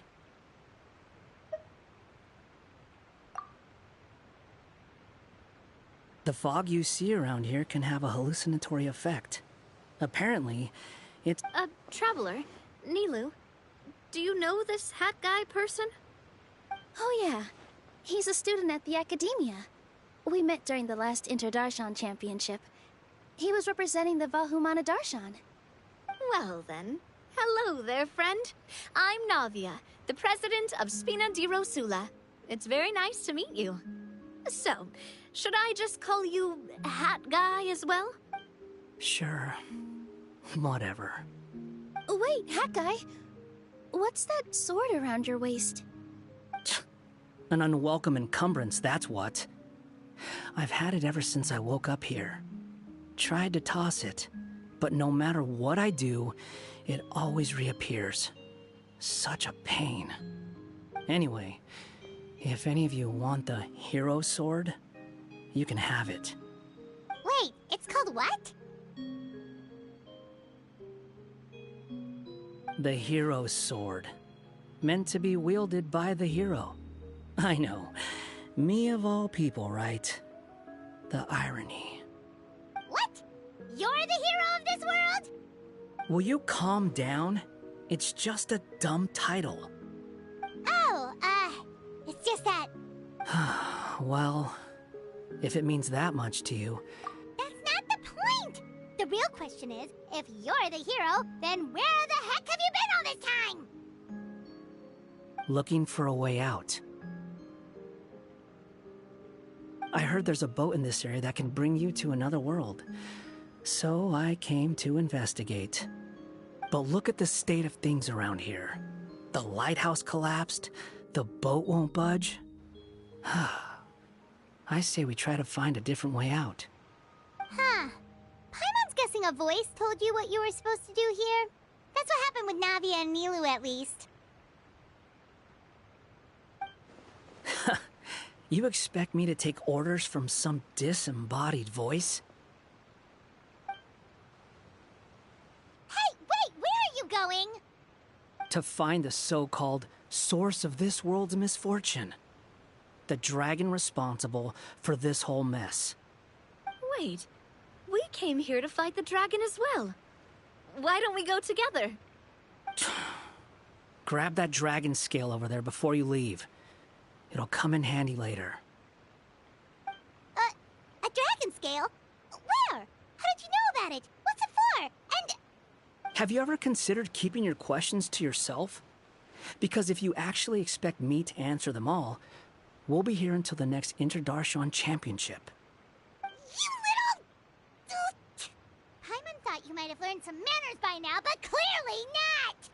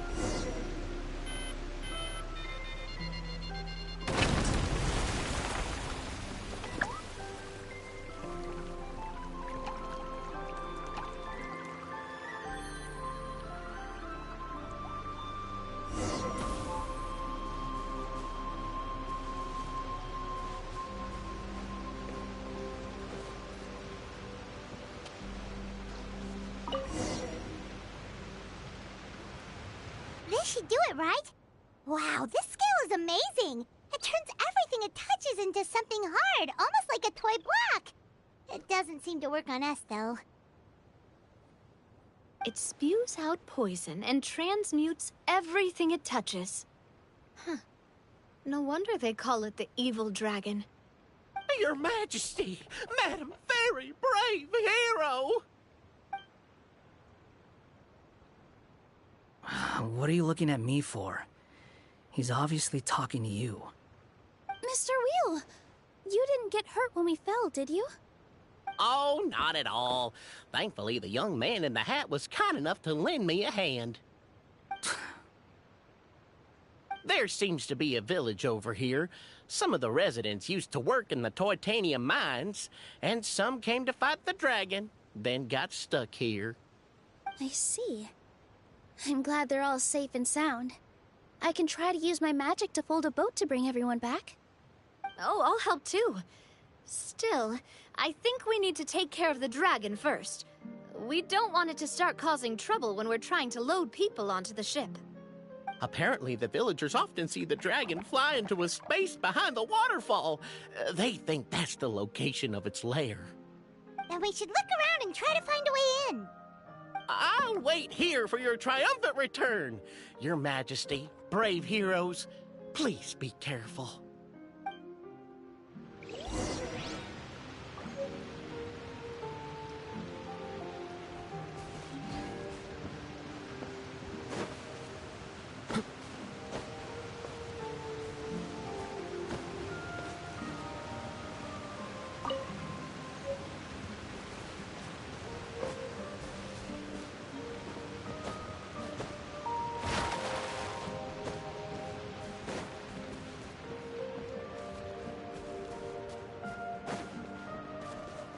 What's the hurry?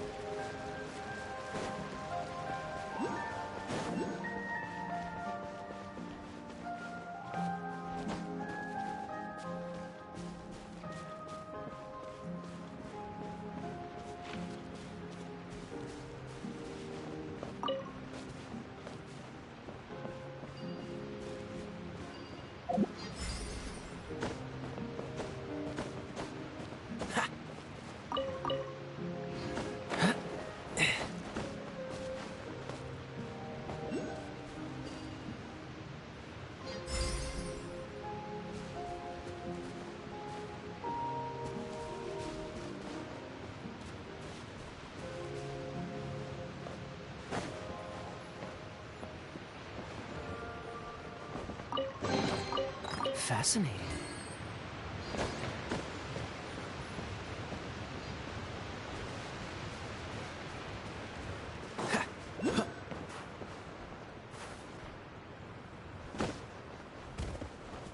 What's the hurry?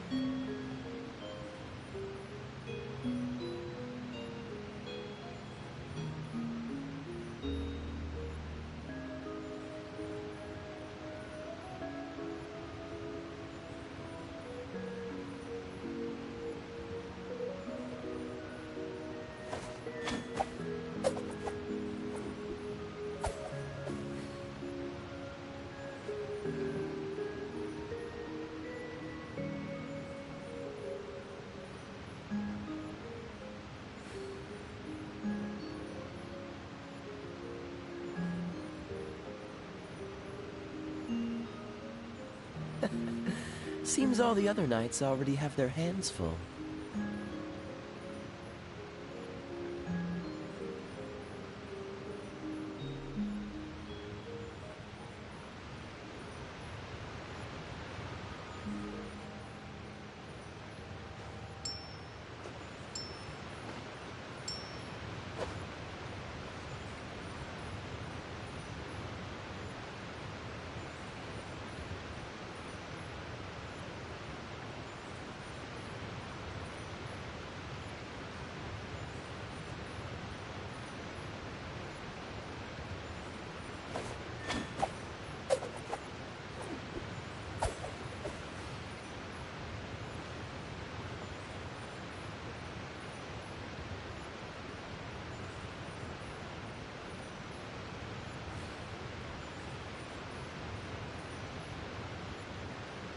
I didn't know you were such a slacker.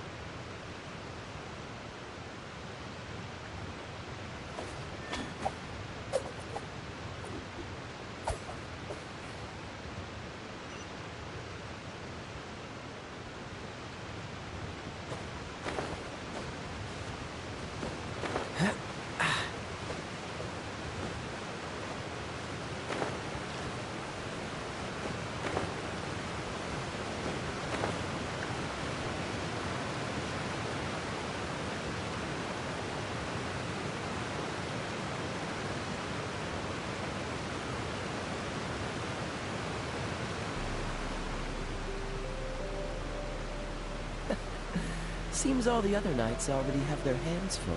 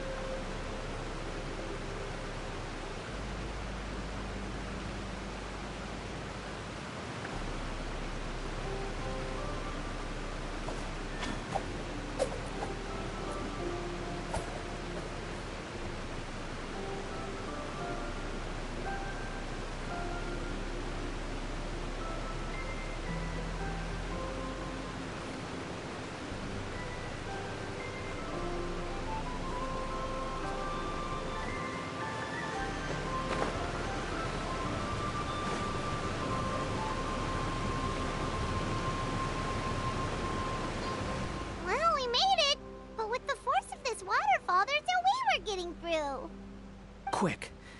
Take out the dragon scale. Wait, but... No. Paimon doesn't need to ask you anything. The dragon scale can turn anything it touches into toy blocks, so... Aha! You want to use it to block off the water! See? Paimon can figure things out all on her own.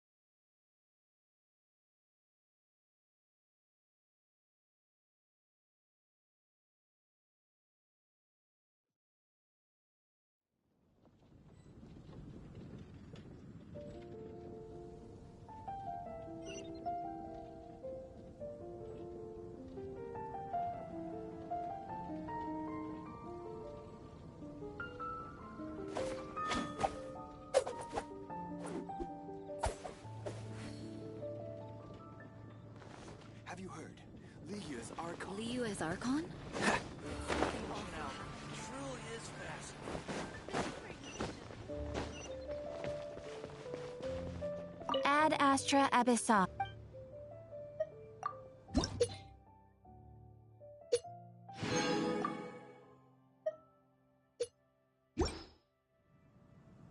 Ad Astra Abyssosk.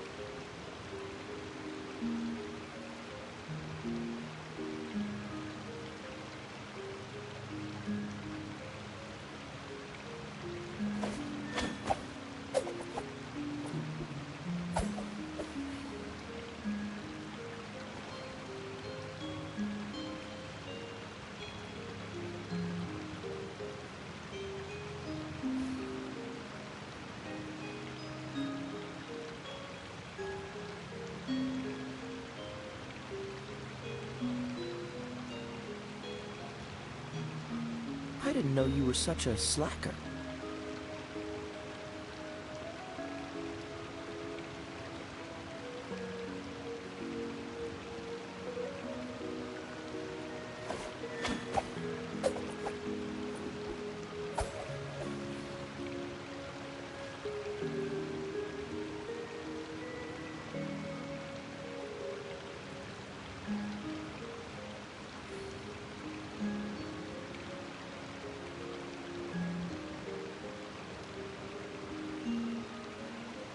Come on, let's get moving. We're not frozen in place after all.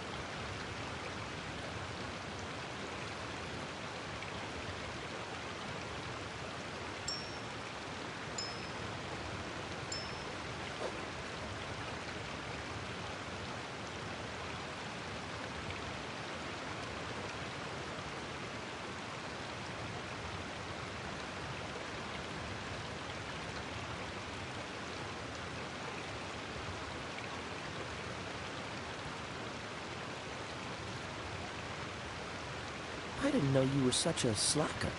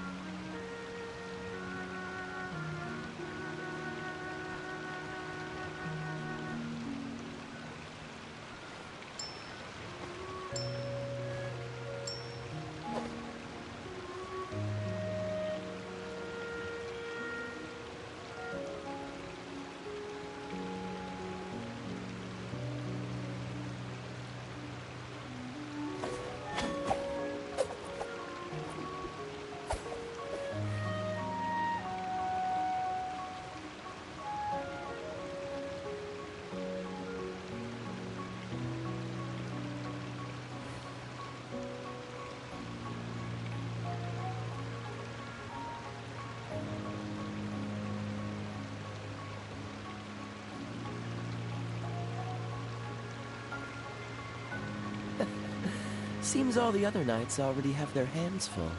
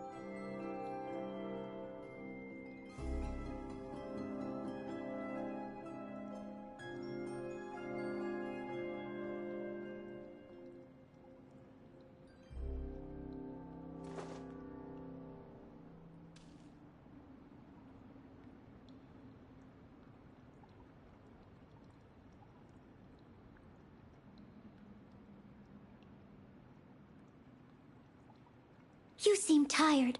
Would you like some tea? I'll brew you some. Do you take sugar? 1 cube or 2?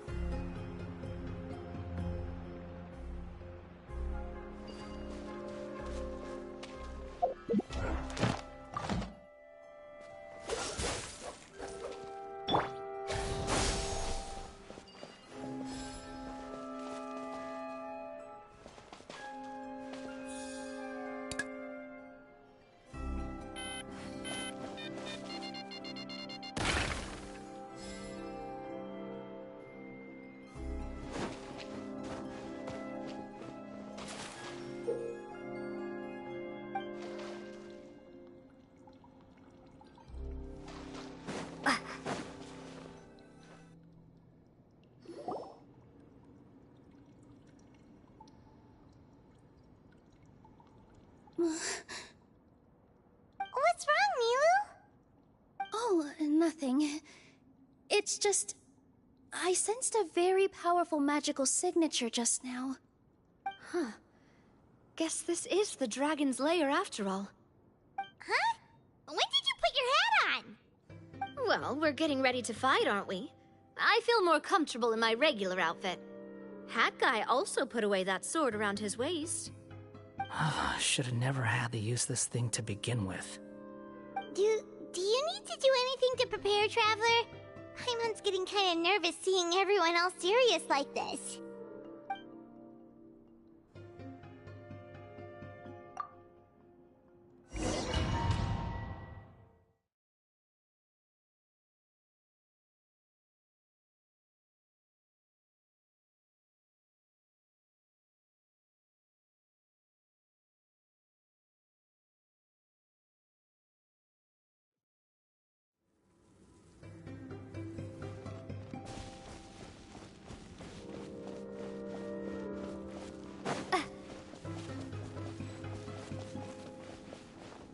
Oh, looks like we're not the first ones to make it in here.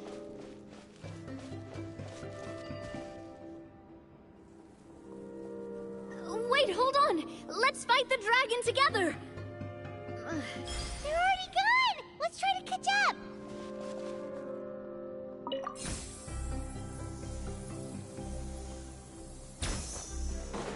Ooh, what's that sound?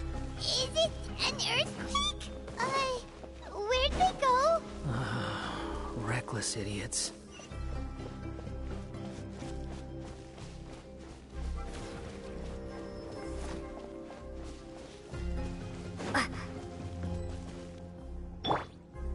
With all my strength.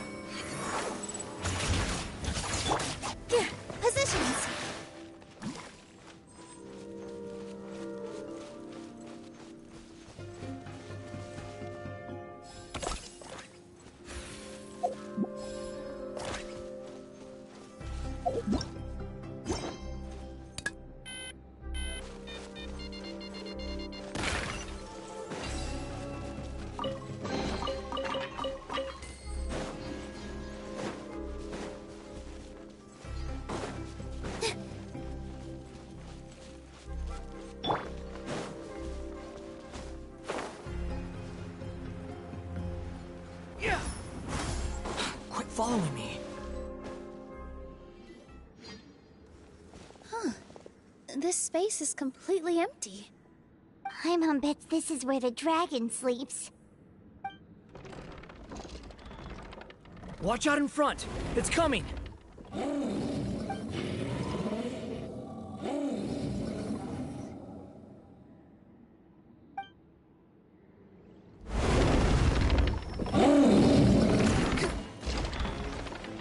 Whoa, that dragon is huge! They just attacked us without warning!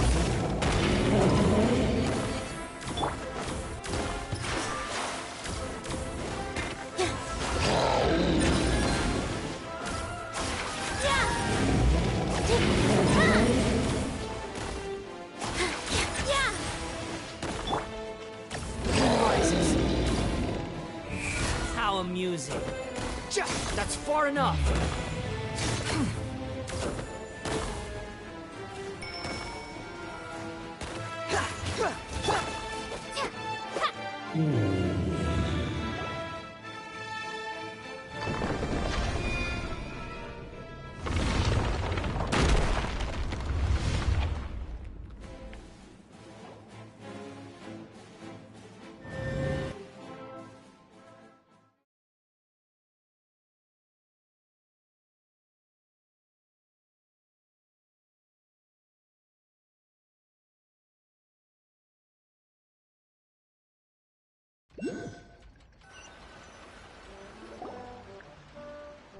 Look, he's here. Ah, another new soul has joined this world. But are you sure his fate will be as you described? Of course. My predictions are never wrong. I just don't like that kind of story. Then you need only do as you said, and let him find his own story within your fairy tale. You're right. Then listen closely, my child. Your name is...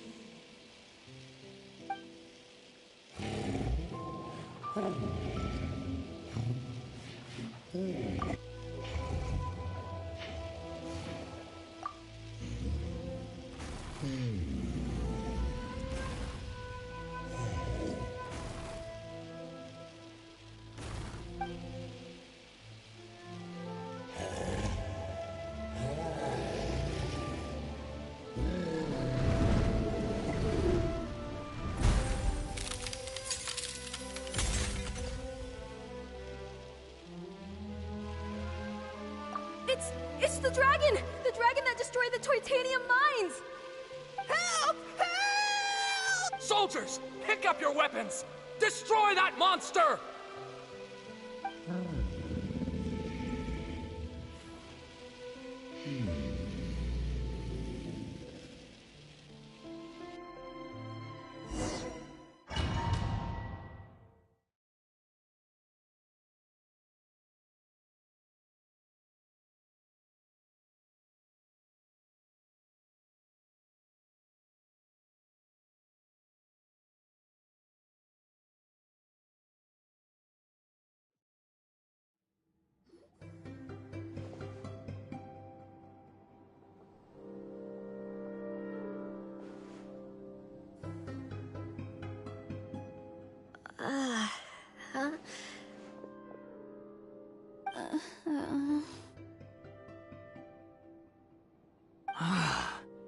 How many times am I going to have to save you? Thank you, Hat Guy. Paimon still feels dizzy. Hey, did any of you also see something strange? It was like we were witnessing... The dragon's memories. Sounds like we all saw the same thing just now. Well, we definitely saw a different side to the story. Watching it all unfold, Paimon couldn't help but feel bad for the dragon. This world might be a lot more complicated than we thought. The next time we encounter the dragon, how about we try talking to him instead of fighting? That sounds like a good plan. But maybe we should figure out where we ended up first. Huh. If the world above is a fairy tale realm, then maybe we've fallen into the next page of the book. Just keep walking and don't fall behind. Hey, wait for us!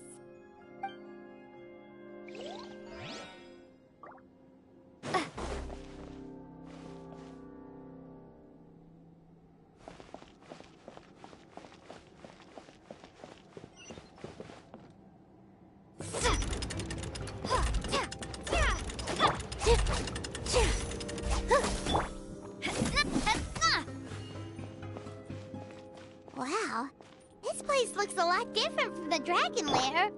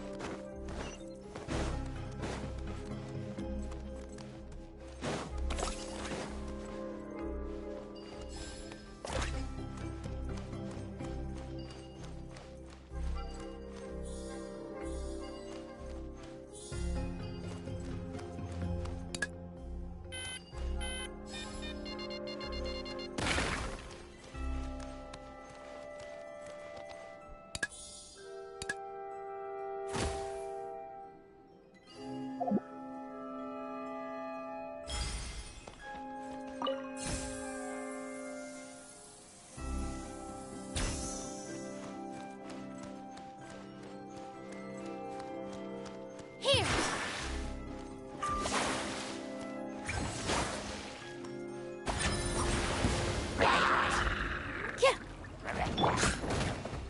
That's far enough. Swallow Fury.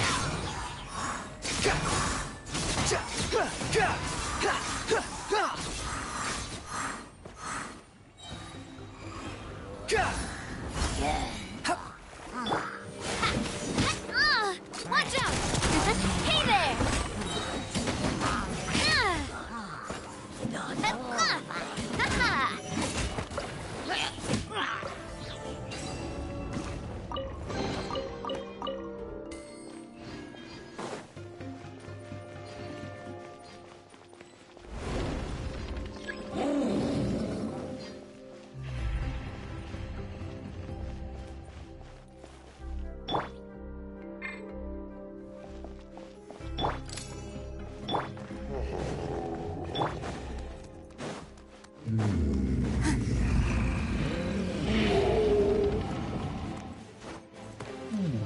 He seems angry.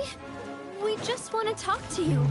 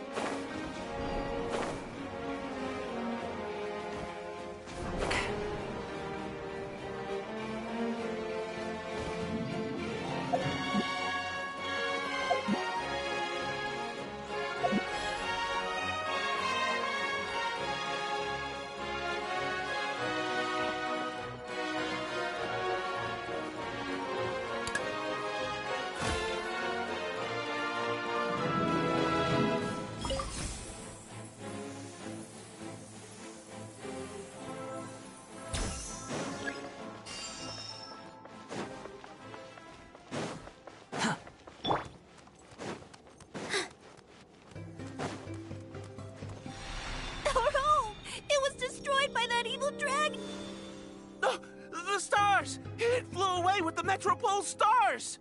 Oh no!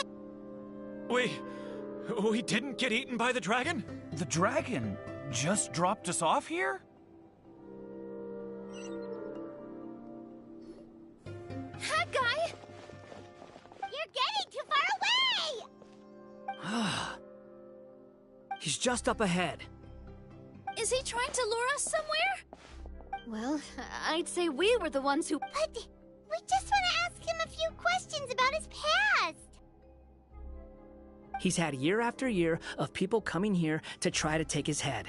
If you ask me, his reaction is perfectly normal. Maybe there's still something we can do to calm him down?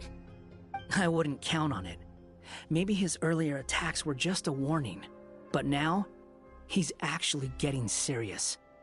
Prepare for a final battle. Sometimes, it takes a little force for someone to finally wake up.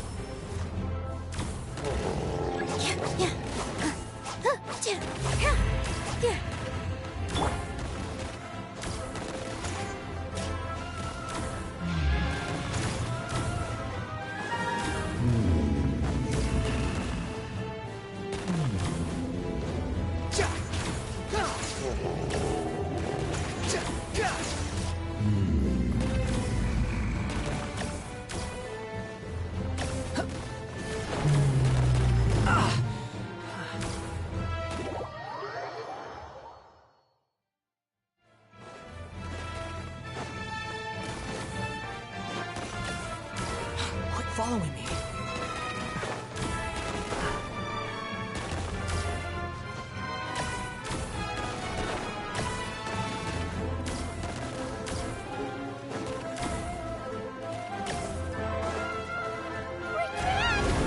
Stubborn beast. You really want to get beat up that bad? How amusing.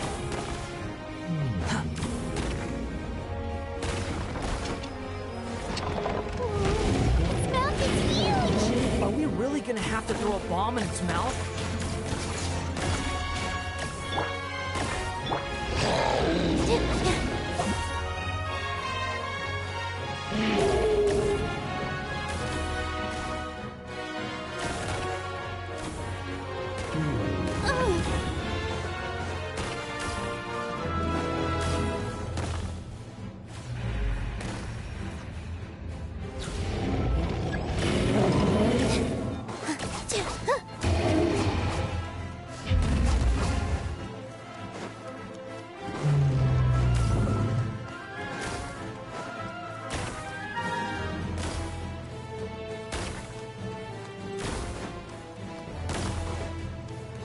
Watch out! If you fall, you're on your own this time.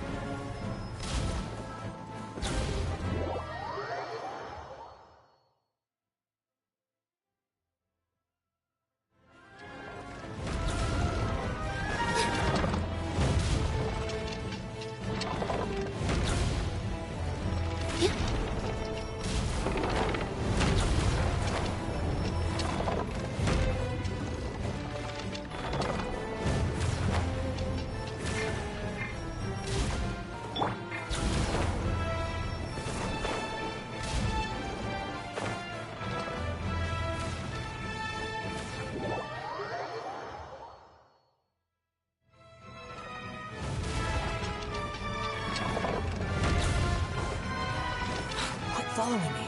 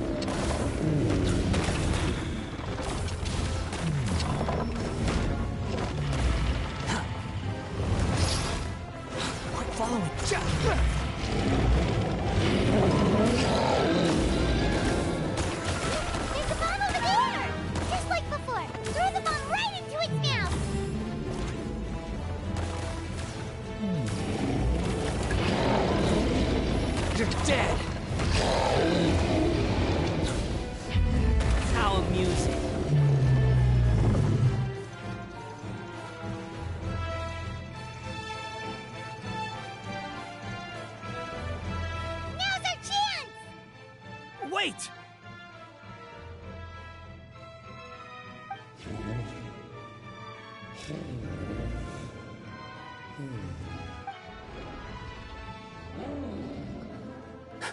Huh?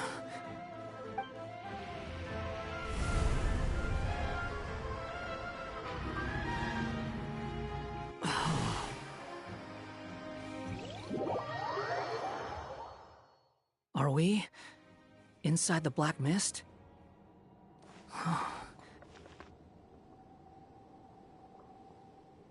Are you sure you want to create this child, Em? Even after what I told you about his fate? He will be abandoned by his creator, and eventually... I know, Bee. You've told me already. That sad story with the disappointing ending. It's what happened in the real world, isn't it? But that's exactly why I want to change things. In a different world, his story can have a happier ending. That child, his heart is so full of love. I understand, Anya. But know that if you give him that name, his fate in Simulanka is destined to parallel that of his real-world namesake. But There's still a chance, right? Maybe it's a shot in the dark, but I have to try. He deserves a better life. Although, he might need the help of others when the time comes. All right, my dear. The choice is yours. Since you're so persistent, let me tell you a secret. More boring fate talk.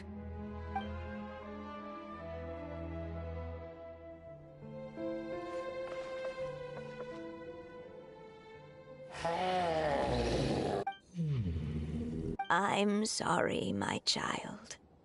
Unlike my friends, I don't have a long time to live. All said and done, the story of my life will be shorter than the fairy tales in this book. So I will have to leave your side, I'm afraid. It's okay. It's okay. Once I'm gone, I will become a star in Simulanka and watch over you from above. If you ever feel lonely, just look up towards the sky.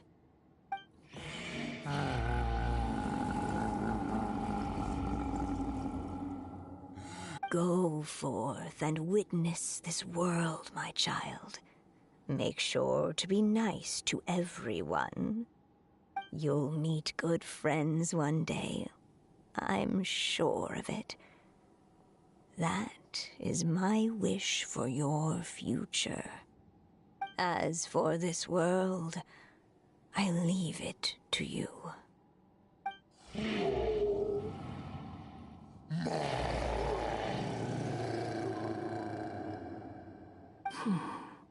So in the end, you were betrayed too.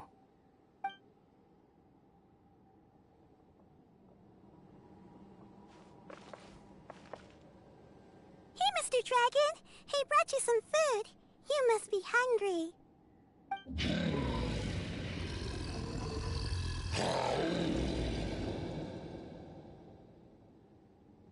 Shh! Quiet! We can't let anyone hear us. Everyone says you're a bad dragon, but you're always nice to me when we play together. You always help me pick flowers way up high that I can't reach. It's okay. Just keep hiding here, and tomorrow I'll... Oh no, my child! Help! Somebody help me! Save my child! The dragon's trying to kidnap her! No, Mom! It's not like that! Listen to me! So you're hated by people too.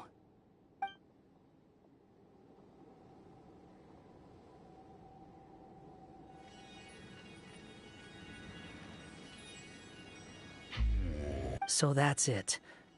That's really your wish? To never have been born at all? That's not a fate you should wish for.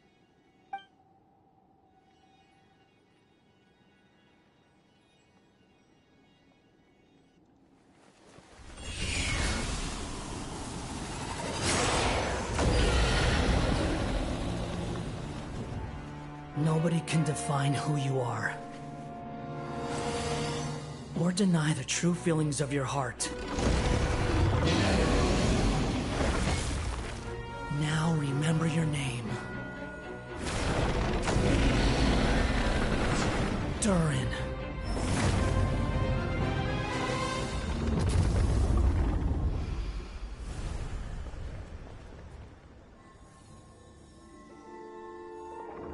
It's all right now.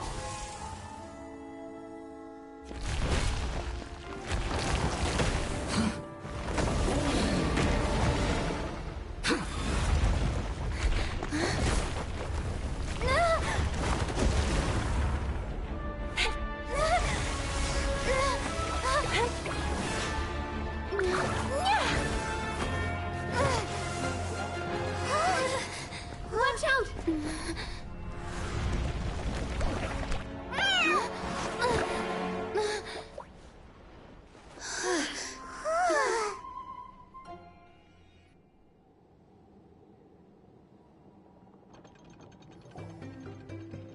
was a close call.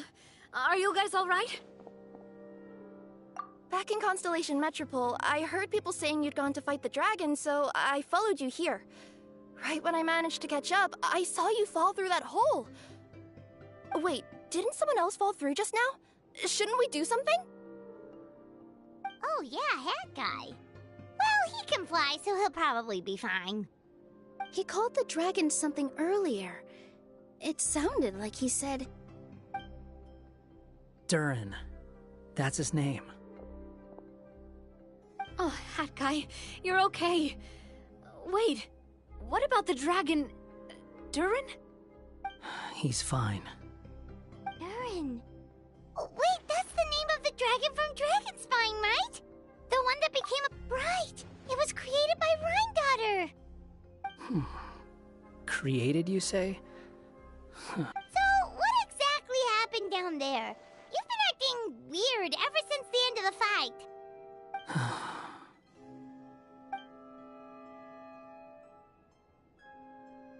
So that's the truth about Simulanka's evil dragon. What we saw in the mist weren't hallucinations, but the dragon's memories.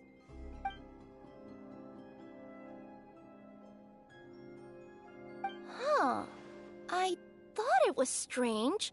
The people around the Broken Sea are clearly stranded, but I never heard any stories about the dragon attacking the village. The people we met along the way are probably workers from the Toitania mines, or guards who came here to claim the dragon's head. Durin probably allowed them to live here because there was nowhere else for them to go.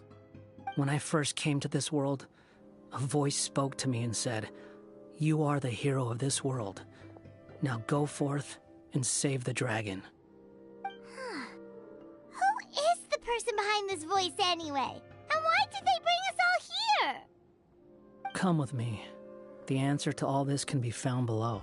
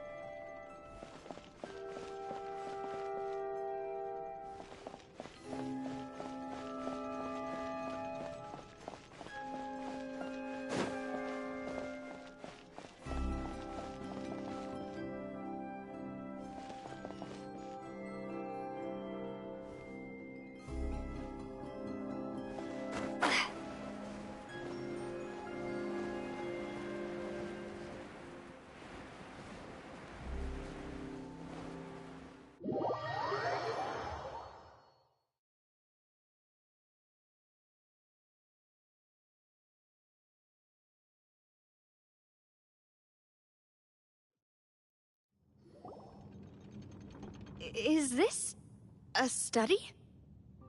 That's right. It belongs to the Goddess of Fate. Goddess of Fate? As in one of the three goddesses who created Simulanka? Or more precisely, M. One of the mages of the Hexenzirkel. Hexenzirkel? As in... Sorry, Paimon shouldn't just regurgitate everything you say. It's a lot to take in. She created the story of Durin. Well, the Simulanka version at least. These records should cover most of what you want to know, including the identities of the other two goddesses. Read them for yourselves.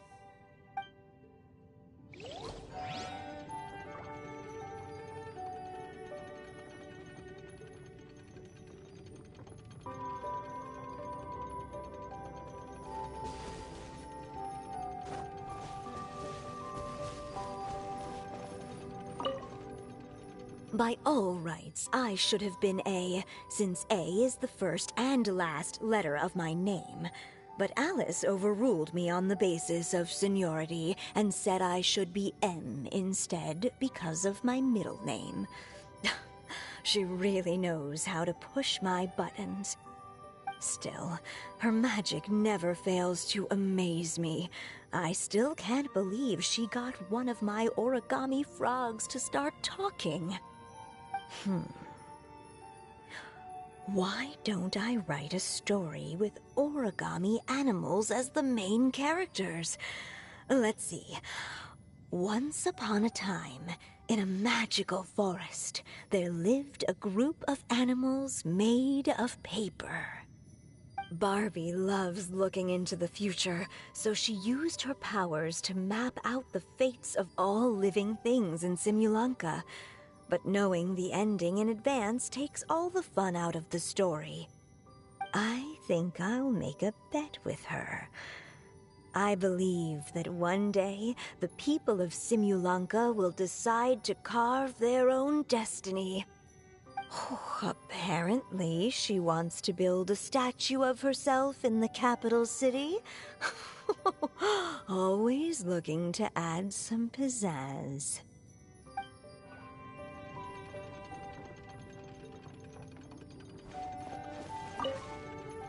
My dear sisters, I fear my pen shall soon run dry. Even now, as I write this letter to you, my dexterity is all but failing me. Thank you for enjoying my stories and for creating this world for me. The time we spent together was the most wonderful youth I could have asked for. I always feel so young when we're together. A says that even after I'm gone, the goddess of fate in Simulanka will continue to exist and carry on granting people's wishes. It makes me glad. If you ever want to chat, feel free to pay a visit to the goddess statue. Just don't wish for anything weird.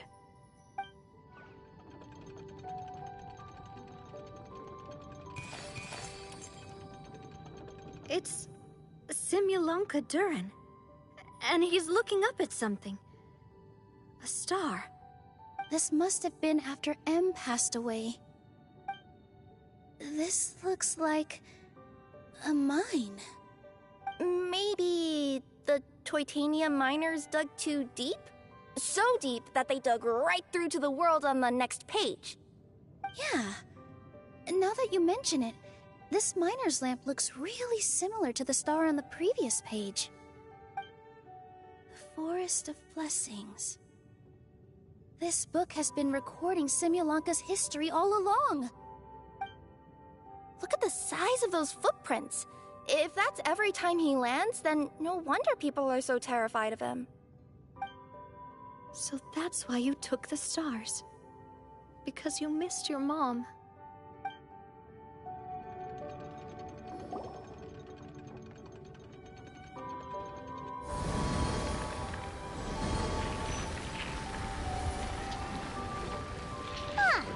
That statue looks different from the one in the Metropole.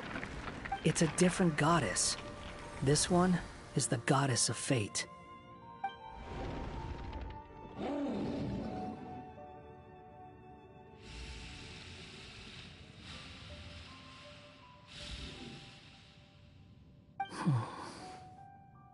It's all right now, Durin. Nobody here wants to hurt you.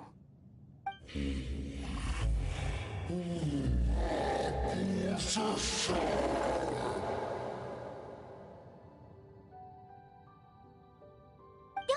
that, Durin! Paimon made a mistake. She was wrong about you. But it's nice to talk, isn't it? Now that we've all calmed down?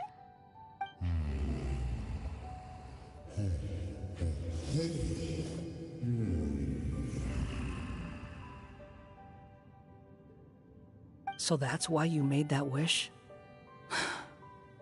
So stupid. Hey!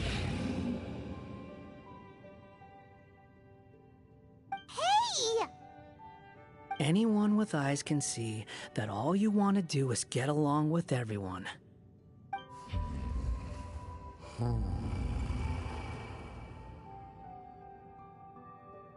You just want to make friends, people to play with, to talk to, people who accept you, or at least accept your apology.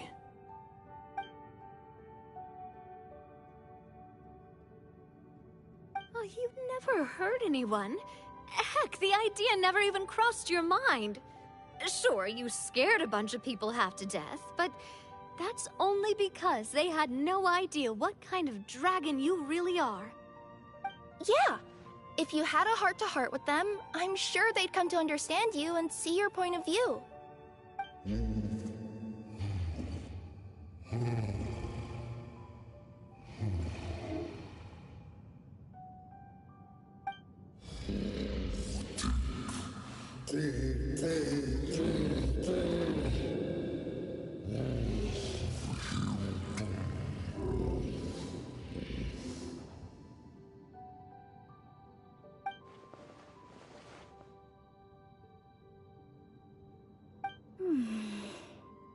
The curse.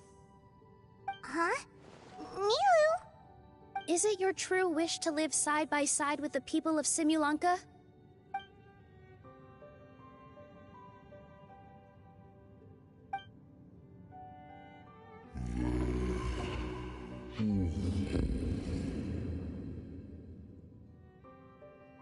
Then close your eyes and make a wish to the Goddess of Fate. We will help make your wish come true.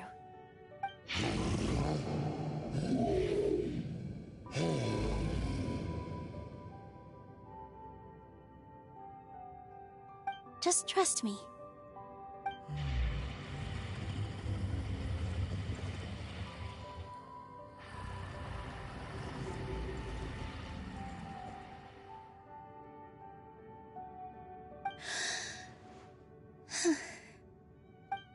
I, Nilu, the Forest Fairy, give to you my blessing and welcome you as a dweller of the forest.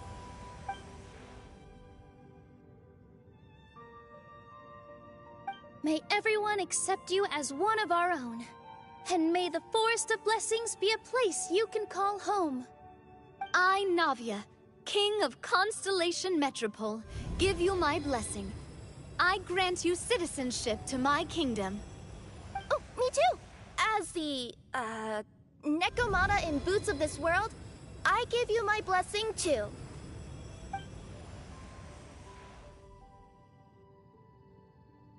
Wait, what's going on?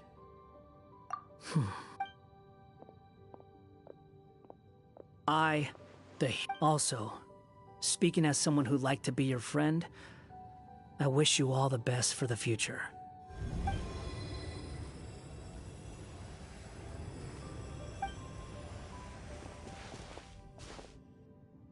I, a traveler who has traversed many worlds, give to you my blessing.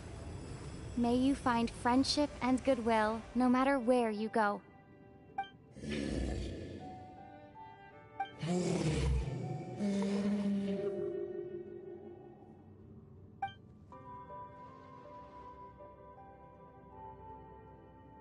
As for this world, I leave it to you.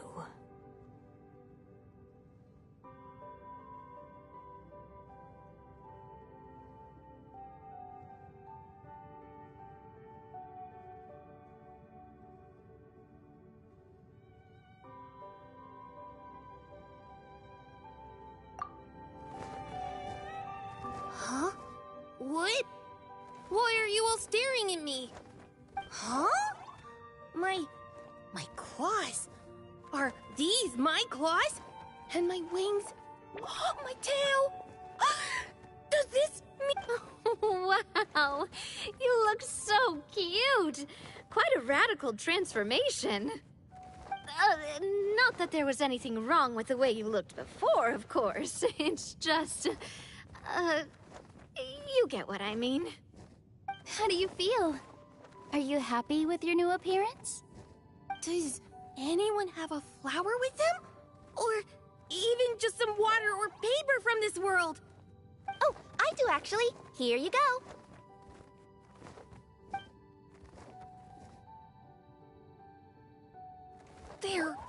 They're not changing. I can touch things without changing them. Hey, that's great!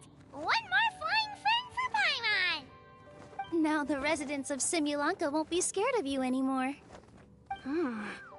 But what about all the things that I did before? That's simple. Just go out there and atone.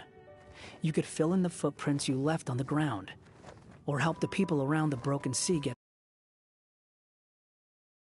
And you'll come along and help me, right, Hat Guy? Huh? Why would I do that? Because you said you wanted to be my friend. You little... Gah. Well, maybe I spoke too soon. Huh? But I thought...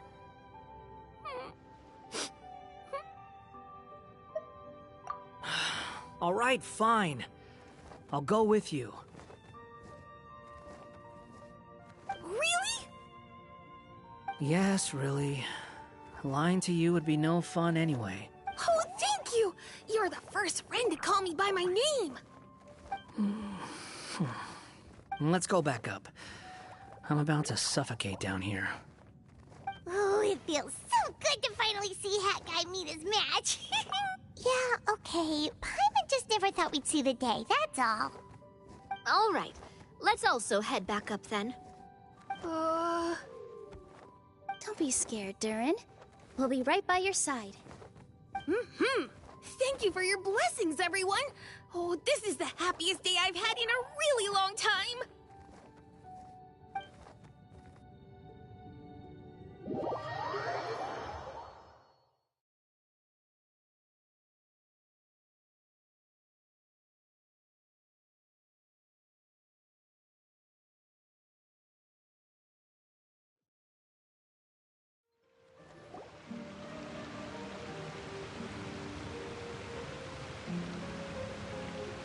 Ta-da! Surprise, everyone! Ah! A talking street lamp! Street lamp?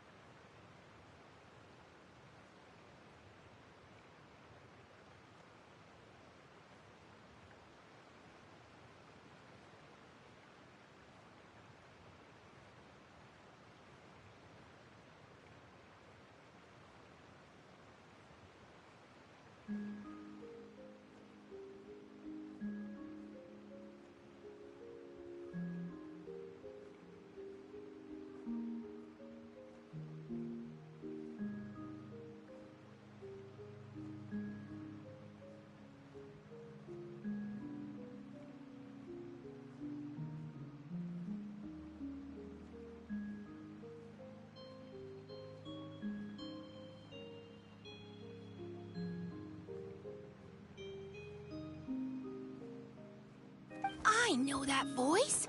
It's Mom's friend.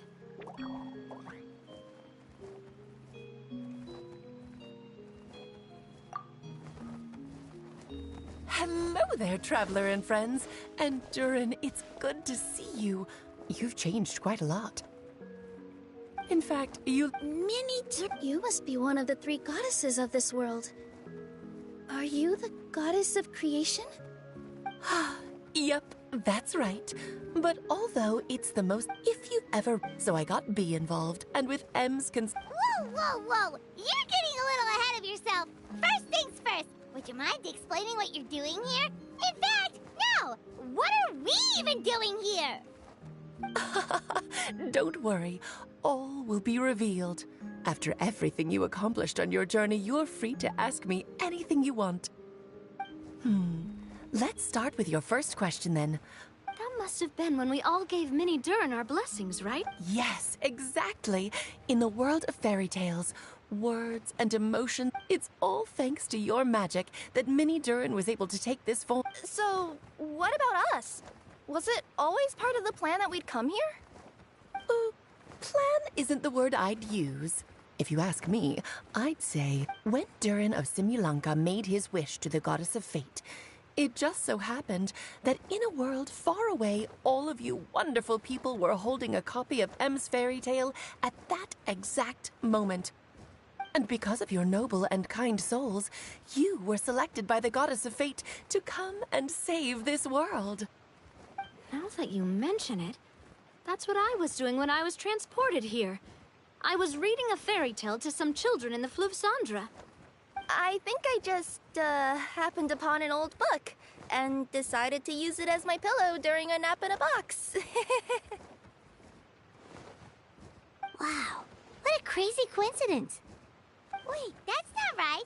How come everyone else got assigned to roll except us? 'Cause we were also... Yeah, that was it. We just received a strange book and we had no idea who sent it. Then, the moment we opened it up to start reading it, we found ourselves here. You're the one who sent it to us, aren't you? Oh, is that what happened? Yes, that does sound like me, doesn't it?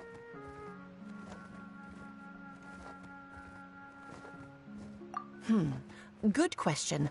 Why indeed? Maybe I thought this was such a good story it simply had to be read by someone. As the traveler and witness of many worlds, how could I let such a beautiful place pass you by?